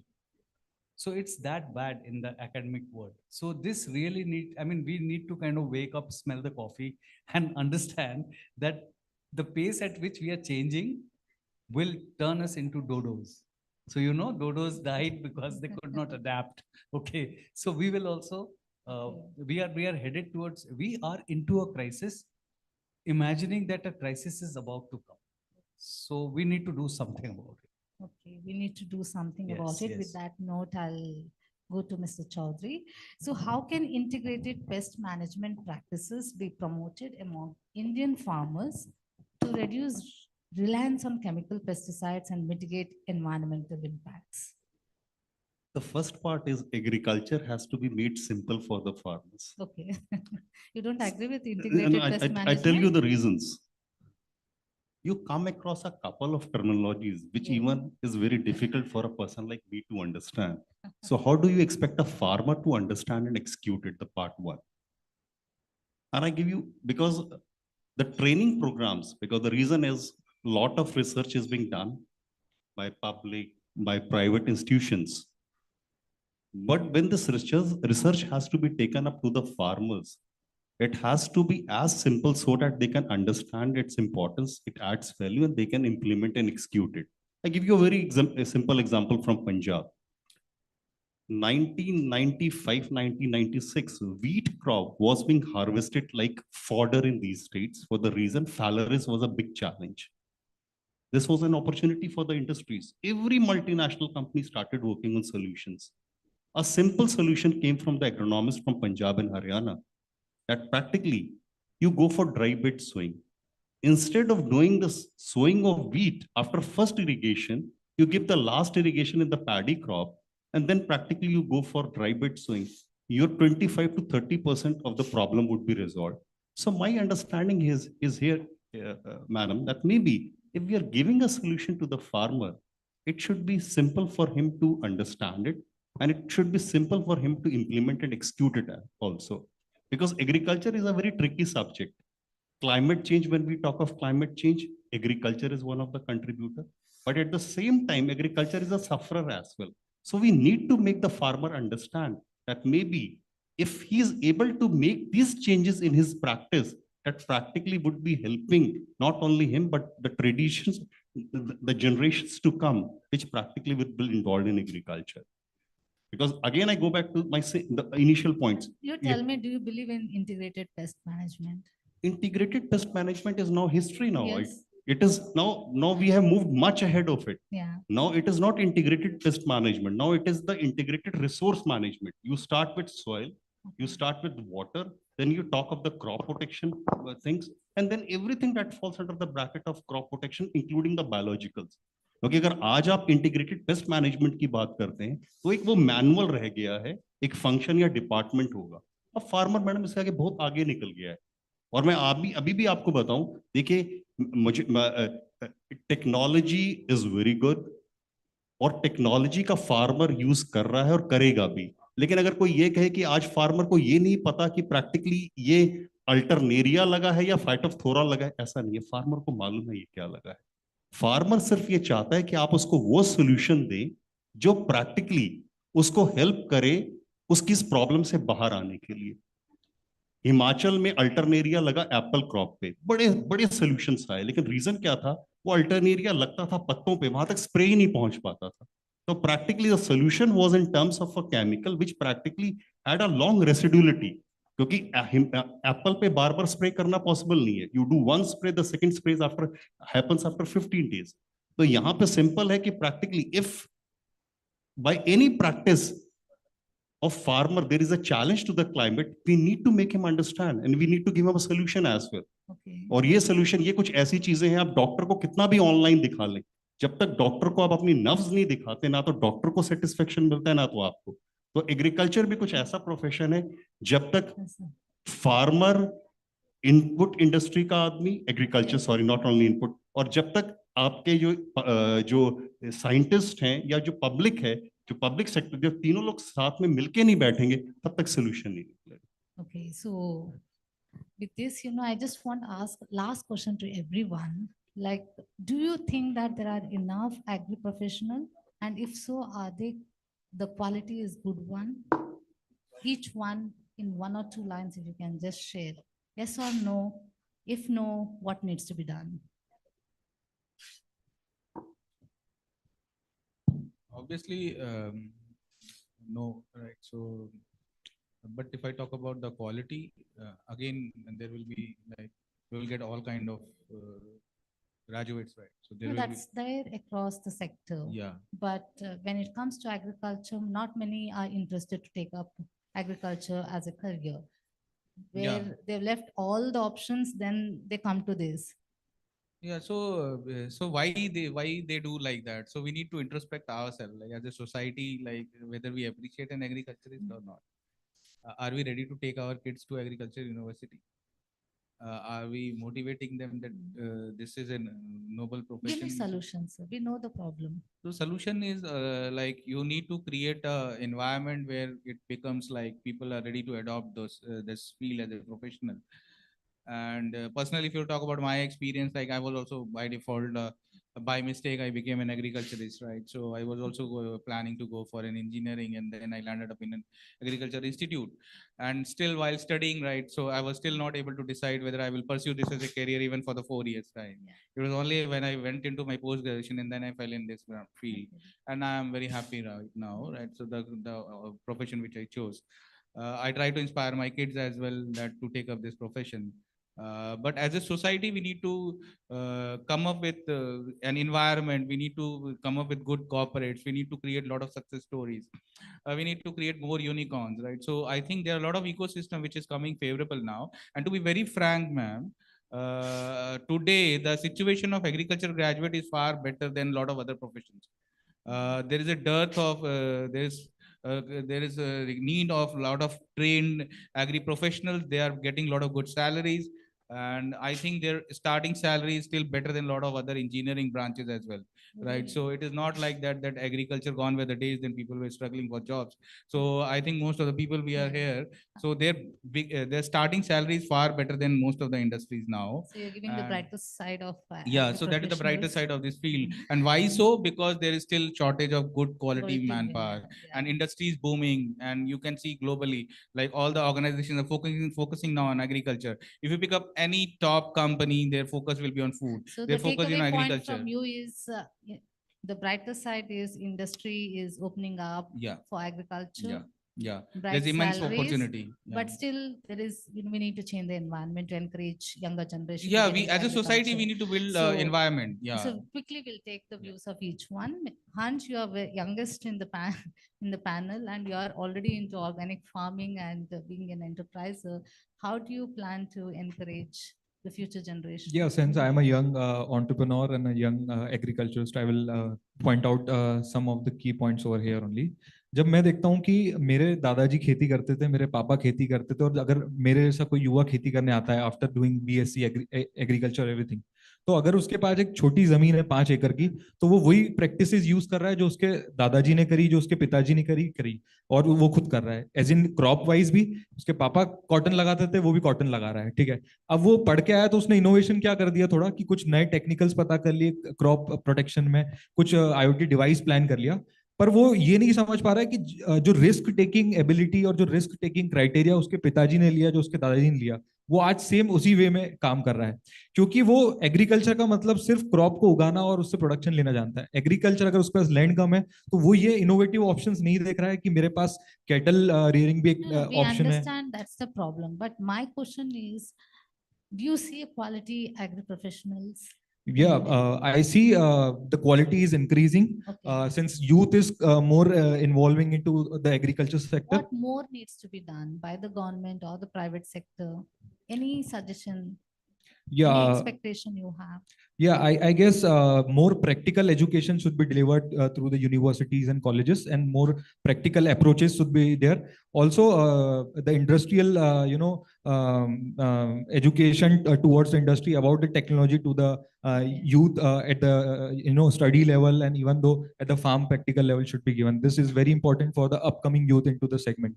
Okay, Mr. Namgil, so you hire so many people for your company, and while hiring, do you see there is, quality is not up to the mark, and you're really struggling to get good people in your company? I believe there are enough of avenues where good professionals are being groomed. I believe what's missing in this industry is collaboration and integration. I think that's one of the things that the industry needs to strengthen upon, build a more integrated approach. That's one of the things. And so I think there's enough of skillful people. It's just that, and a lot of work is happening in silos. If you look at anybody, there are many efforts happening in silos. All we need to do is that together, how can we really emerge that, emerge it into a single ecosystem and bring that. So you're ultimate giving very power. generic response. I want very particular, I'm saying- did you face any problem while in your company? In your company, did you face, I didn't find good quality agro professionals, and probably I need to, look somewhere non-agri and groom No, them, and no, those the- kind of challenges? I think, so, okay, maybe if I have to speak from, let's say, from a corporate to a transition from a Yeah. college agribusiness school to a corporate, I think there needs to be more integration. It's not that the quality of students are poor or something. There's always that passion, that knowledge, the skillfulness. How integrated are the two industries? That needs to be built. So it's not their fault. I think it's the cross-industry challenge that we need to address. So if that is addressed, I don't think you'll face such issue. And speaking from a opportunity perspective, if you look at the digitization of the technology intervention industry-wise, agriculture is right at the bottom. So that explains why most of the people are not taking it up. But that also brings the maximum opportunity to transform, to do a lot of work. Every industry is really going ahead of us, but the true potential of agriculture, when it comes to real technology comes in play, that is yet to be unleashed. So this is going to be one of the most promising industry, is what I believe, and more professionals are going to really enjoy this work. So Yes, I'm- Namgil, thank you, sir. And as Mr. Namgil said, the true potential needs to be unleashed in this context, in the face of climate change. Do you think we have enough professionals who understand climate change? So just to take the conversation forward on the issue that I was on earlier, solutions. Climate change, carbon markets, and all those new things are coming up. Not many agri professionals are into it, and they don't have clear understanding. So the lack of such professional, help to, scale up this kind of activities in the country. Yeah, so this problem is very real. I had been to one of the universities recently, as I said, and they had kind of compiled abstracts of some 150 papers that were written, right? It's not that we don't have the talent or the understanding or the capability to absorb, right? But then, and many of the circular methods, right? So things that promote circularity in agriculture and in allied sectors are also things that are already covered. For example, black soldier fly is a very circular idea. Their larva can be converted into chicken feed, right?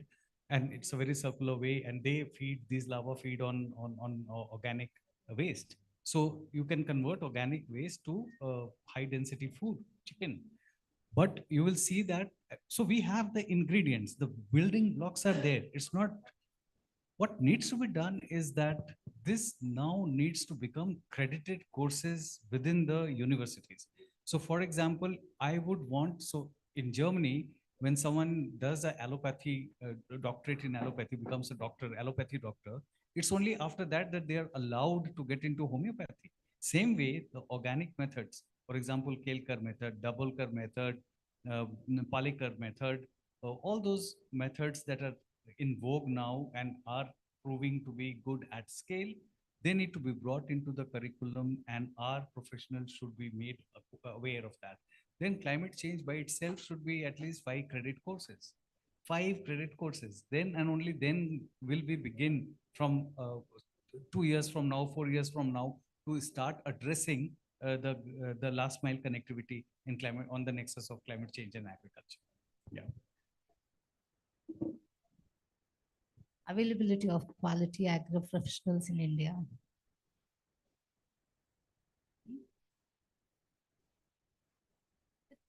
Action that we are doing. Yeah.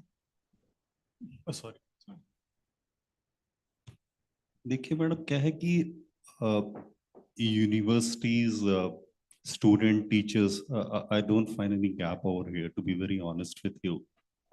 एक चीज जो जरूरी है, क्योंकि when you interact with the students and then practically you see how they do it on when they are on board, course curriculum, especially on a few topics, it needs a revisit. पहली चीज. दूसरी चीज की जो भी चीज हो रही है ग्लोबली हो रही है, and we are also aiming, because now it is all across the globe, we are one. उन चीजों को कोर्स करिकुलम में इनकॉर्पोरेट भी करना होगा. The second part is, बाकी देखिए, अगर बच्चा अच्छा नहीं होता तो लोग कहते हैं माँ बाप की गलती है, तो वो मेरे ख्याल से टीचिंग प्रोफेशन में, बिकॉज ये देखिए, ये सर एग्रीकल्चर से रिलेटेड ही नहीं है. नॉर्मली क्या है, teaching never has been a very rewarding profession in the country. So you need to have the best teachers, and equally they have to be rewarded. तो अगर वो चीज होगी, if you have the best teacher, then you would have the best practical students coming up. इसीलिए लोग normally क्या करते हैं, एग्रीकल्चर जो ग्रेजुएट करता है फिर वो एमबीए कर लेता है. जब वो एमबीए करता है, देन वही agriculture graduate, he looks smart to you because now he is well dressed and he speaks good. तो ये मेरे ख्याल से इट इज मोर लाइक. और दूसरी चीज ये है कि जो रिसर्चर भी है, देखिए अब मुझे नहीं मालूम कि आप लोगों को कितना मौका रिसर्चर से इंटरेक्ट करने का मिलता है, क्योंकि अब तो मेरे काफी सारे बैचमेट्स रिसर्च कर रहे हैं. अगर वो रिसर्च कर रहा है, then practically his research has to be acknowledged and he should be appreciated for it. And the third part is, अगर पब्लिक सेक्टर के पास they have the right infrastructure for the research so finally the revenue has to be generated, then they can enter into a private collaboration. It happened very good for the seed industry. जो भी top line होगा, जो भी bottom line number होगा, once decided through a MAU, it can be distributed and it can be decided. देखिए, मैंने कहा ना, जब आपके बाल सफेद होने लगते हैं, then practically your managing director talks of the top line and the bottom line number. So everyone who is sitting into this hall, जो भी उसको agriculture का पता है, वो अपने starting के 10-12 साल का ही पता होगा कि कारण क्या है. उसी टाइम वो फार्मर के साथ काम कर रहा होता है, उसी टाइम उसको उसकी दिक्कत पता होती है, और उसी टाइम वो बाद में ऑफिस में जाके बताता है इसका सोल्यूशन क्या है. तो ये कोर्स करिकुलम थोड़ा सा अगर रिविजिट हो जाए, और अगर इस फोरम के थ्रू अगर टीचर्स की सैलरी बढ़ जाए, तो इससे अच्छा कुछ नहीं होगा. So there are a lot of takeaways from this discussion. Thank you each one for joining. Yes. That it's not like that course curriculums are not getting upgraded, right? So I think हम काफी पीछे हैं. So course curriculum upgrade हो चुका है. The new education policy, most of the universities has already been upgraded for the benefit of all. I myself have been part of a lot of advisory board of these universities So and colleges. teachers or lectures have upgraded. Yeah, lectures are also getting upgraded. Teachers also getting upgraded. हम कैसे बोल सकते हैं कि वो लोग नहीं हो रहे हैं? अगर वो नहीं हो रहे तो हम कैसे upgrade हो?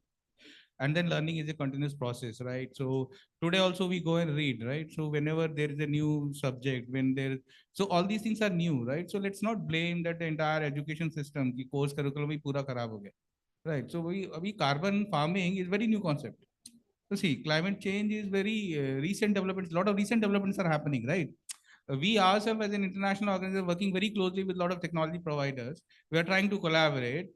That is the reason, right? So a lot of funds are getting circulated, lot of funding is going to happen. What you Millions of mentioned dollars are was, being you know, dedicated the for this problem recent statement. developments, the recent challenges are not part of the syllabus.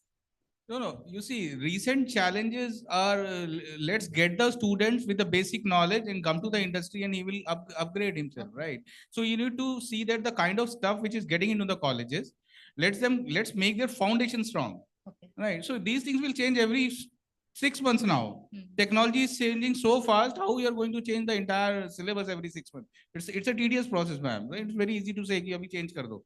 ठीक है. The day before yesterday, I was invited, like last week, I was invited by one of my very senior colleague.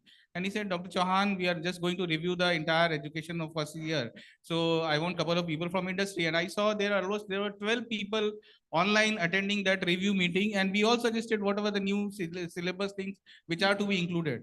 So lot of things are happening, but probably शायद हमें वो दिख नहीं रहा है या हमें लग रहा है कि नहीं बदलाव नहीं हो रहा. तो बदलाव हो रहा है, courses में changes हो रहे हैं और ये चलता रहेगा. This is a continuous process, right? So every 6 months, every 1 year, there will be new problem statement, there will be new solution for it, and that is the reason billions of dollars being invested in this carbon farming. अभी किसी को पता भी नहीं है, ma'am. अभी किसी को पता भी नहीं है कार्बन फार्मिंग में क्या होगा, फार्मर को पैसा कैसे मिलेगा, कितना मिल पाएगा, नहीं मिल पाएगा, whether it is practically possible, how we are going to sequester that, how we are going to record that. So it is still going on in research work. ठीक है, अभी कोर्स तो बहुत दूर है. ठीक है, तो वहां उस बच्चे को अभी इतना ही पढ़ ले हो कि एग्रीकल्चर में हो क्या रहा है, कार्बन इमिशन होता क्या है, उतना बहुत है. No, I think, you know, with this note, you know, there are Thank you. some positive things. More work need to be done. More reforms are required. Change is always good. Positive change is always good for the sector. With this note, I thank everyone for joining here and discussing on this issue. Thank you one and all. Let's give a round of applause to everyone. Thank you. Thank you for that very informative and enjoyable discussion. Thank you, esteemed panelists. Thank you, esteemed chair. To do the honors of presenting mementos to the esteemed panelists and the esteemed chair, may I invite on stage Ms. Anjana Nair.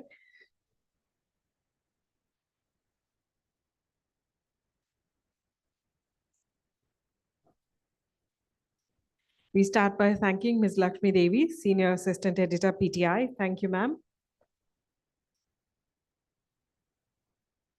Our thanks to Dr. Dinesh Kumar Chauhan.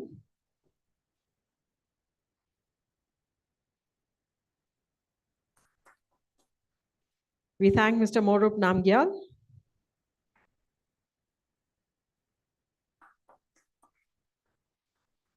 Our thanks to Mr. Ansh Patidar.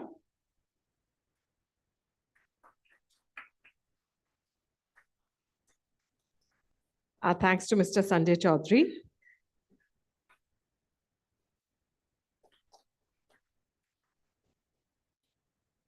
We thank Mr. Saurabh Pandey.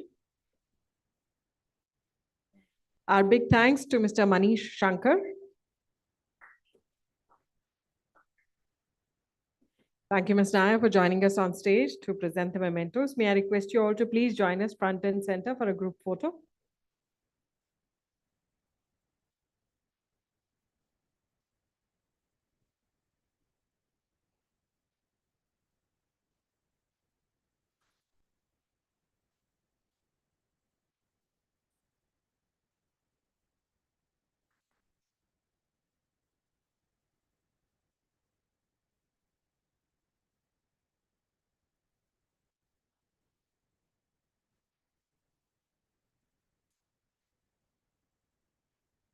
Ladies and gentlemen, in a short while from now, we will have the third Outstanding Professional Awards 2024 presentation.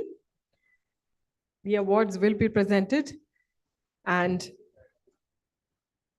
this awards presentation ceremony will be graced by Shri Bhagirath Chaudhary, the Honorable Minister of State, Agriculture and Farmers Welfare.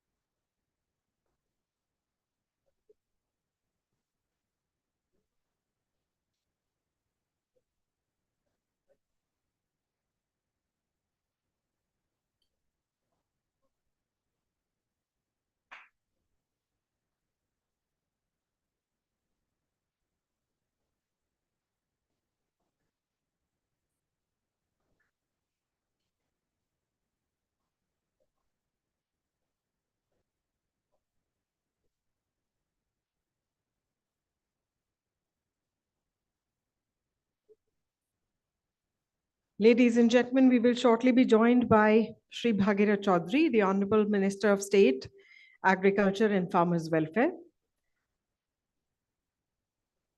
The Honorable Minister has already reached the venue and is due to join us inside the hall any minute now. I'll request you all to please kindly take your seats. देवी और सज्जनों, हम आप सभी को बताना चाहते हैं कि पुरस्कार वितरण समारोह के मुख्य अतिथि श्री भागीरथ चौधरी, माननीय केंद्रीय राज्य मंत्री कृषि एवं किसान कल्याण मंत्रालय, हमारे बीच पधार चुके हैं और अब से कुछ ही पलों में हमारे साथ इस हॉल में जुड़ने वाले हैं। आप सभी से हमारा अनुरोध है, कृपया जल्द से जल्द अपनी अपनी जगह पर बैठ जाएं।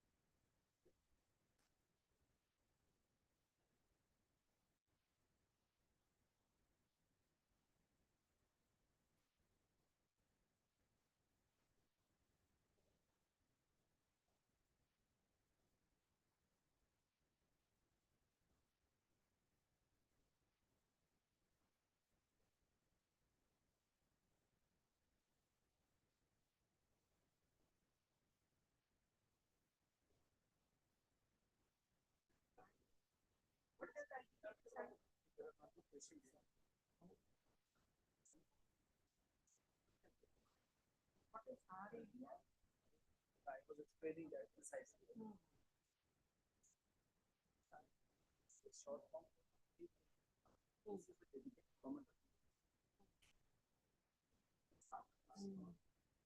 API is like beginning IGKVs. That's how we know API. Okay. Okay. Great that people are recognizing. Okay.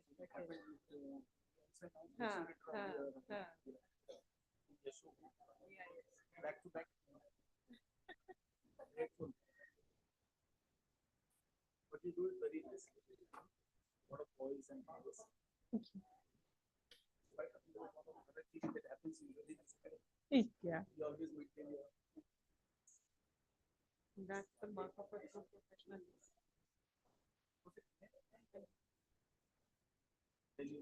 Yeah.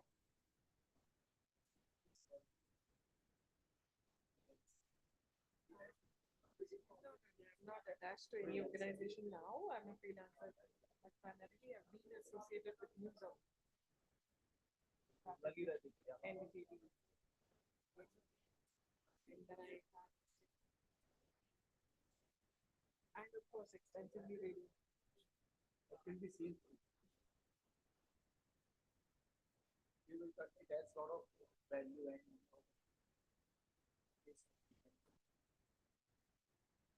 सब कुछ डिपेंड करता है कि आप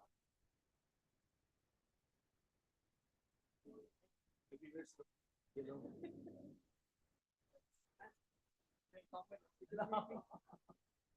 obviously yes. Second time.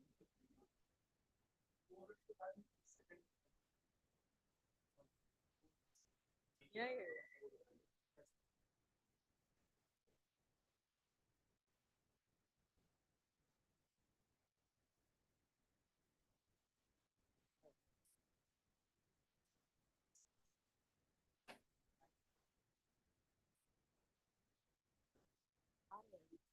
मैंने पहुंच चुके हैं अभी आ रहे हैं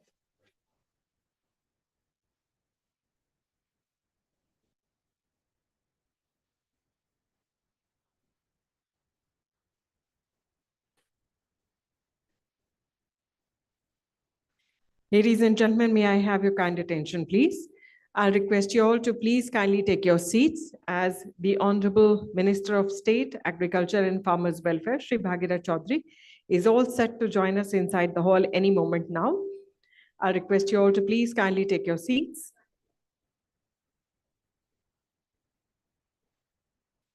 The Honorable Minister will be giving away these awards, which are the third Outstanding Professional Awards 2024.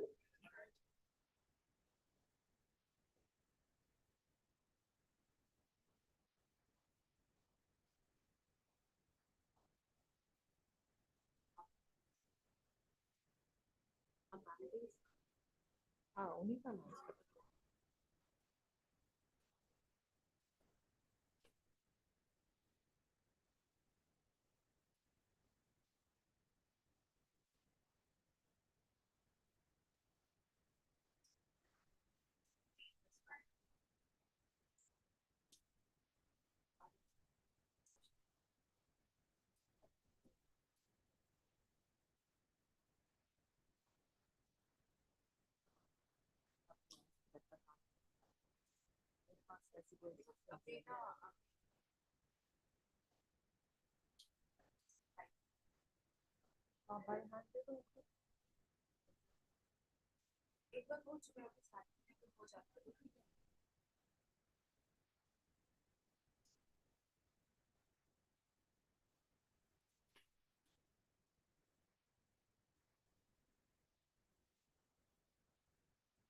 Ladies and gentlemen, once again, I'll request you all, members of the audience who are still standing, to please kindly have your seats. As we have shared with you, the Honorable Minister has already arrived here at the venue. He is due to join us any moment now inside the hall. Please kindly have your seats. आप सभी से हमारा निवेदन है, कृपया अपने अपने स्थान पर बैठ जाएं।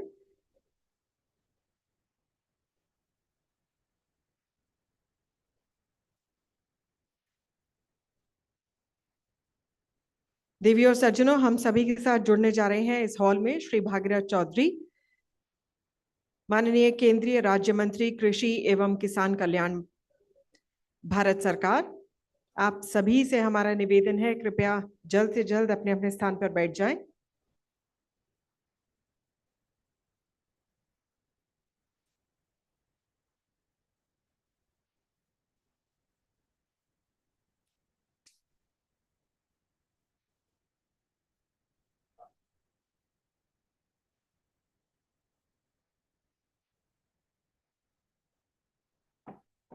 Ladies and gentlemen, we are all set to receive Shri Bhagirath Chaudhary, Honorable Minister of State, Agriculture and Farmers Welfare, Government of India. I request you all to please kindly have your seats. We are ready to receive the Honorable Minister here in our midst. एक बार फिर आप सभी से अनुरोध है, कृपया अपने अपने स्थान पर बैठ जाएं, हॉल में खड़े न रहें। अब से कुछ ही पलों में हमारे बीच पधारने वाले हैं श्री भागीरथ चौधरी, माननीय केंद्रीय राज्य मंत्री कृषि एवं किसान कल्याण मंत्रालय, भारत सरकार। Ladies and gentlemen, please join me in welcoming Shri Bhagirath Chaudhary, Honorable Minister of State, Agriculture and Farmers Welfare, Government of India. We extend a very warm welcome to the Honorable Minister, sir. Accompanied by Dr. M.J. Khan, President, Agriculture Today Group and Chairman, ICFA. A very warm welcome to the honored dignitaries onto the dais. We also warmly welcome in our midst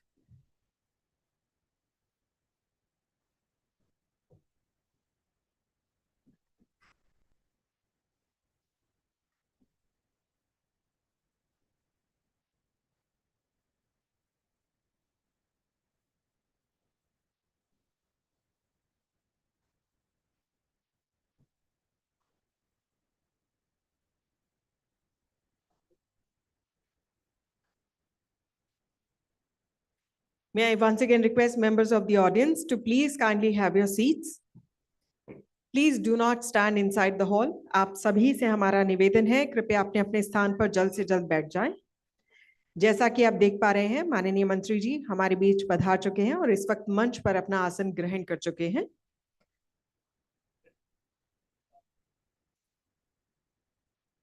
आप सभी से हमारा अनुरोध है, कृपया hall में खड़े न रहें, अपने अपने स्थान पर बैठ जाएं।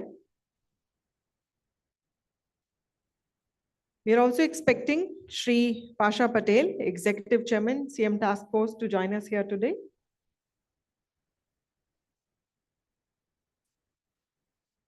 We warmly welcome Shri Anand Bhaskar Rapolu, former Member of Parliament.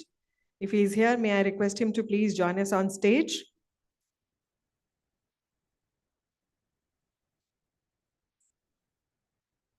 We warmly welcome Shri Tarun Sridhar, former Secretary, Animal Husbandry, Dairy and Fishing, Government of India.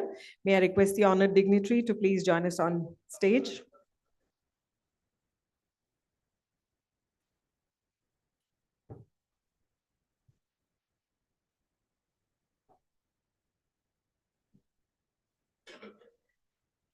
मंच पर आसीन आमंत्रित अतिथिगण, देवियों और सज्जनों, एक बार फिर आप सभी का इस पुरस्कार समारोह में हार्दिक अभिनंदन और स्वागत है। We warmly welcome you all to the third Outstanding Professional Awards 2024 ceremony. And this afternoon, we are privileged to have in our midst today, Shri Bhagirath Chaudhary, the Honorable Minister of State, Agriculture and Farmers Welfare, Government of India. मैं सर्वप्रथम doctor MJ Khan, president agriculture today group और chairman आईसीएफए से अनुरोध करूंगी कि वे माननीय मंत्रीवर को एक फूलों का गुच्छा भेंट कर उनका स्वागत एवं अभिनंदन करें।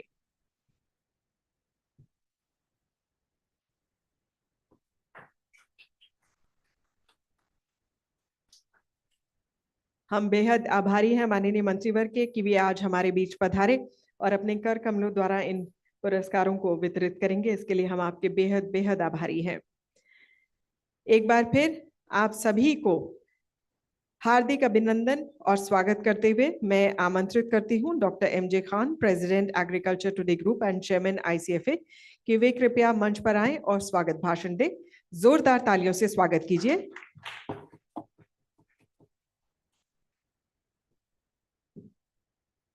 बहुत बहुत शुक्रिया। मंच पे मुख्य अतिथि के रूप में तशरीफ फरमा माननीय भगीरथ चौधरी साहब। आप किसान परिवार से हैं, किसानों का दर्द समझते हैं, और ये कल से जो यहाँ पे चर्चा शुरू हुई है 15वां कृषि नेतृत्व सम्मेलन, वो कृषि के सामने क्या चुनौतियां हैं, किसान की क्या समस्याएं हैं, क्या परेशानियां हैं, और हम सब मिल के चर्चा करके अपनी जो सबसे बेस्ट अंडरस्टैंडिंग समझ है उसके हिसाब से क्या आगे का रास्ता निकाल सकते हैं, उस पर चर्चा कल से शुरू हुई है।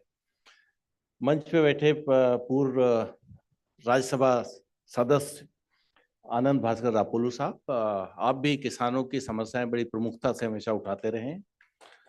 हमारे साथ लंबा रिश्ता रहा है, करीब करीब सभी जितनी गोलमेज सम्मेलन हुए, राउंड टेबल कॉन्फ्रेंस एग्रीकल्चर पे, जब आप राज्यसभा में थे तो आप तो शामिल होते रहे हैं। तरुण श्रीधर साहब, आप सब जानते हैं, कल भी आप पूरा दिन यहाँ थे, भारत सरकार के पशुपालन डेयरी और मत्स्य सचिव थे। पाशा पटेल साहब, जो कल बड़ा चर्चा में थे, माननीय मुख्यमंत्री जी से लेके माननीय दोनों केंद्रीय मंत्रियों ने बार बार उनका नाम लिया। एक तरीके से बैम्बू जिसके सहारे हम लोग जलवायु परिवर्तन की चुनौतियों को डील करने का स्ट्रैटेजी बना रहे हैं, उसमें बैम्बू का बड़ा प्रमुख स्थान है। Bamboo has central role to play in that, and Pasha Patel is leading that campaign and one of the champions of the bamboo farming. But he is also the chairman of Maharashtra Price and Agriculture Cost and Price Commission and CM's Task Force on Sustainable Development. CM himself is the chairman and Pasha is the executive chairman. I am expecting him another few minutes time. So आप बहुत सब लोग जो यहाँ कल से इस कार्यक्रम का हिस्सा हैं, आप सबका बहुत बहुत स्वागत है। माननीय मंत्री जी, ये सब कृषि के विद्वान लोग हैं, अलग अलग कृषि के क्षेत्रों से जुड़े हैं, भारत के अलग अलग हिस्से से हैं, लेकिन सबका एक कृषि में योगदान है और उस योगदान के लिए आपको आज इनको सम्मानित करना है। उत्कृष्ट कार्यों के लिए जो उत्कृष्ट जो रोल अदा करने वाले हैं, जिनको आउटस्टैंडिंग प्रोफेशनल्स अवार्ड, ये तीसरा है। कल कृषि नेतृत्व पुरस्कारों का वितरण माननीय केंद्रीय मंत्री नितिन गडकरी साहब और माननीय केंद्रीय मंत्री शिवराज चौहान साहब के कर कमलों द्वारा हुआ था। उसमें 5 राज्य सम्मानित हुए थे एंड सबसे प्रमुख बात तो ये थी कि महाराष्ट्र के बिहाफ पे माननीय मुख्यमंत्री स्वयं आए थे, अपने उनके कृषि मंत्री जी साथ में थे। ये 2008 में ये कार्यक्रम शुरू हुआ था। चूंकि आपसे पहली बार आप हमारे कार्यक्रम आए हैं, तो थोड़ा सा एक पृष्ठभूमि के बारे में, प्रोफेसर स्वामीनाथन के बारे में हम सब जानते हैं, भारत के हरित क्रांति के जनक, और उनका बड़ा साथ हमारा 98 से रहा है उनके साथ में। आखिरी वक्त तक बहुत ही गहरी हो रही। तो 2006 में हम लोग लुधियाना से साथ ट्रैवल कर रहे थे, तो ये ऐसा हुआ चर्चा की राष्ट्रीय स्तर पे कृषि के लिए नेतृत्व सम्मेलन जैसा, जिसमें सब इम्पोर्टेंट लोग, बड़े लोगों को शामिल किया जाए और ज्वलंत मुद्दों पे चर्चा किया जाए और विश्व के साथ किस तरीके से कोलैबोरेट करना है, भारत सरकार की नीतियों में क्या परिवर्तन करना है, उद्योग जगत कैसे इसमें रोल प्ले करना है, इस सब चीजों। तो फाइनली होते होते 2008 में इसकी शुरुआत हुई। तो प्रोफेसर स्वामीनाथन अगले 11 सालों तक उसके चेयरमैन थे, अवार्ड कमेटी के, जूरी के। 2008 में जो पहला कार्यक्रम था वो बहुत ही भव्य दर्जे का था। शायद कृषि में उस तरीके का कार्यक्रम दिल्ली में होना पहली बार हुआ था। उसमें स्पीकर लोकसभा, उन्होंने पुरस्कारों को वितरण किया था। गवर्नर मध्य प्रदेश बलराम जाखड़ साहब और गवर्नर हरियाणा AR किदवई साहब, वो दोनों प्रमुख भूमिका में थे उस कार्यक्रम में और बहुत शानदार सब लोगों का भागीदारी उसमें थी। कोई 10 राज्यों के कृषि मंत्री और बाकी जो लोग, सभी की भागीदारी थी। तब से वो सिलसिला चला और साल दर साल चलता रहा। तो इस बार प्रैक्टिकली तो 15वां सम्मेलन है, लेकिन टेक्निकली 16वां है, क्योंकि 2020 में कोविड के टाइम पे जूम पे कर लिया था ऑनलाइन। तो अगले साल शायद उसको भी प्रैक्टिकली मान लें तो 17वां कर लेंगे 16वें के बजाय। तो वो सिलसिला चलता रहा और एक बड़ी तमाम सारी ऐसी चीजें जिस पे जा सकते हैं कि क्या क्या संस्कृतियां थीं जिनको भारत सरकार ने स्वीकार किया और अमल में लाए। आज जो कृषि के सामने है वो चुनौतियां जो हैं, उसमें सबसे बड़ी चुनौती जो है वो क्लाइमेट चेंज की है। कल जो यहाँ पे चर्चा हुई और वो पूरे विश्व के लिए क्लाइमेट चेंज का जो जलवायु परिवर्तन का है उसमें कुछ देशों को फायदा होने वाला है, लेकिन ज्यादातर लोगों का नुकसान होने वाला है, क्योंकि अगर टेम्परेचर बढ़ेगा तो जो ठंडे मुल्क हैं उनकी उत्पादन बढ़ जाएगा, लेकिन 90% मुल्कों का घट जाएगा, या अजीब तरीके से समस्याएं खड़ी होंगी। जैसे कल मैंने जिक्र किया था, दुबई में, यूएई में, संयुक्त अमीरात, यूनाइटेड क्या हुआ, संयुक्त अमीरात संघ, जो भी नाम होगा, यूए, तो वहां पे 2.5 साल की वर्षा एक दिन में बारिश हो गई। अब आप समझिए कि जहां पे फ्लड आ गया हो एक तरीके से, मतलब हम सब ने देखा कि कैसे गाड़ियां दुबई में पानी में तैर रही थी। यही हाल सऊदी अरब में, जो रेगिस्तानी इलाका है वहां पे बर्फ गिरना शुरू हो गई है। तो अब जो ये जो क्लाइमेट चेंज की बात है, ये कोई ऐसी बात नहीं है कि हम लोग इसको माने किताबों में लिखा है और बड़े बड़े विश्व के नेता बात करते हैं तो हम भी थोड़ी बात कर लें। हम भी थोड़ी बात कर लें, उससे आगे चल के हम भी थोड़ा काम कर लें, ताकि एक्चुअल में जो चुनौती दिख रही है उसमें कोई थ्योरी या इमेजिनेशन सिर्फ दिमागी तौर पे ऐसा आ रहा है, वैसा नहीं है। यूरोप में कल जिक्र किया था कि जुलाई के महीने में मैं था 2019 में 8 या 9 कंट्रीज का, जर्मनी में और नेदरलैंड में, इनफैक्ट बैर क्रॉप साइंस के राजवीर राठी साहब और अजीत चहल बैठे, इनके हेडक्वार्टर पे मैं गया। उस दिन 4 डिग्री टेम्परेचर एक दिन में बढ़ा है। कितने लोगों का उस दिन गर्मी की वजह से डेथ हुआ है। तो ये हाल चल रहा है। अगर इस तरीके के बदलाव दिखाई पड़ रहे हैं, जिस तरीके से बाढ़ अचानक आ जाती है, तमाम चीजें, तो खाद्य सुरक्षा भी खतरे में है विश्व की, और किसानों की आय भी खतरे में आ जाएगी। तो इससे निपटने के लिए एक बड़ी भूमिका भारत के लिए प्रतीक्षारत है। हमने विश्व को योगा दिया माननीय मोदी जी के नेतृत्व में। हमने विश्व को श्री अन्ना मिलेट्स का एक कंसेप्ट दिया कि मिलेट्स किस तरह जलवायु परिवर्तन के जो चुनौती है उससे जूझ सकता है। अब समय आ गया है कि ये जो बैम्बू है इसको भी कहा जा सकता है, और विश्व को भारत लीड कर सकता है उस सिलसिले में। ये एक समस्या है। लेकिन दूसरी ये है कि हमारे वहां माननीय मंत्री जी, जो पोषण का है, खाद्य सुरक्षा, तो भारत ने करीब 20-25 साल पहले पूरी तरीके से हासिल कर लिया था, ग्रीन रेवोल्यूशन के बाद आनी शुरू हो गए थे। लेकिन और अभी ज्यादातर जो अफ्रीका के मुल्क हैं वो भी खाद्य के तरीके सुरक्षित है, लेकिन न्यूट्रिशन में जो पोषण है, कुपोषण है, उसमें हम विश्व में बहुत ऊपर हैं। शायद 106वां नंबर है हम लोगों को न्यूट्रिशन पे, कि हम विश्व के 150 राष्ट्रों में 100 राष्ट्रों से भी पीछे हैं। कोई एक 22% हमारे वहां कुपोषण की समस्या से जूझ रहे हैं। तो वो जो न्यूट्रिशन सिक्योरिटी की बात है, उस पे बड़े पैमाने पे काम करने की जरूरत है, और उसमें भी मिलेट्स का एक बड़ा योगदान है। तीसरा है, हम विश्व का कोई 8-8.5% खेती का योगदान करते हैं। कोई $6 ट्रिलियन की वर्ल्ड इकोनॉमी है एग्रीकल्चर के, हम लोग कोई 540 के आसपास की होगी इस टाइम पे, 540 बिलियन। लेकिन हमारा ट्रेड में हिस्सा बहुत कम है। विश्व बाजार में हमारा 2% के हिसाब से कोई 45-53 बिलियन डॉलर का कृषि निर्यात पिछले साल हुआ था। इस साल घट के $45 बिलियन रह गया। जबकि माननीय प्रधानमंत्री जी ने दूसरे कार्यकाल में जो पहला आपका पब्लिक स्टेटमेंट था, उसमें आपने कहा था कि भाई हमको कृषि निर्यात को दूना करना है, $100 बिलियन ले जाना है 2026 तक। तो शायद 2026 तक ना भी पहुंचे, हमको उसमें भी कमर कसनी कि 2030 तक कैसे हम $100 बिलियन पहुंच जाए, या 2029 में जब लोकसभा की चुनाव की घोषणा होगी, क्या उससे पहले हम उस लक्ष्य को प्राप्त कर सकते हैं। तो उसमें हम सब लोग मिलकर एक कृषि निर्यात की बड़ी एक स्ट्रैटेजी पे, रणनीति पे काम करने की जरूरत है। और इस संबंध में आज का एक कार्यक्रम 1 घंटे, इस समापन समारोह के बाद कल से थोड़ा वक्त ज्यादा हम लोग पास हो जाएगा, कुछ 1-2 हफ्ते से बिजी थे इसमें। तो आपके पास आएंगे एक डेलीगेशन के साथ, इस रणनीति पे चर्चा करेंगे कि क्लाइमेट चेंज से जुड़े क्या संस्कृतियां हैं,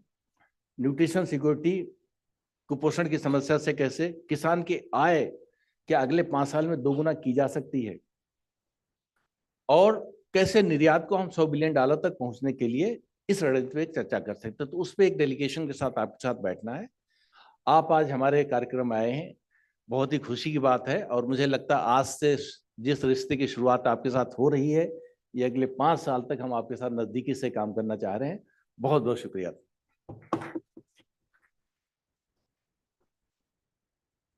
धन्यवाद डॉक्टर खान। हम माननीय मंत्रीवर्ग को बताना चाहेंगे कि इस 2 दिवसीय सम्मेलन में न केवल पर्यावरण से संबंधित चैलेंजेस को डिस्कस किया गया। दिव्य सज्जनों, हम हार्दिक अभिनंदन एवं स्वागत करते हैं माननीय Shri Pasha Patel, executive chairman CM task force का। हमारे माननीय अतिथि का हम स्वागत एवं अभिनंदन करते हैं। तो इस 2 दिवसीय सम्मेलन में कृषि विकास और किसान कल्याण पर भी भरपूर चर्चा हुई है। तो इसी के साथ मैं आमंत्रित करती हूँ श्री तरुण श्रीधर जी को। वे पूर्व सचिव रह चुके हैं एनिमल हस्बेंड्री, डेयरी और फिशिंग डिपार्टमेंट के। जोरदार तालियों से स्वागत कीजिए।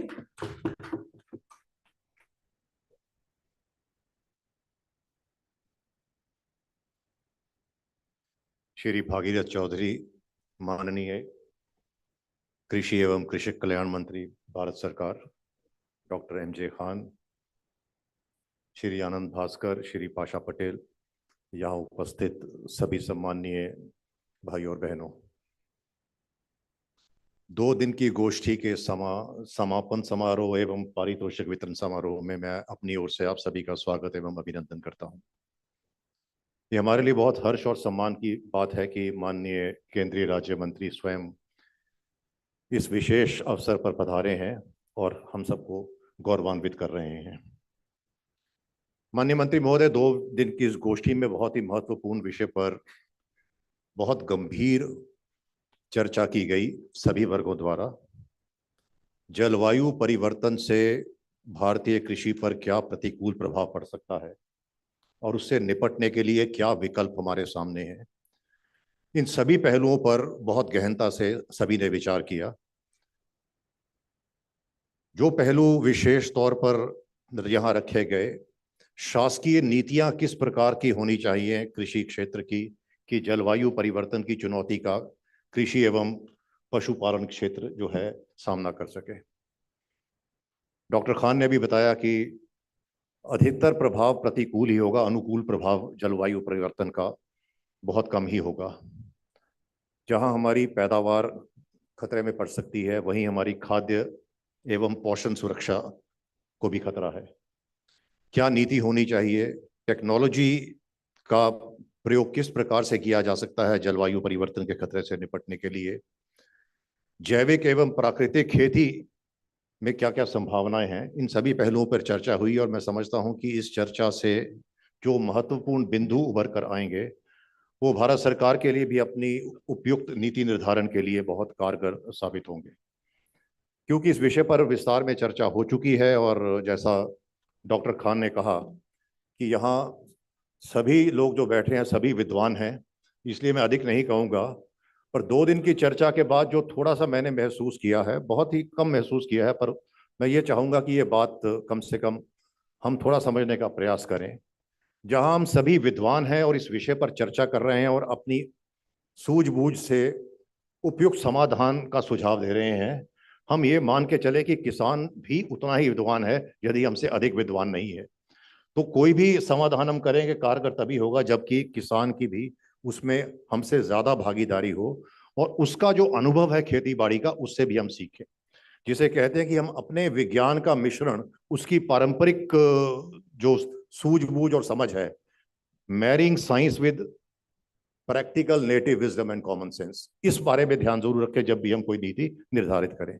इन्हीं शब्दों के साथ मैं पुनः आप सभी का स्वागत करता हूं और माननीय मंत्री महोदय का धन्यवाद करता हूं कि उन्होंने समय निकाला और आज हमारे बीच में सम्मिलित हुए। धन्यवाद।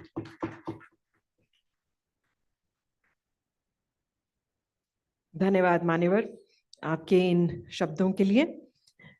हमारे बीच मंच पर आसीन है Shri Anand Bhaskar Apolu, former member of parliament. मैं माननीय संसद सदस्य से अनुरोध करूंगी कि वे कृपया सभा को संबोधित करें। जोरदार तालियों से अभिवादन कीजिए।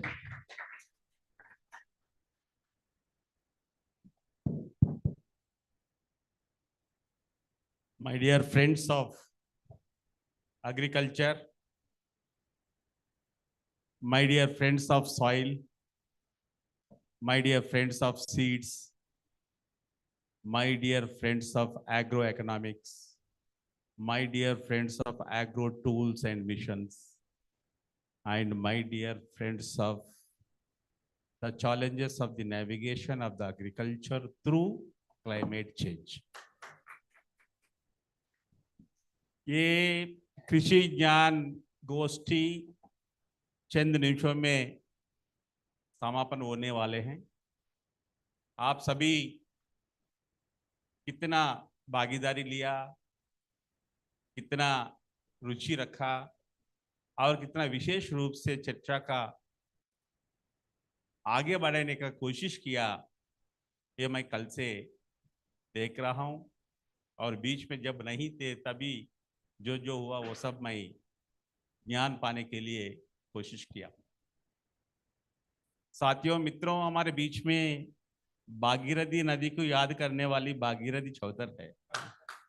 ये भागीरथ चौधरी जी जहां से होता है वहां पुष्कर है। वो भी पुष्कर भी नहीं, बगल में वो उनका स्वस्थान है, किशनगढ़ है। अभी भारत सरकार की कृषि कल्याण राज्य मंत्री, उनकी वरिष्ठ मंत्री मध्य प्रदेश को मामा मामा मामा करते हुए पहुंचे शिवराज सिंह चौहान जी, और उनकी नेतृत्व में काम करने वाली हमारी भागीरथ चौधरी जी हमारे बीच में है। ये तो 2023 में विधानसभा को लड़ा था। मैं उनके विपक्षी हूं, विपक्षी के होने का बात नहीं बता रहा हूं मैं। अगर उन्होंने वहां जीतते थे, यहाँ आज मंत्री नहीं बनते थे और किशनगढ़ से लोकसभा को नहीं पहुंचते थे। ये अच्छा हुआ ना, इसलिए तालियां दीजिए। 2019 में भी भागीरथ चौधरी जी लोकसभा में थे। उनका हमेशा किसान कल्याण से, किसान मोर्चा से, किसान कार्यक्रम से जुड़ के हैं, इसीलिए उन्होंने अभी ये चौधरी साहब कृषि कल्याण राज्य मंत्री बन के हमारे बीच में बैठे।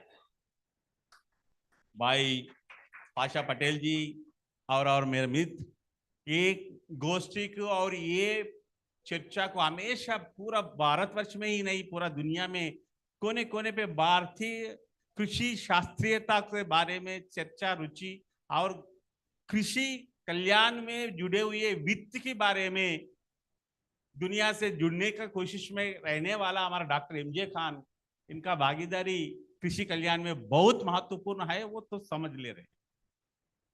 और तरुण श्रीधर जी, उनका तो पूरा आजीवन कृषि कल्याण से रिश्ता था। हमारे बीच में इतना महान वरिष्ठों के, मेरा साथी संजय सेतिया है, ग्रव्याल है और चौहान है, दीपक है, बाकी बहुत सारे लोगों का नाम भी, अभी ग्रोवर है, सब बहुत सारे लोगों का मैं नाम भी बता सकता हूँ। अभी इतना तो रिश्ता है, मगर हमारा चैलेंजेस क्या हो गया, टॉपिक इतना महत्वपूर्ण लगाया doctor MJ Khan and his team, navigating agriculture through climate change, जलवायु पर्यावरण की परिवर्तन में आने वाली मुश्किलों के वजह से कृषि में होने वाली दिक्कतें क्या है, और ये जलवायु परिवर्तन से हमारा ये कृषि को कैसा नेविगेशन कभी भी आता है, समंदर में जाने वाला जो भी रास्ता होता है वो तो बहुत रिस्की होता है, बहुत चैलेंज होता है।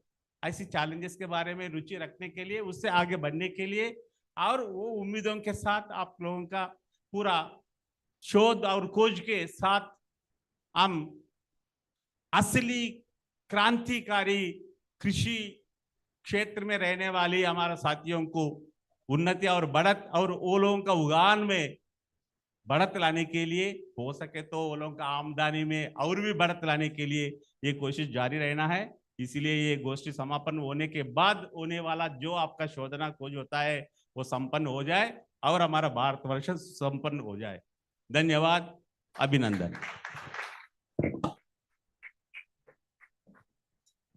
धन्यवाद। साहब, आप इतना बढ़िया हिंदी बोल लेंगे हैदराबाद से होने के बाद, ये तो बड़ा हमारे लिए सुखद अनुभव है आज आपको सुनना।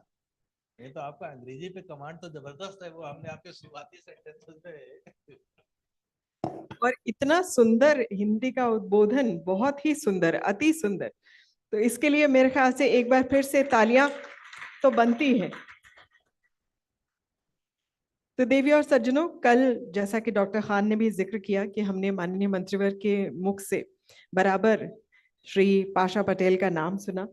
इन्होंने अग्रणी भूमिका निभा रहे हैं और निभाते रहे हैं किसानों के कल्याण के लिए, कृषि के विकास के लिए, और अब बैम्बू के विकास में इनकी बहुत ही महत्वपूर्ण भूमिका है और योगदान ये अपना दे रहे हैं। तो मैं माननीय श्री पाशा पटेल से अनुरोध करूंगी कि वे कृपया सभा को संबोधित करें और जोरदार तालियों से अभिवादन कीजिए। किसान कल्याण और किसान विकास में सतत प्रयास से हमेशा से जुड़े रहे हैं और इनकी जो आवाज है वो हमेशा से बुलंद रही है और आगे भी रहेगी।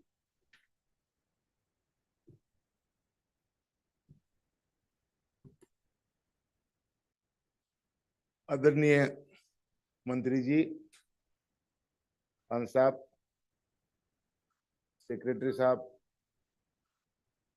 मेंबर ऑफ पार्लियामेंट साहब और उपस्थित भाई और बहनों, कल इसी सभागृह में मेरे स्टेट को बेस्ट अवार्ड मिला और जिस विषय में अवार्ड मिला उसी विषय पे आज डिस्कस है।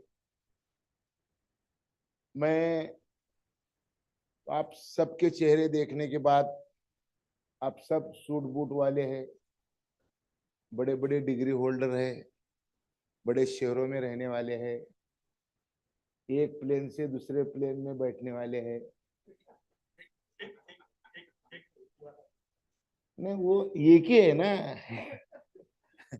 एक तो नहीं, ड्यूटी वाले पे बाद में से आऊंगा। इसमें से तुम्हारे में और मेरे में जमीन आसमान का फर्क है। मैं गांव में रहता हूं, मैं एसएससी पास हूं और जिंदगी के 50 साल में किसान आंदोलन से जुड़ा हुआ हूं। मैं किसान नेता बनने के लिए ये काम शुरू नहीं किया। मैं 25 एकड़ जमीन मुझे मेरे पिताजी ने दी थी। मेरी शादी होने से पहले वो 25 की 15 एकड़ किया। मैं शादी होने के बाद मुझे लगा 3 बच्चे अगर हो गए तो 5-5 एकड़ आएगी, अब उसके 2-2 हो गए तो भूमिहीन हो जाएंगे। मेरे फैमिली का बैकग्राउंड ऐसा था कि मेरे गांव में मेरे घर के सामने से अगर कोई गुजरता तो हमारी इज्जत के लिए पैर में के जूते बगल में लेता था और चले जाता था। लेकिन उसी गांव में हमको ये नौबत आई कि गांव में 1 रुपये की तंबाकू की पूड़ी भी कोई उधार देने के लिए तैयार नहीं था। ये कारण ढूंढने के लिए मैं जब निकला तो मुझे पता चला कि ये खेल खत्म हो गया। मैंने कॉलेज छोड़ के, कॉलेज में एडमिशन लिया था लेकिन छोड़ के मैंने खेती में आया। मैं बोला अपनी जिंदगी बर्बाद हो गई, इसके बजाय अपन अब एक ही काम करना, सुसाइड करना चाहिए। और मैंने सुसाइड का डिसीजन लिया, क्यों तो ड्राई लैंड फार्मिंग है हमारी पूरी। जब मैं सुसाइड का डिसीजन लिया तभी मेरे पिताजी के समझ में आया कि कुछ तो गड़बड़ है। उन्होंने मुझे कर्नाटक में एक गांव में मेरे बहन को बुलाने के लिए भेजा। वहां जाके मैं 100 मेरे उम्र के लड़के मिले, उनसे खेलने में मैं थोड़ा भूल गया और मेरे एक समझ में बात आई कि नामर्द सुसाइड करता है, मर्द संघर्ष करता है। मैं नामर्द नहीं हूं, मैं संघर्ष करता हूं। जब से आज तक मैं संघर्ष कर रहा हूं। पहले मैं किसान आंदोलन, शरद जोशी का नाम आपने सुना है, तो शरद जोशी के संगठन का मैं प्रेसिडेंट रह चुका हूं। और इन सारे बीच हमको पहली बार शरद जोशी ने सिखाया, चौधरी जी क्या रे किसान के लड़के, तेरे घर में जो गरीबी है ना, वो गरीबी का कारण पहले जन्म का पाप नहीं है, ये तेरे जात और धर्म के वजह से नहीं है। किसान के घर के गरीबी का कारण ये सरकार की गलत नीतियों का परिणाम है। वो जब तक बदलेंगे नहीं तब तक तेरी गरीबी हटेंगे नहीं। और वो हटाते हटाते हटाते मैं यहाँ आ गया कि आज मैं कैबिनेट हूं महाराष्ट्र में, एग्रीकल्चर प्राइस कमीशन का मैं चेयरमैन हूं, chief minister environment and sustainable task force government of Maharashtra का मैं एग्जीक्यूटिव चेयरमैन हूं। प्राइम मिनिस्टर जी ने 3 कृषि कानून में जो कानून में बदलाव लाने के लिए जो समिति 7 लोगों की समिति बनाई थी, उस समिति में भी हूं, बोर्ड ऑफ ट्रेड का मैं गवर्निंग काउंसिल का मेंबर हूं, ब्यूरो ऑफ इंडियन स्टैंडर्ड का भी मैं गवर्निंग काउंसिल का हूं, बांबू प्रमोशन का भी मैं भारत सरकार में प्रमुख हूं, बांबू प्लांटेशन में भी प्रमुख हूं, महाराष्ट्र में मैं बांबू का जो बोर्ड है उसका मैं गवर्निंग काउंसिल का मेंबर हूं। सारे अगर डिग्रियां बोलते रहूंगा तो दिन भर इसी में चला जाएगा, इतने जगह पे मैं अब काम कर रहा हूं। ये बताए क्यों क्यों, तो मेरा बेस क्या है और अब हमको जाना कहाँ है। ये एमपी साहब बोले कि हम सब काम कर रहे हैं, इनकी तरफ देखने के बाद ये कोई गांव में जाएगा ऐसा मुझे नहीं लगता, और नीचे कुछ काम करेगा ये भी नहीं लगता। माफ करो, मुझे गलती हो सकती है पहचानने में, क्या फर्क पड़ता है, नहीं तो भी मैं अंगठे बहादुर ही हूं, क्या है, क्या फर्क पड़ता है। भाइयों, मैंने जो देखा, क्या देखा कि कल मेरे चीफ मिनिस्टर ने जो बताई ना बात, यूनाइटेड नेशन ऑर्गेनाइजेशन के जनरल सेक्रेटरी ने जो 3 बातें कही कि टेम्परेचर बढ़ने का समय खत्म हुआ है, बॉइलिंग युग शुरू हुआ है, अब क्विक एक्शन की जरूरत है। जिस दिन क्विक एक्शन की बात मैंने सुनी, उस दिन मुझे पता चला कि करना क्या है। करना यह है, डीजल पेट्रोल कोयला जलाना बंद करना पड़ेगा और वृक्ष लगाना पड़ेगा, तो ही इस पृथ्वी पे एक नाक, 2 आंख, 2 कान, 2 हाथ और पैर ऐसा जानवर जीवित रहेगा। उसमें तुम भी है और मैं भी हूं। हमारा समय नजदीक आ चुका है।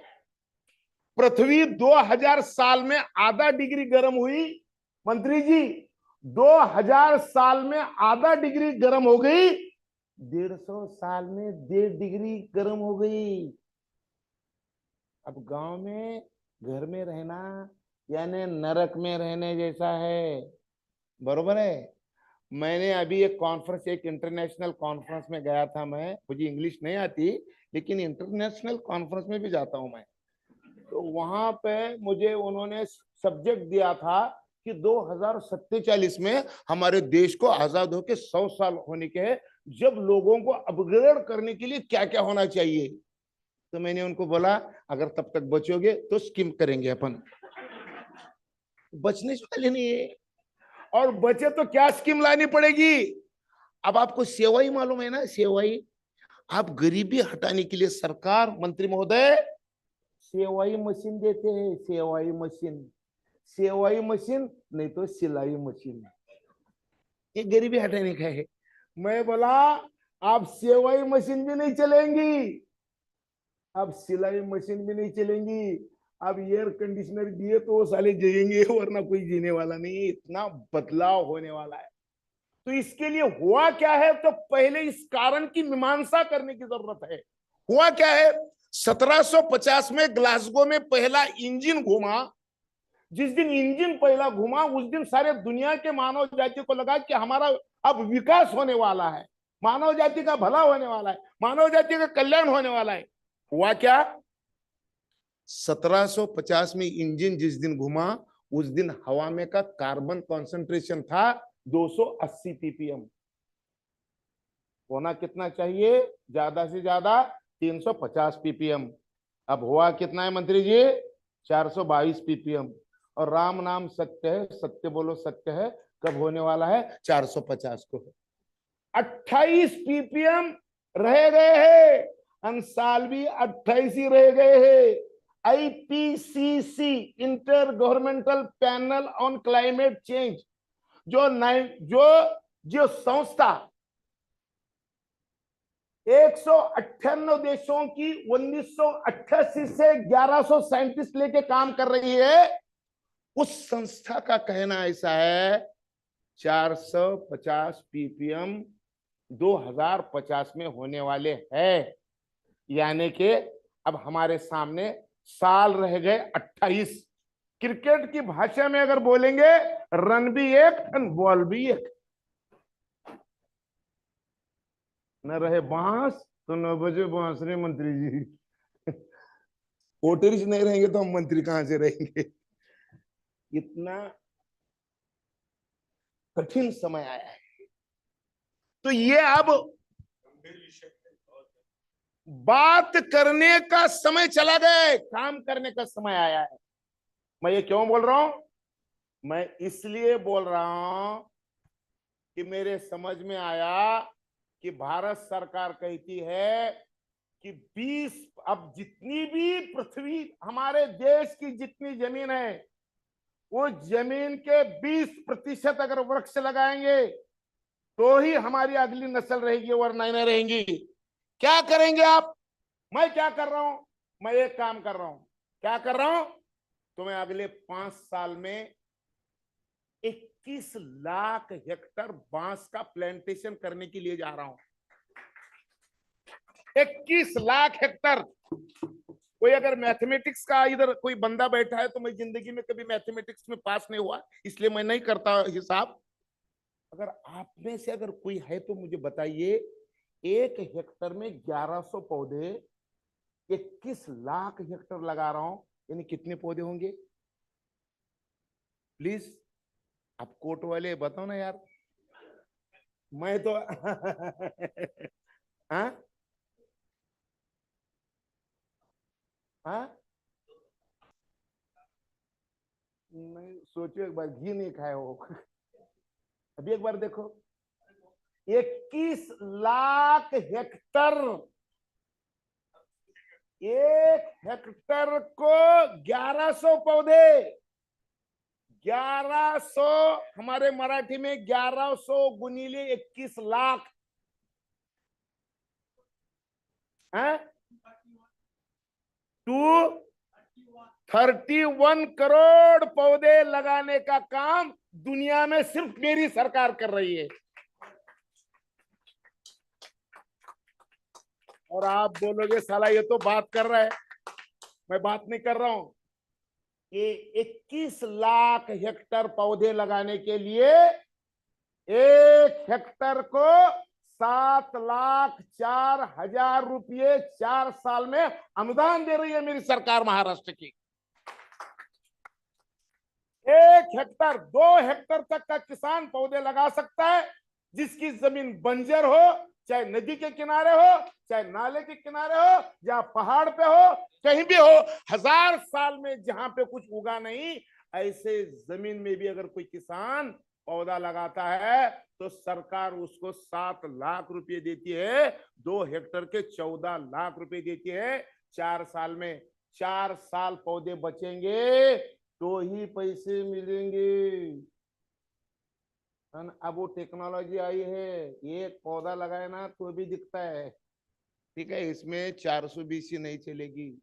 अब सवाल ऐसा पैदा हुआ कि इतने बांस लगाने के बाद करोगे क्या? हाँ, क्या करोगे? सुनो, कोल बेस्ड थर्मल जब तक हम दुनिया में के बंद नहीं करेंगे, तब तक मानव जाति का भविष्य शून्य है। क्यों? कोयला जमीन के पेट में निकलता है, 1 किलो कोयला जलता है तो 2 किलो 800 ग्राम कार्बन निकलता है।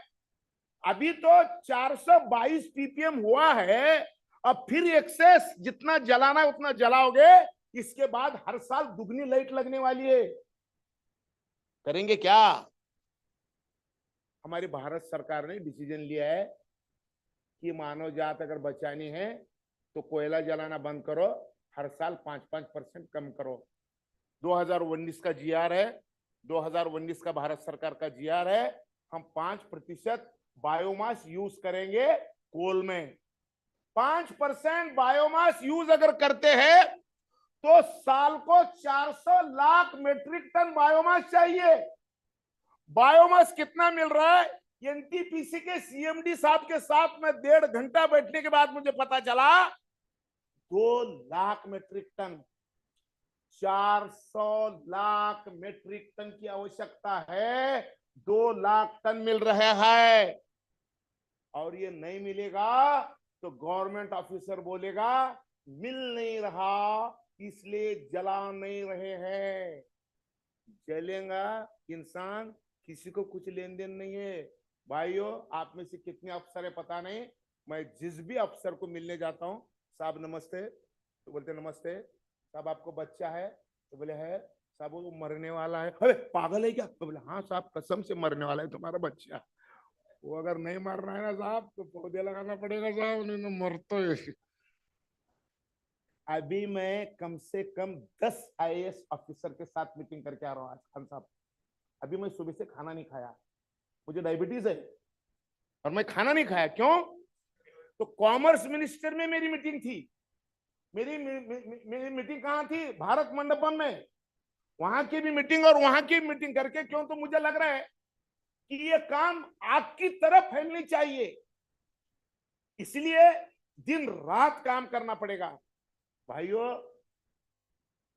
NTPC के थर्मल में ये काम शुरू हो रहा है। मैं मेरी महाराष्ट्र की बात करूंगा तो मेरे महाराष्ट्र में 5% के हिसाब से 10,600 मेट्रिक टन हर दिन बायोमास लगने वाला है। 4 साल से मैं कोशिश कर रहा था, लेकिन कोई भी ऑफिसर मान नहीं रहा था मेरा। सारे अफसर बोलते थे कि टेंडर निकले, टेंडर कोई भर रहा नहीं, टेंडर निकले, टेंडर नहीं भर रहा। मैं बोला टेंडर क्यों नहीं भर रहा? क्यों समाप्त करने का है? हाँ, मुझे वो आके देखे कि वो हाँ हर कॉन्फ्रेंस में आगे कोई ठहरा कि बोले बैठ जाओ, ऐसा होता है। अनिकेत तो इसलिए आया क्या? नहीं ना, हाँ वैसा होगा तो मेरा भी, मुझे भी चक्कर आएंगे यार, मैं भी खाना नहीं खाया। मुझे भाषण की खुजली नहीं है, जो है बोल के बता रहा हूं मैं। तो सुनो, टेंडर क्यों नहीं हो रहा था? 1000 कैलोरीफिक वैल्यू की कीमत 2 रुपये 24 पैसे है। 9 रुपये किलो बायोमास का रेट है। किसान को चाहिए 11 रुपये, 9 का रेट है, 11 चाहिए, कोई दे नहीं रहा, इसलिए सरकार जला नहीं रही। अब मेरा सुनने वाला CM बना महाराष्ट्र में, मैं तो खुशी में हूं अब। और मैंने मीटिंग लगाई, मैं कोई भी अफसर नहीं मान रहा तो डायरेक्ट CM ऑफिस से फोन करता हूँ, वो 5 अप्रैल की बात सुनो। सुनना ही चाहिए, नहीं तो ट्रांसफर होता है। सुनना तो चाहिए ना, CM की नहीं तो कैसे सुनेगा? ठीक है? तो अब हमारे स्टेट में डिसीजन हुआ, मंत्री महोदय आप भी कृषि मंत्री है, धोती वाले है, इसलिए मेरा अधिकार है। हाँ हाँ, अरे वो दिख रहा है हुलिये से, किसान है आप, इसलिए बोल रहा हूं मैं। नहीं तो मैं क्या बोलता था, मेरे पार्टी के वरिष्ठ नेता है, मंत्री है, इनको नमस्ते बोलो। क्यों? तो कुछ तो काम होंगे, मुझे ना कोई काम नहीं है साहब। मुझे इंसान बचाने के लिए जो जो कहना जरूरी है, अगर अपना बच्चे का भी ऑपरेशन करना पड़े ना डॉक्टर को, तो ऑपरेशन करते वक्त बच्चा भी रोता है लेकिन वो बचता है। इसलिए मेरे मंत्री का ऑपरेशन भी होना तो बचना चाहिए उनको, इसलिए थोड़ी कड़वी बात होती है तो करना पड़ेगा, इलाज नहीं है। हमने डिसीजन लिया। क्या डिसीजन लिया? जो बाजार भाव में बायोमास मिल रहा है वो रेट से खरीदी करो, लेकिन वो जलाओ। हो गया। आधा महाराष्ट्र भी अगर लगेगा तो बायोमास के लिए जलने वाला कोई बोलते इतना बायोमास कहीं नहीं मिलेगा। बांस ही क्यों? बांस की वजह 1 किलो कोयले की कैलोरीफिक वैल्यू 4000 है, बांस की भी वैल्यू 4000 है। 1 किलो कोयला जलाओ या 1 किलो बांस जलाओ, बांस में और कोयले में फर्क क्या है? कोयला जमीन के पेट में निकलता है, वो जब जलता है तो हवा में का कार्बन बनता है। और बांस क्यों? बांस इसलिए कि बांस हवा का कार्बन खाता है, फिर जलता है, फिर कार्बन तैयार होता है, फिर चूसता है, फिर छोड़ता है, फिर लेता है, फिर छोड़ता है, साइकिल बनती है। तुम्हें बचने के चांसेस है। जमीन के पेट से निकलने वाली ऊर्जा जमीन के पेट से नहीं तो अब जमीन के पीठ से निकलेगी। इसलिए मेरे देश का प्राइम मिनिस्टर कहता है कि अब तक मेरा किसान अन्नदाता था, अब मेरा किसान ऊर्जादाता बन रहा है। सारी ऊर्जा किसान के खेती में मिलने वाली है। वो काम महाराष्ट्र की सरकार कर रही है। दूसरी बात, हम सस्टेनेबिलिटी की बात कर रहे हैं। क्या है सस्टेनेबिलिटी? यहां सब बैठे हुए लोग हैं ना, सुबह में उठे कि प्लास्टिक के ब्रश से हम दांत घसते हैं। चलो आज से एक काम करो, बांबू के ब्रश से दांत घसना शुरू करो। मेरी बैग कहाँ है अनिकेत? बैग इधर लाओ जरा। वो बैग इधर लाओ, मैं आपको कुछ करिश्मे बताता हूँ। बैग खोलो, वो मंत्री जी को देना है, खोल के फिर पैक करने का, फिर देने का, क्यों तो बैग एक ही है। क्या करेंगे, मैं ये किस लाया, तो मैं तो बहुत है मेरे पास। देखिए, अब मैं बांबू के ब्रश बना रहा हूं। ये ब्रश है बांस का। आप मेरा नंबर लिख के लो, आपको मुफ्त में चाहिए, मैं मुफ्त में पोस्टल सर्विस से भेजता हूँ। पोस्ट के भी पैसे मेरे, बांबू के भी ब्रश के पैसे मेरे, लेकिन बचना चाहिए कौन? मैं, तुम्हारे बच्चे बचना चाहिए, इसके लिए काम नहीं कर रहा हूं। मुझे एक ही पोता है, मैं पागल हूं, मैं स्वार्थी हूं। मुझे लग रहा है कि टेम्परेचर से मेरा पोता मरने वाला है, मैं मेरे पोते को बचाने के लिए निकला हूं। मेरा पोता जब बचता है, उसमें अगर तुम्हारा भी पोता बचेगा तो मुझे कोई तकलीफ होने का कोई कारण नहीं है। मैं स्वार्थी हूं, बहुत छोटा आदमी हूं, मैं मेरे पोते के लिए निकला हूं, इसलिए मुझे प्लास्टिक बंद करना है और ये बांस का ब्रश इस्तेमाल करना है। टंग क्लीनर, अरे हाथ की उंगली नहीं है क्या? फिर भी चलो स्टेनलेस स्टील का लगते खोर के जैसा। अरे ये तो हमने बांबू का बनाया, ये भी ले लो। ये स्ट्रॉ, ये भी ले लो, कुछ भी पियो स्ट्रॉ से। नहीं, ये कंगा जिसको बाल है वो इस्तेमाल करो, ये बांबू का है, ठीक है।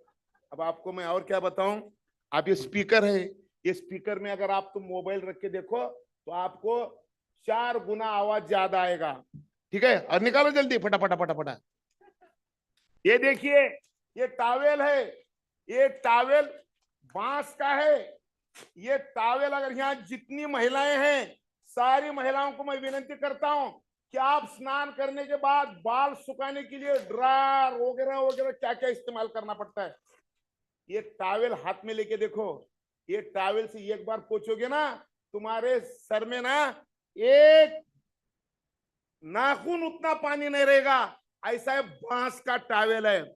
आप टी शर्ट पहनते हो, ये बांस का टी शर्ट है, ये देखो टी शर्ट, ये टी शर्ट पहन के देखो, और फिर बांस में क्या करिश्मा है ये आपको पता चलेगा। ये सॉक्स है, ये सॉक्स बांबू के है, ये सॉक्स पहन के देखो, है ना। ये सॉक्स पहनने से ना क्या होता है पता है, नीचे से कोई तो हाथ घुमा रहा ऐसा लगता है। हाँ, ये बहुत करिश्मा ही सॉक्स है ये। और ये सॉक्स 15 दिन पहनने के बाद भी स्मेल नहीं आता। ये बांस का है। लाओ, ये डायरी भी बांस की है, कवर भी बांस का है, अंदर के पन्ने भी बांस के हैं।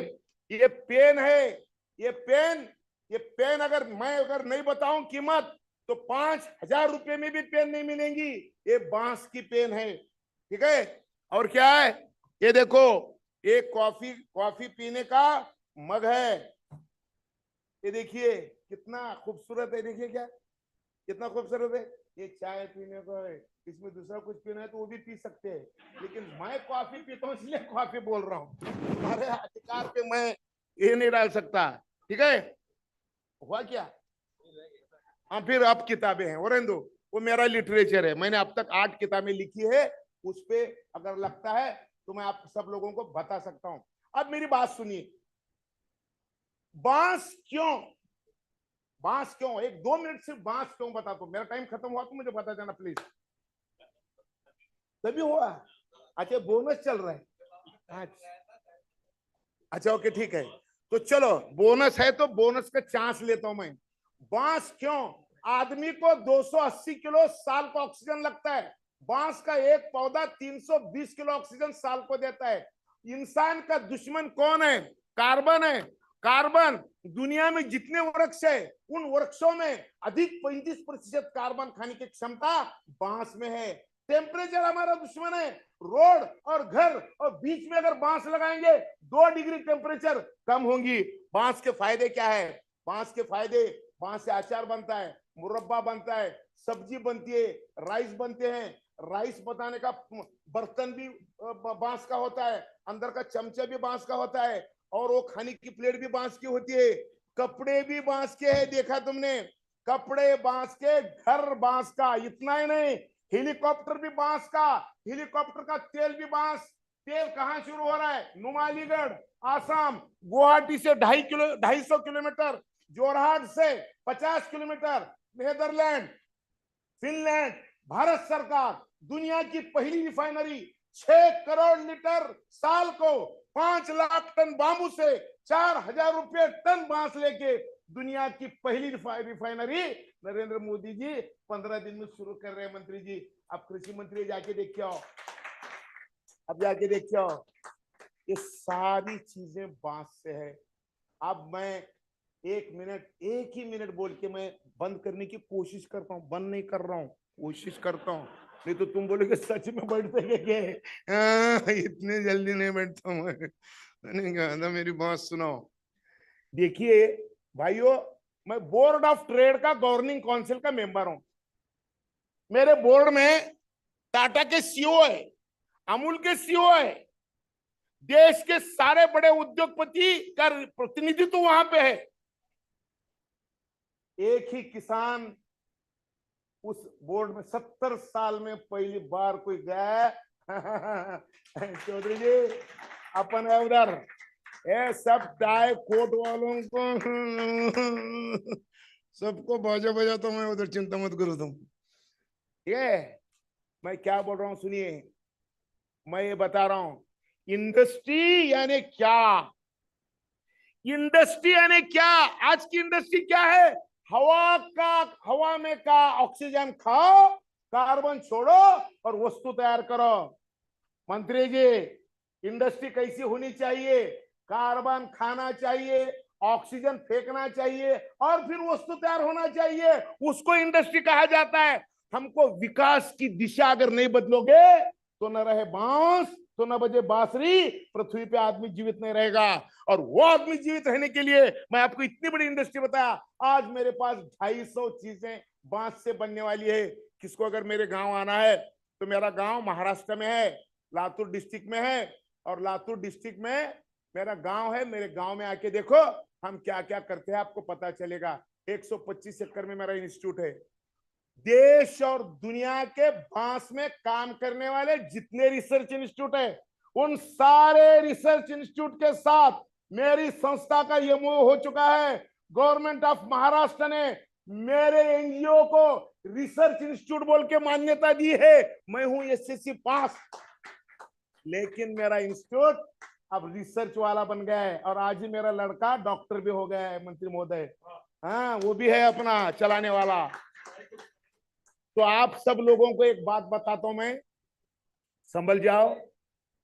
क्या है देखो, हाँ? वो कैसे बांटू? बाहर लाके रखा हूं, ये स्पीच है बोल के नहीं लेके आया, बाहर तुम्हारे लिए लाया हूं अकेले के लिए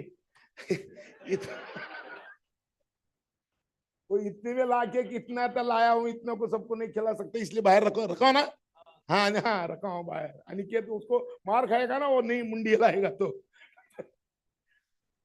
तो मैं आप सब लोगों को लास्ट 2-3 मिनट कोशिश करता हूं, 2 मिनट नहीं, सिर्फ 2 मिनट। क्या है, 3 दिन पहले मुंबई में बारिश हो गई 600 मिलीमीटर। मेरे डिस्ट्रिक्ट में साल को 600 मिलीमीटर बारिश होती है, मुंबई में 300 मिलीमीटर बारिश हो गई 6 घंटे में। एक तुतिकोरिन, 18 दिसंबर 2023 को तुतिकोरिन तमिलनाडु में बारिश हो गई 960 मिलीमीटर 12 घंटे में। 960 मिलीमीटर यानी फीट में अगर गिना गया 3.25 फीट बारिश हो गई। सज्जनों, 3.25 फीट बारिश, तुम जिस बस्ती में, जिस गांव में तुम्हारे घर पे अगर 3.25 फीट बारिश अगर हो गई, क्या तुम बचोगे? क्या तुम्हारे बच्चे बचेंगे? नहीं। सबसे डरावना कहां दिखा मुझे? डेरना, लीबिया नाम का देश, डेरना नाम का शहर, समंदर के किनारे 18 महीने की बारिश एक दिन में हो गई, 1.25 लाख बस्ती का शहर बह गया। 40,000 लाशें तैरती हुई मिली। लीबिया की सरकार ने कहा कि हमको डेड बॉडी रखने के लिए प्लास्टिक के बैग दे दो। ये नजारा है। दुबई में लास्ट बार सुनो, दुबई में एक दिन में 170 मिलीमीटर बारिश हो गई। सालाना एवरेज 70 मिलीमीटर है, यानी 2.5 साल की बारिश एक साल में गिरी। मंत्री महोदय, लास्ट बात बता रहा हूँ, सुनो। आपका काम है, आप जो करना है वो बता रहा हूँ मैं। आप मंत्री हो गए हैं तो आपको क्या करना है सुनो। मंत्री जी, 130, 140, 150 दिन में आने वाले क्रॉप के दिन खत्म हो गए। कम दिन में कम पानी में आने वाले क्रॉप ढूंढना चाहिए, जिसको माइक्रो मिलेट कहा जाता है।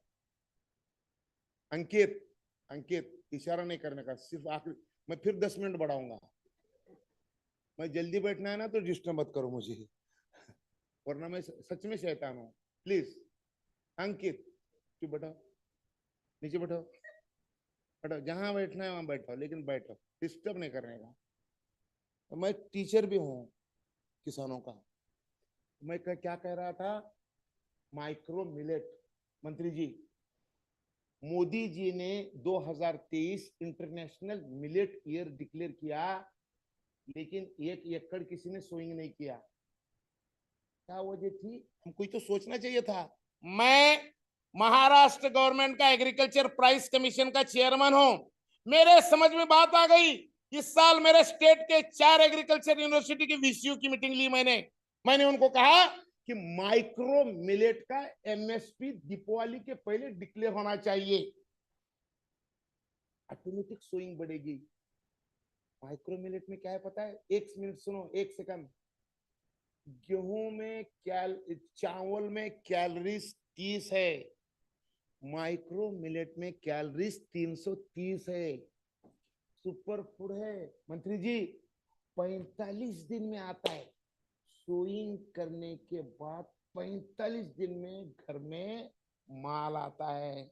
इसलिए मिलेट उगाना, मिलेट की सोइंग करना और मिलेट प्रमोशन का काम करना, ये हमारा काम है, अगली नस्ल अगर बचाना है तो।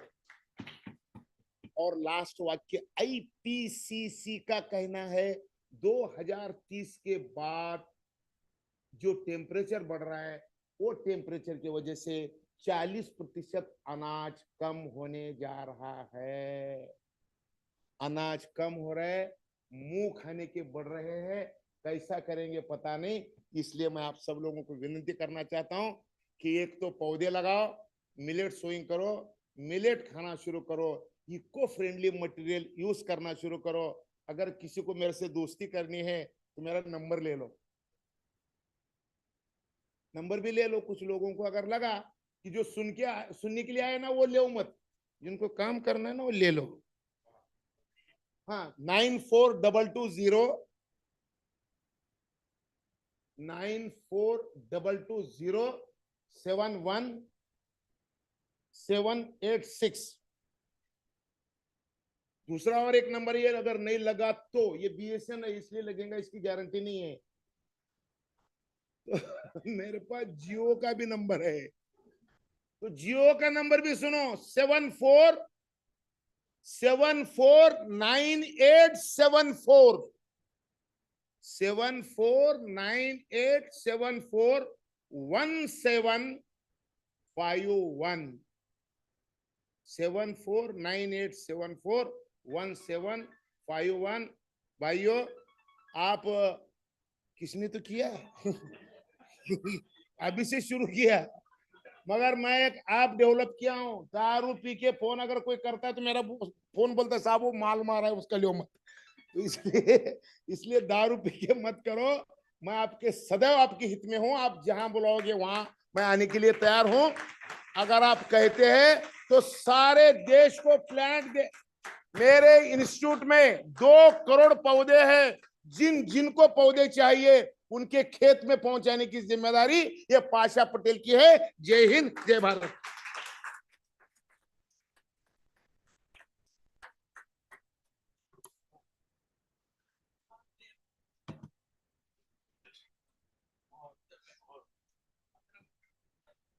बहुत ही सुंदर उद्बोधन। और आपकी ऐसी वाणी सुनकर हम सब जोश और उत्साह में आ गए हैं। तो चलिए कार्यक्रम के अगले चरण की ओर फटाफट बढ़ते हैं और let's move on to the presentation of third outstanding professional awards 2024। हम माननीय मंत्रीवर से अनुरोध करेंगे कि वे अपने कर कमलों द्वारा कृपया ये पुरस्कार वितरित करें। तो सर्वप्रथम मंच पर आमंत्रित करती हूँ doctor Hullas Pathak, head and CEO IGKB राबी रायपुर छत्तीसगढ़। बहुत ही उल्लेखनीय कार्य, outstanding professional award.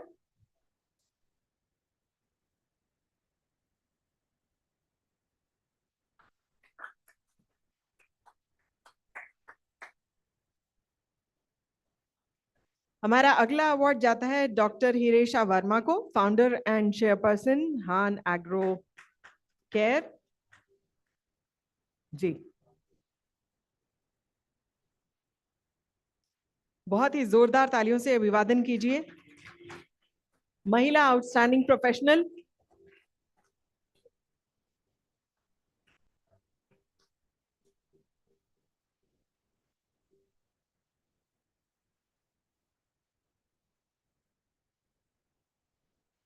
Let's put our hands together for Mr. Deepak Parekh, founder, Honeybee Tech Incubations Private Limited, winner of Outstanding Professional Award.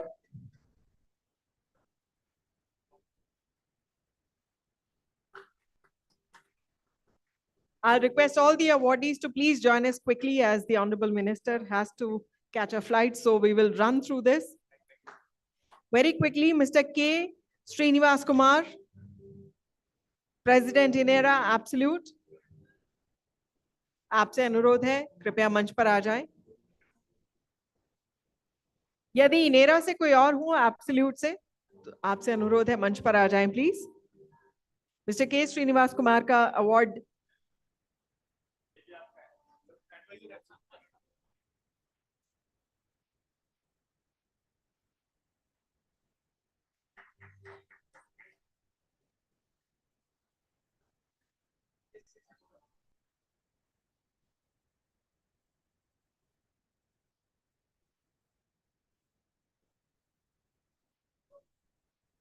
Please put your hands together for Mr. Ajit Chahal, Rice Team Lead Asia, Bears.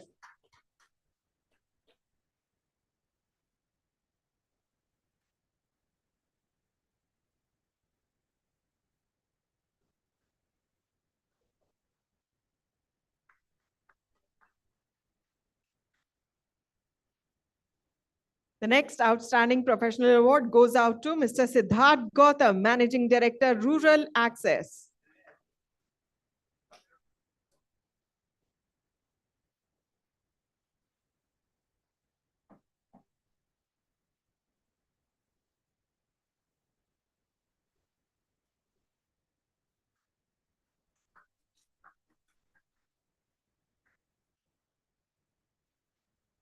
May I invite on stage Mr. R.K. Goyal, South Asia Business Head, Bendasian Life Sciences.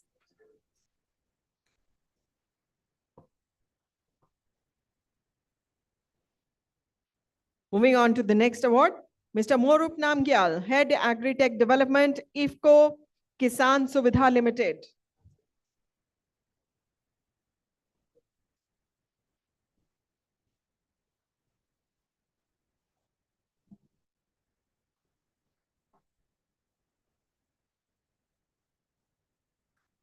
May I quickly invite our next awardee, Mr. Vipin Saini, CEO, Basai.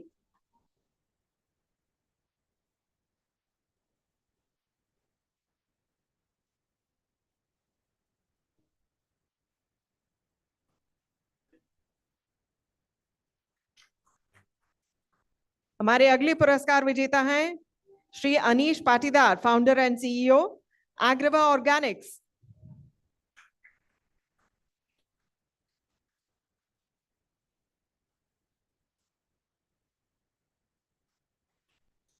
Suit boot धारियों का जिक्र हो रहा था, देखिए मंच पर आए हैं गमछाधारी और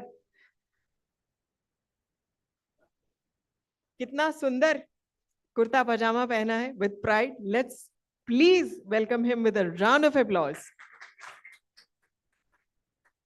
Our next awardee, Ms. Lakshmi Devi, Senior Assistant Editor, PTI.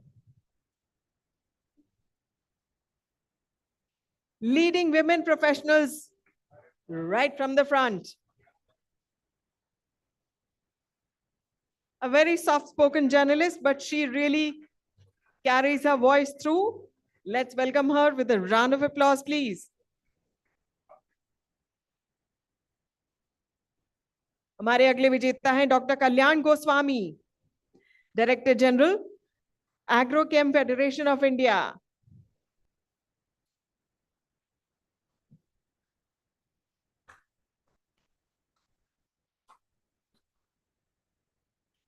तालियों में कल भी बड़ी कंजूसी हो रही थी और आज तो बज ही नहीं रही है.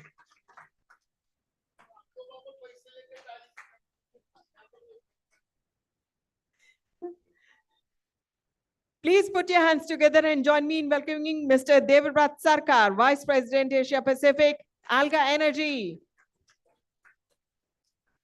देखिए, जो ताली नहीं बजाएंगे उन्हें हम पाशा भाई की क्लास में भेजेंगे.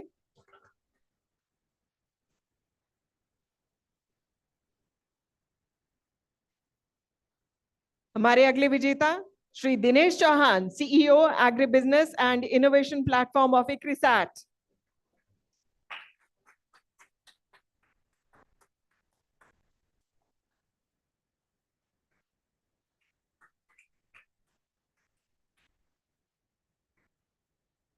Please welcome our next awardee, Mr. Sahu Pawar, CEO, International Agriculture Consulting Group.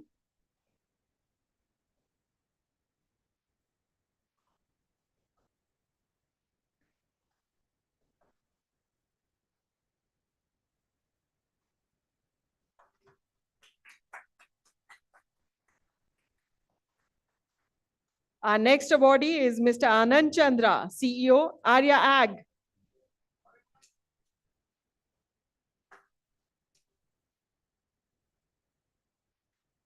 I request Mr. Anand Chandra to please join us on stage if he's here. If somebody is here from his team, maybe they can come forward and take the award. Moving on, Mr. Rajneesh Kumar, Vice President, Corporate Affairs, Flipkart.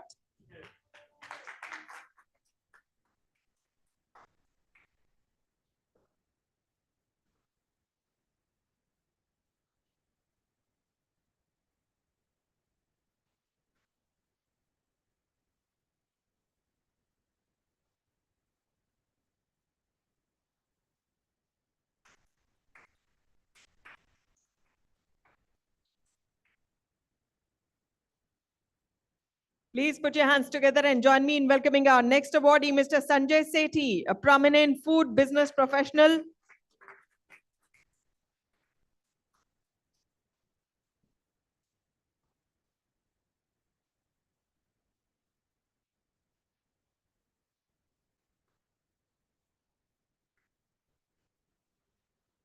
And our next awardee is Mr. Ashish Khetan, President and Chief Investment Officer, Indigram Labs Foundation.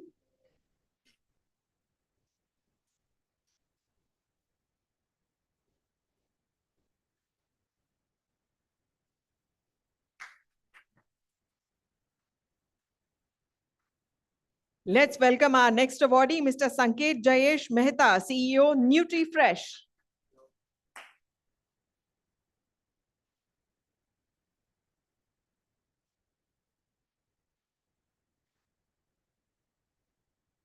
A team member from NutriFresh now joining us on stage.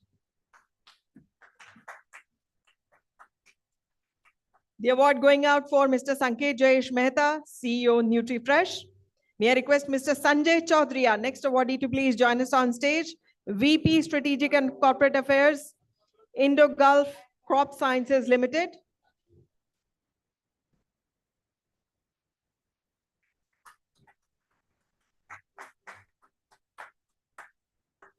और हमारे अगले विजेता हैं Indian chamber of food and agriculture से, वे निदेशक हैं. Put your hands together for Shri Tushar Sharma. Mr. Tushar Sharma, Director, Indian Chamber of Food and Agriculture.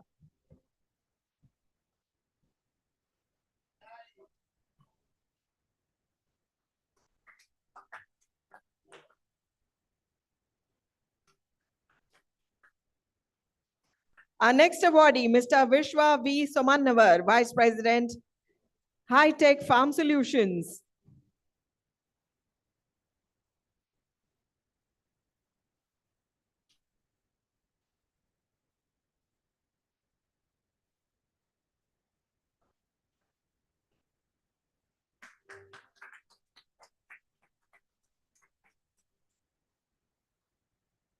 और हमारे अगले विजेता हैं Shri Senthil Kumar Natarajan. May I request him to please join us on stage?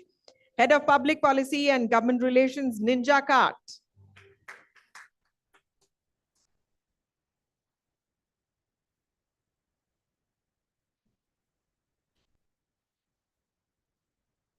May I request our next awardee to join us on stage? Ms. Sandeepa Kanitkar, MD Can Biosys. I believe she's not here, but a team member will take the award for her.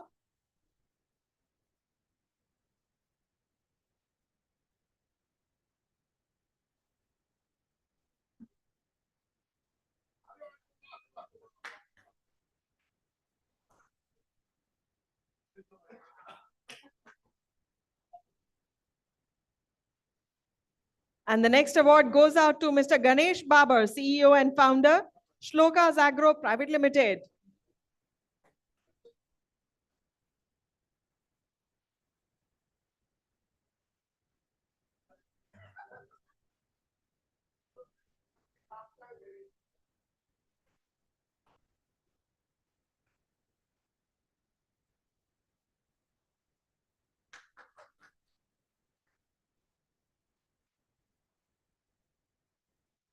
The next award goes out to Jammu and Kashmir Bank for outstanding performance. And to collect the award, we have with us Mr. Suresh Chaudhary.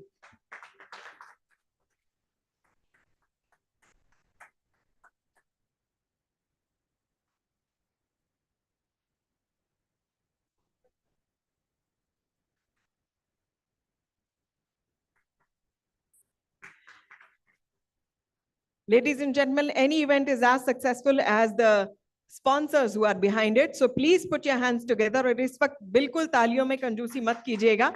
For our esteemed sponsor, State Bank of India.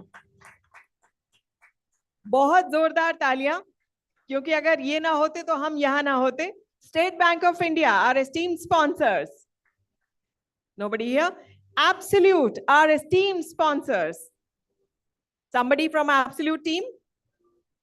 Bayer Crop Sciences Limited. Somebody from Bayer, please.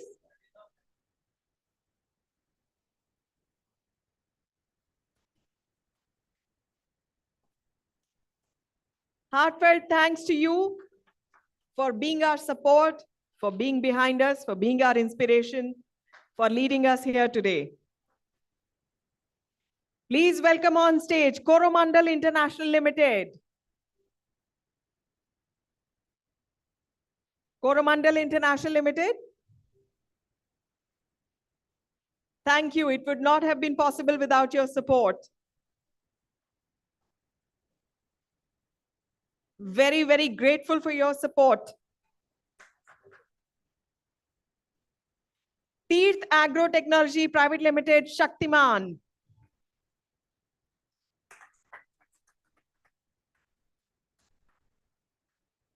इस event में शक्ति भरने का काम शक्तिमान हमारे साथ मंच पर जुड़ने जा रहे हैं. बहुत बहुत धन्यवाद आपका, बहुत बहुत आभार. Our thanks to Jammu and Kashmir Bank, our esteemed sponsors, Jammu and Kashmir Bank.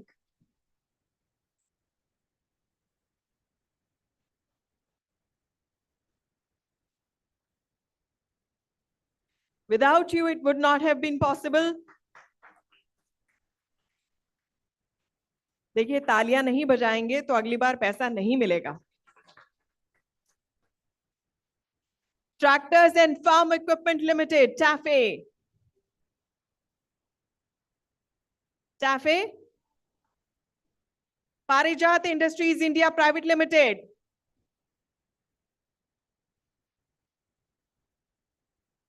जब तालियां बटोरने का टाइम आया तो यहां है नहीं. Palladium, make it possible. Yes. They have made it possible.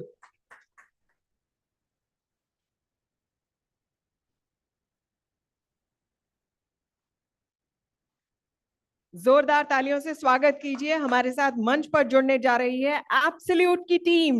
जोरदार तालियां। बहुत बहुत आभार और धन्यवाद टू आवर टीम स्पॉन्सर्स।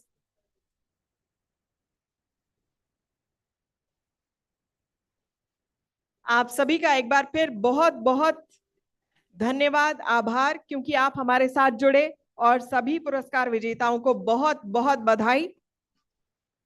तो देवी और सज्जनों, समय है माननीय मुख्य अतिथि महोदय श्री भागीरथ चौधरी से अनुरोध करने का। माननीय मंत्री, आपसे अनुरोध है कि कृपया सभा को संबोधित करें। जोरदार तालियों से अभिवादन कीजिए।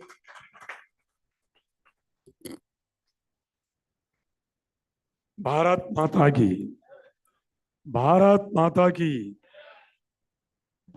भारत माता को परम वैभव पर पहुंचाना है, और उसमें आपकी बहुत बड़ी महती भूमिका है। यहाँ तो मंच पे तो ऐसे ऐसे दार्शनिक बैठे हैं जो वास्तव में अभी पटेल साहब जो बता रहे थे, कितने इन्होंने इस मानव जगत को कठिनाई है, और हम सबको उसकी चिंता करनी है। आज के इस 15वीं कृषि नेतृत्व सम्मेलन 2024 तृतीय उत्कृष्ट कृषि पुरस्कार 2024 वितरण कार्यक्रम में आज इस मैंने कहा कि श्री पासा जी पटेल जी वास्तव में दार्शनिक हैं, और इस मानव जगत को कैसे बचाएं, इसके लिए आप में जो कशिश है, आप में जो जज्बा है, वाकई में मैं आपको प्रणाम करता हूं। इस जगत को बचाने के लिए आज इंसान अपने आप को मानता है कि मैं बहुत कुछ कर लिया है, बहुत कुछ हम आगे बढ़ गए हैं, परंतु ये नहीं सोच रहे कि हम जल्दी से पतन की ओर जा रहे हैं। और फासा भाई जी, आपने आपके जो घर हमने सुने हैं, वास्तव में बहुत ही सराहनीय है। आज के इस कार्यक्रम में डॉक्टर NJ खान साहब, हमारे सांसद जी आनंद भास्कर जी, श्री तरुण श्रीधर जी, यहाँ उपस्थित सभी इस देश के अन्नदाता किसान भाइयों के विशेष प्रेमी और अन्नदाताओं की चिंता करने वाले यहाँ उपस्थित सभी देवियों और सज्जनों, देखिए आज इस देश का अन्नदाता 145 करोड़ जनता का पेट भर रहा है। किसान, मैं कह सकता हूं पासा भाई जी, यदि इस देश में कोई सबसे दुखी वर्ग है तो वो किसान वर्ग है। रात और दिन मेहनत करता है, बूढ़े से लेकर बच्चे तक और महिलाएं तक, कोई समस्या में नहीं है वर्क काम करने की। एक मजदूर मजदूरी करने जाता है, उसको पता है मुझे 8 बजे जाना है, 5 बजे मुझे छुट्टी मिलनी है, मुझे इतना मेहनताना मिलना है, उससे मेरा और मेरा परिवार का भरण पोषण करना है, और उसके हिसाब से वो चलता है। परंतु इस देश का अन्नदाता कोई समय सीमा नहीं काम की, और बूढ़े से लेकर बच्चे तक और महिलाएं रात और दिन मेहनत करते हैं। देश को आजाद हुए 76 साल हो गए। मैं पर्यावरण पर फिर आऊंगा भाषा भाई जी, मैं पहले अन्नदाता की पीड़ा को मैं थोड़ा सा, क्यों मैं खुद उससे निकला हूं, आज भी मुझे खेती करने में बहुत आनंद आता है। बैलों से मैंने खेती करी है, खुद ने करी है, और खेती के साथ साथ मैं भाग्यशाली हूं कि मैंने व्यापार भी मैंने किया है। और खेती और व्यापार में क्या अंतर है, उसको बारीकी से मैंने समझा है। मैं एक उदाहरण देता हूं। मिलेट्स की बात कर रहे थे, सीरियन की बात कर रहे थे। जहां से मैं आता हूं वहां सबसे ज्यादा होता है मिलेट्स, सीरियन हमारे राजस्थान में होता है। जब अभी एक जगह पुरस्कार वितरण हो रहा था, जिसको सम्मानित किया गया, पुरस्कृत किया गया, एक भाई मुझे कहा मैं जोधपुर से आता हूँ, मंसासीन अतिथि। अब तो कुछ क्लाइमेट चेंज हो गया है, परंतु राजस्थान में जब कोई गेस्ट आ जाता, मेहमान आ जाता है, तो घी की चिंता नहीं होती है कि उसको भोजन में घी परोसा जाए, उसकी कमी नहीं है। उसको चिंता सताती है उस महिला को, इस मेहमान को पानी कैसे पिलाऊंगा। पानी कहाँ, ये देश हमारा विभिन्नताओं में एकता है। अब तो क्लाइमेट चेंज हो गया है, ये भी है कि इस देश में सबसे ज्यादा बरसात दुनिया में हमारे देश में चेरापूंजी में 1300 कुछ मिलीमीटर वर्षा होती है। और बाड़मेर, जैसलमेर, जहां से मैं आता हूँ राजस्थान में, 25 मिलीमीटर बरसात होती है। बड़ी ये देश विभिन्नताओं में एकता है। कितना प्रकृति का तो है ही है, बोल चाल, भाषा, वेशभूषा, रंग रूप, अनेक, कितनी विभिन्नताओं में एकता है इस देश में। हम भाग्यशाली भी हैं। मैं 2000 में यूरोप गया था। मैं राजनीति से नहीं, सांसद जी, बिजनेस पर्पज से गया था मैं 2000 में यूरोप। 1 महीने में रहा। यहाँ सर्दी भी बहुत तेज पड़ती है, तो गर्मी भी हमारे राजस्थान में 50 से भी ऊपर टेम्परेचर चला जाता है। आंधी भी आती है, तो तूफान भी आता है। तो हर तरह का मौसम हमारे देश में है। तो अब क्लाइमेट चेंज हो रही है। अभी पासा जी भाई साहब बता रहे थे सारी बात, और हमें सचेत कर रहे थे कि क्या आखिर क्या स्थिति बनने वाली है। मैं बात करूं, शायद मेरे पिताश्री बोलते थे, मारवाड़ी में शायद कुछ एक समझ पाएंगे, वो गेहूं के बारे में। वो कहते थे, गेहूं थारो फाटो पेट। सब साइंटिस्ट बैठे हैं यहाँ। गेहूं के दाने में चीरा होता है। गेहूं थारो फाटो पेट, खावे तना धन्ना सेठ। यानी गेहूं जो ये खाद्यान्न है, ये आम जन का नहीं था। इसलिए यहाँ कोई डायबिटिक नहीं थे देश में, बीपी, शुगर, कोई किसी तरह की प्रॉब्लम नहीं थी। श्रीअन्न वो चीज है। मैं हमारे देश के प्रधानमंत्री नरेंद्र भाई मोदी जी का अभिनंदन करता हूँ, उनको मैं साधुवाद देता हूँ, क्योंकि जिसने गरीबी नहीं देखी। अभी पासा भाई बता रहे थे मैं किस स्थिति परिस्थिति से निकला हूँ। पासा भाई जी, सोसाइटी के तो कभी नहीं सोचा, और इससे बड़ी कोई कायरता होती नहीं है। तो मैं खुद उस गरीबी से, जहां मैं जन्म लिया, एक छोटी सी ढाणी, छोटी बस्ती होती है, उसके हमारे राजस्थान में हम ढाणी बोलते हैं। वहां मेरा जन्म हुआ। वहां विद्यालय 4वीं तक थी। उसके बाद 5वीं, 6वीं, 7वीं, 8वीं, 5th, 6th, 7th, 8th मैंने 6 किलोमीटर दूर पैदल जाते थे, पैदल आते थे। फिर मैंने 9, 10, 18 किलोमीटर दूर। मुझे पता है 67 में मुझे साइकिल दिलाई घर वालों ने। मेरे जीवन में जो खुशी भी आज तक कभी नहीं, मैं वो खुशी कभी आ ही नहीं सकती है। मैंने सोचा मुझे कोई हेलीकॉप्टर दिला दिया है, साइकिल मुझे दिलाई 67 में, जब मैं 9th में आया था। 8th तक हाफ पैंट, 10th में मुझे घर वालों ने पैंट, यानी उस स्थिति परिस्थिति से निकला हूं मैं, और मुझे पता है कि किसान का क्या दर्द है। मैं एक उदाहरण के लिए बता रहा हूं। मैं बीच में भाषा भाई जी, आपने जैसे, मैंने भी 3rd ईयर में बीच में पढ़ाई की, मुझे आज भी मलाल है कि मैं ग्रेजुएशन नहीं कर पाया।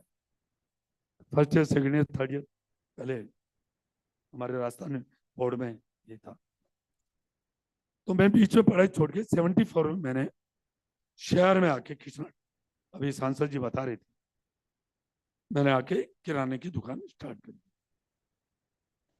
मैं क्यों कह रहा हूँ, एक एग्जाम्पल, हमारे राजस्थान में, पूरे देश में 75% बाजरा हमारे राजस्थान में होता है, और बहुत श्री अन्न है जो मोदी जी ने नाम दिया था प्रधानमंत्री, वास्तव में श्री अन्न है।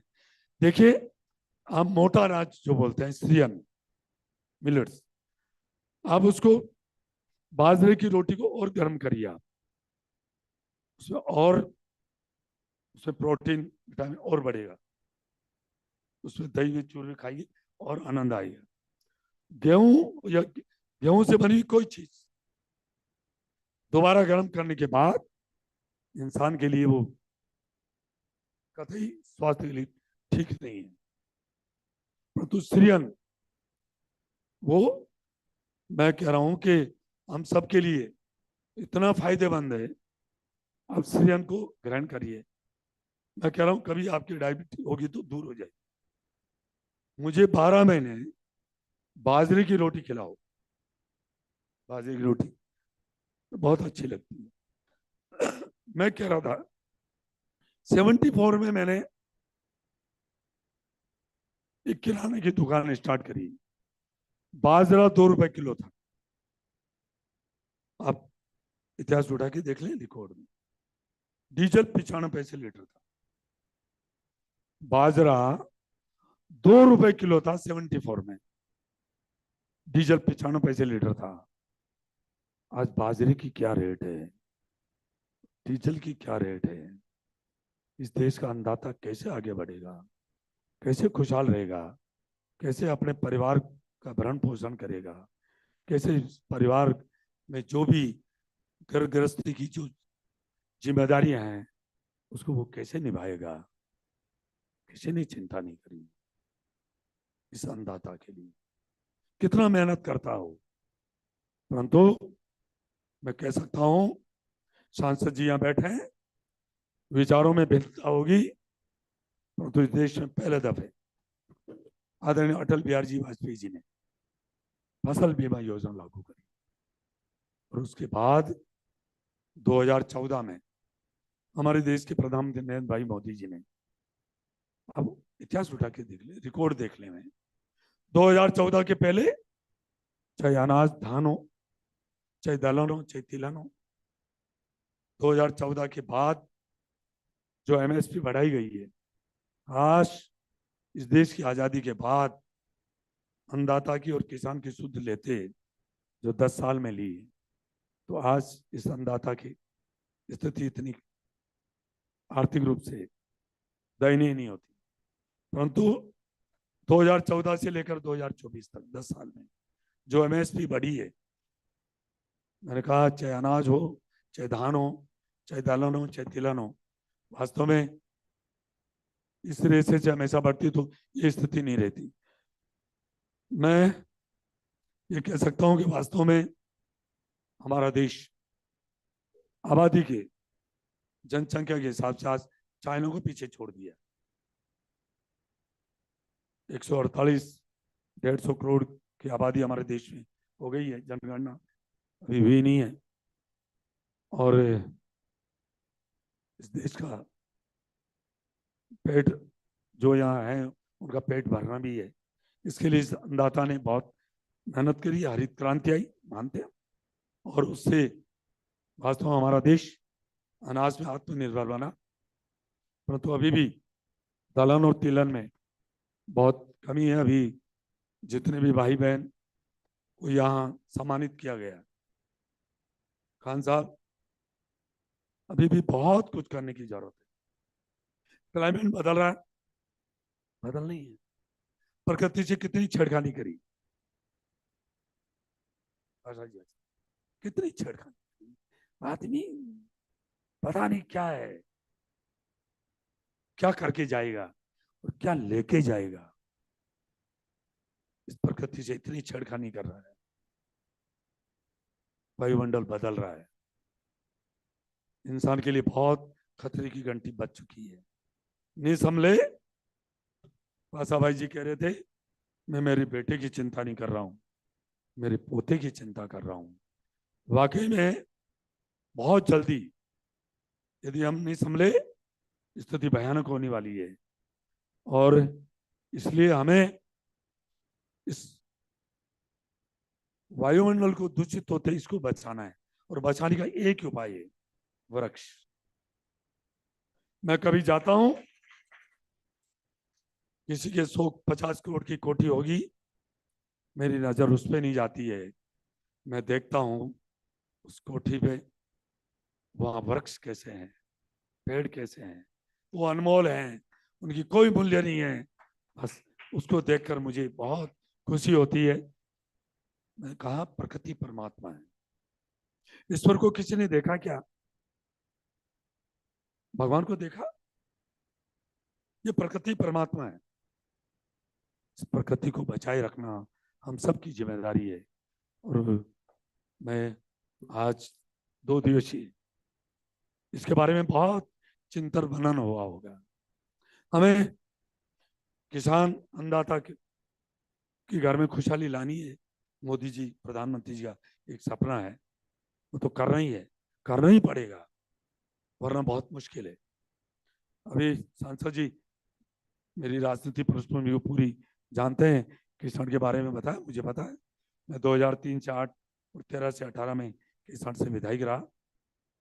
2018 में, अभी 18 में, इसमें 23 में मुझे विधायक का मुझे चुनाव लड़ाया गया।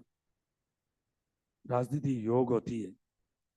आखिर मुझे आना यहाँ था, प्रधानमंत्री जी ने मुझे वो दायित्व दिया जो मेरे जीवन में, मैं छोटा था, आप कह रहे थे हमारे राजस्थान में कुंभाराम जी आ रही, वो दौलतराम जी सारण किसान यूनियन में मैं सबसे छोटा था। मैं देखता था कि इस देश में सबसे कोई दुखी वर्ग है तो किसान वर्ग है। जब तक किसान के घर में समृद्धि नहीं आएगी, जब तक ये देश विकसित राष्ट्र नहीं बन सकता है।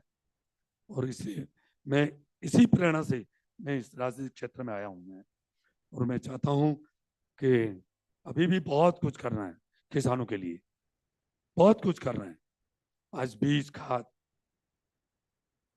अच्छी क्वालिटी का मिले, समय पर मिले, उनकी उपज है उसको समय पर खरीदो, बहुत जरूरी है। और मैं कह सकता हूं कि हमारे देश के प्रधानमंत्री नरेंद्र भाई मोदी जी, हमारे कृषि मंत्री शिवराज सिंह जी चौहान साहब, जो कई समय तक मध्य प्रदेश के मुख्यमंत्री रहे, और बहुत उन्होंने मध्य प्रदेश को किसानों के लिए बहुत कुछ किया है।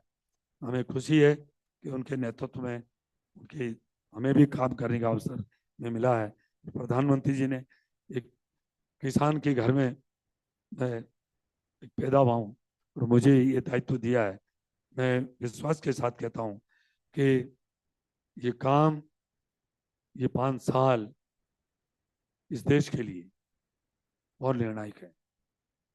इस देश को आगे बढ़ाने के लिए आप सबकी बहुत बड़ी महती भूमिका है, क्योंकि किसान के घर में खुशहाली आएगी तभी ये देश विकसित राष्ट्र बनेगा। तो प्रधानमंत्री जी का जो सपना है कि 2047 तक इस देश को परम व्यवहार पर पहुंचाना है, तो तभी संभव है जब आप जैसे, मैंने कहा ना, अनाज में आत्मनिर्भर हो गया, आज भी फल और फूल में हम अभी बहुत कुछ कर रहे हैं। मैं एक उदाहरण के लिए बताता हूँ। पपीता ताइवान से आता, बीज आता 3.5-4 लाख, 3.5 से 4 लाख रुपए किलो, फिर भी किसान के साथ ठगाई होती है। उसके अंदर हमारे देश में तो पता नहीं क्या है। मैंने कहा ना पासा भाई जी, हमारी संस्कृति का कोई मुकाबला नहीं है दुनिया में, कोई मुकाबला नहीं। मैंने कहा ना, मैं यूरोप गया था, 1 महीना रहा यूरोप में, तो एक विकृति है हमारे में, बहुत बड़ी विकृति है। हिंदुस्तानी हर कोई सोचता है मेरे खानदान में मैं ही अक्लमंद पैदा हुआ, आने वाली मेरी 7 पीढ़ी धूर्त और मूर्ख पैदा होगी, इसलिए जो भी कुछ करना है येन केन प्रकार मुझे धन अर्जित करना है। यही एक जो सोच यह हम सबको बहुत बड़ी कठिनाई में खड़ा कर रहा है। ये बहुत कुछ भी करना है, मुझे धन अर्जित करना है, समय मिला और मैं ही अकलमंद पैदा हूं, आने वाली 7 पीढ़ी मेरी धूर्त और मूर्ख पैदा होगी। क्यों भाई?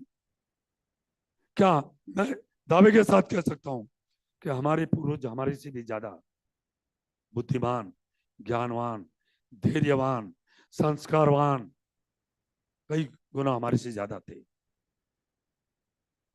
समझ बैठे कि हम ही अकलवान, हम ही बुद्धिमान पैदा हुए, इसलिए हमें जो कुछ भी, इसलिए मेरा कहना है कि इस देश के अन्नदाता के लिए अभी बहुत कुछ करना है।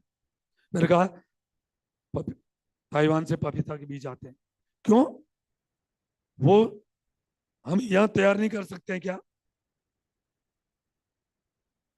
आज 5 स्टार 7 स्टार होटलों में जो हम यहाँ आए भूखे देते हैं, कहाँ से आ रहे हैं, कितने महंगे आ रहे हैं, हमारी विदेशी मुद्रा कितनी व्यर्थ खर्च हो रही है यहाँ, क्योंकि आप इसके विशेषज्ञ हो, आपको इस बात की चिंता करनी होगी और आपको ये काम बहुत चैलेंजिंग है, चैलेंज है, इसलिए हमारे को इन बातों का ध्यान देने की हमें आवश्यकता है।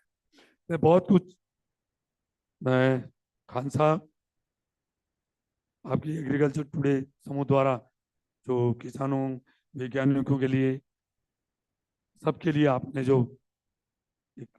यहाँ सब आए हैं, यहाँ किसान आए हैं, वैज्ञानिक आए हैं, नौकरशाह आए हैं, मंत्रियों मुझे बुलाया, कल हमारे महाराष्ट्र के मुख्यमंत्री जी आए, कृषि मंत्री शिवराज सिंह जी आए, हमारे सड़क परिवहन मंत्री नितिन गडकरी जी आए, कॉर्पोरेट्स के भी यहाँ आए लोग, सब आए हैं यहाँ।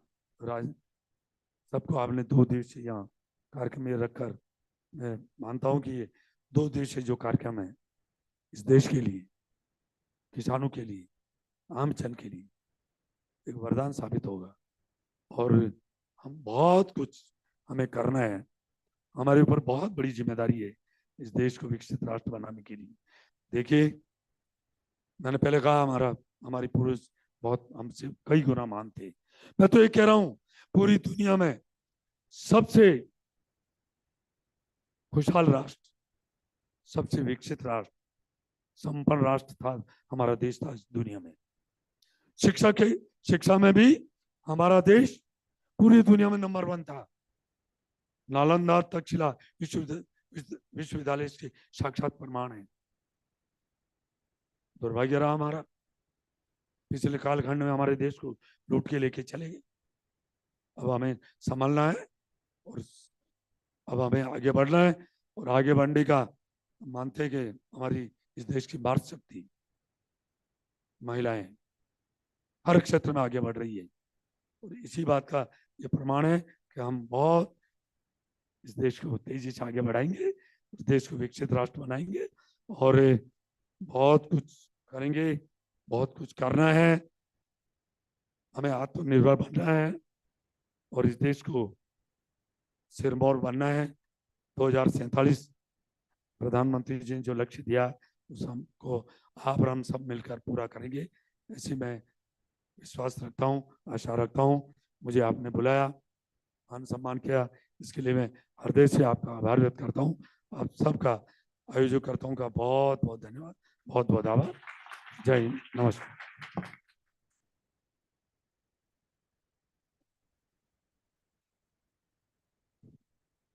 धन्यवाद माननीय मंत्रीवर। सुनहरे रेत की पृष्ठभूमि में रंग बिरंगे और सुनहले राजस्थान की खुशबू की आपकी बातों में झलक रही थी। इसके लिए आपका बहुत बहुत धन्यवाद और आपके सुंदर उद्बोधन के लिए हम आपके आभारी हैं। मैं इसी के साथ माननीय श्री पाशा पटेल से अनुरोध करूंगी, वो जो बैम्बू किट आपने दिखाया था वो माननीय मंत्रीवर को भेंट स्वरूप प्रदान करें।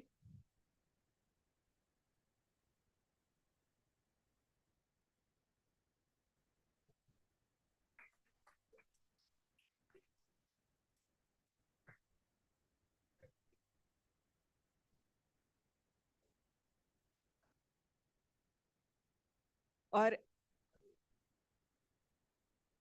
धन्यवाद श्री पटेल। और अब मैं मंच पर आमंत्रित करना चाहूंगी श्री हारिस खान, सुपुत्र डॉक्टर एमजे खान को, कि वे धरती माँ को नमन स्वरूप एक पौधा भेंट कर माननीय मंत्रीवर्ग का धन्यवाद करें। आज हम बेहद कृतज्ञ हैं कि आज आप यहाँ पधारे।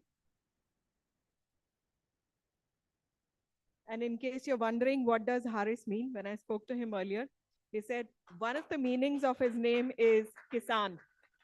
और क्योंकि डॉक्टर खान खुद किसान परिवार से संबंध रखते हैं तो उन्होंने इतना सुंदर अलंकरण अपने सुपुत्र को दिया। बहुत बहुत धन्यवाद Haris.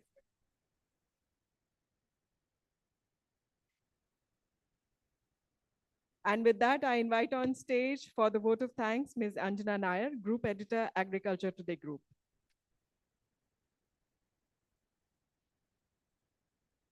Thank you, Mandi. Good evening, everyone. And this marks the end of a highly impactful 15th Agriculture Leadership Conclave. So I'd like to extend my gratitude on behalf of me and AT team to our chief guest, Sri Bhagirath Chaudhary, Dr. Tarun Sridhar, Anand Bhaskar Rapulu, and Pasha Patel ji. And thank you all the panelists for giving us a very insightful panel discussion. Thank you all the sponsors and congratulations awardees. And thank you the entire AT team for organizing such a great event. Thank you.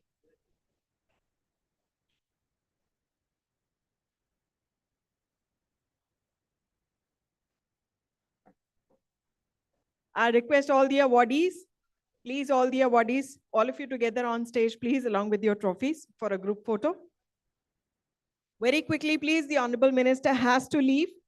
So हम बिना समय गवाए आप सभी से हमारा अनुरोध है, कृपया मंच के सामने अपनी ट्रॉफीज के साथ एक ग्रुप फोटो के लिए एकत्रित हो जाएं।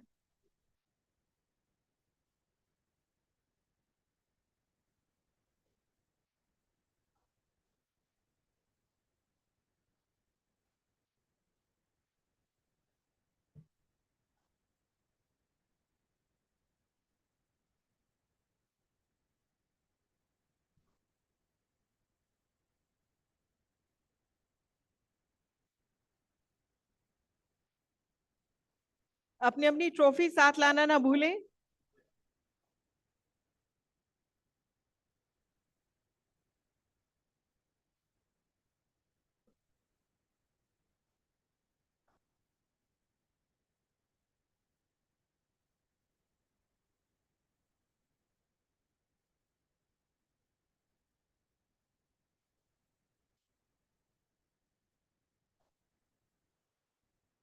And now very quickly on stage, Agriculture Today Group family, the entire family of Agriculture Today, for a group photo with the Honorable Minister, Agriculture Today Group. सभी अवार्ड विजेताओं से निवेदन है, कृपया मंच से उतर जाएं क्योंकि आपका ग्रुप फोटो हो चुका है। It's time for the Agriculture Today Group photo.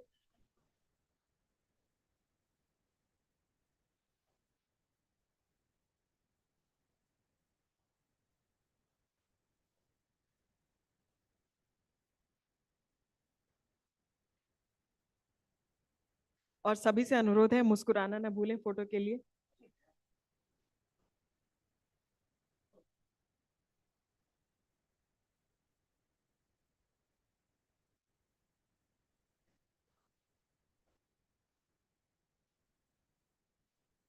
एक बार फिर देवियों और सज्जनों, on behalf of Agriculture Today Group and ICFA, I would like to thank you all for having joined us here today. That brings the curtains down on the third Outstanding Professional Awards 2024 and also on the 15th Agriculture Leadership Conclave and Awards Presentation Ceremony. Once again, thanks to everyone for making this event possible. And thank you, team, who were working behind the scenes.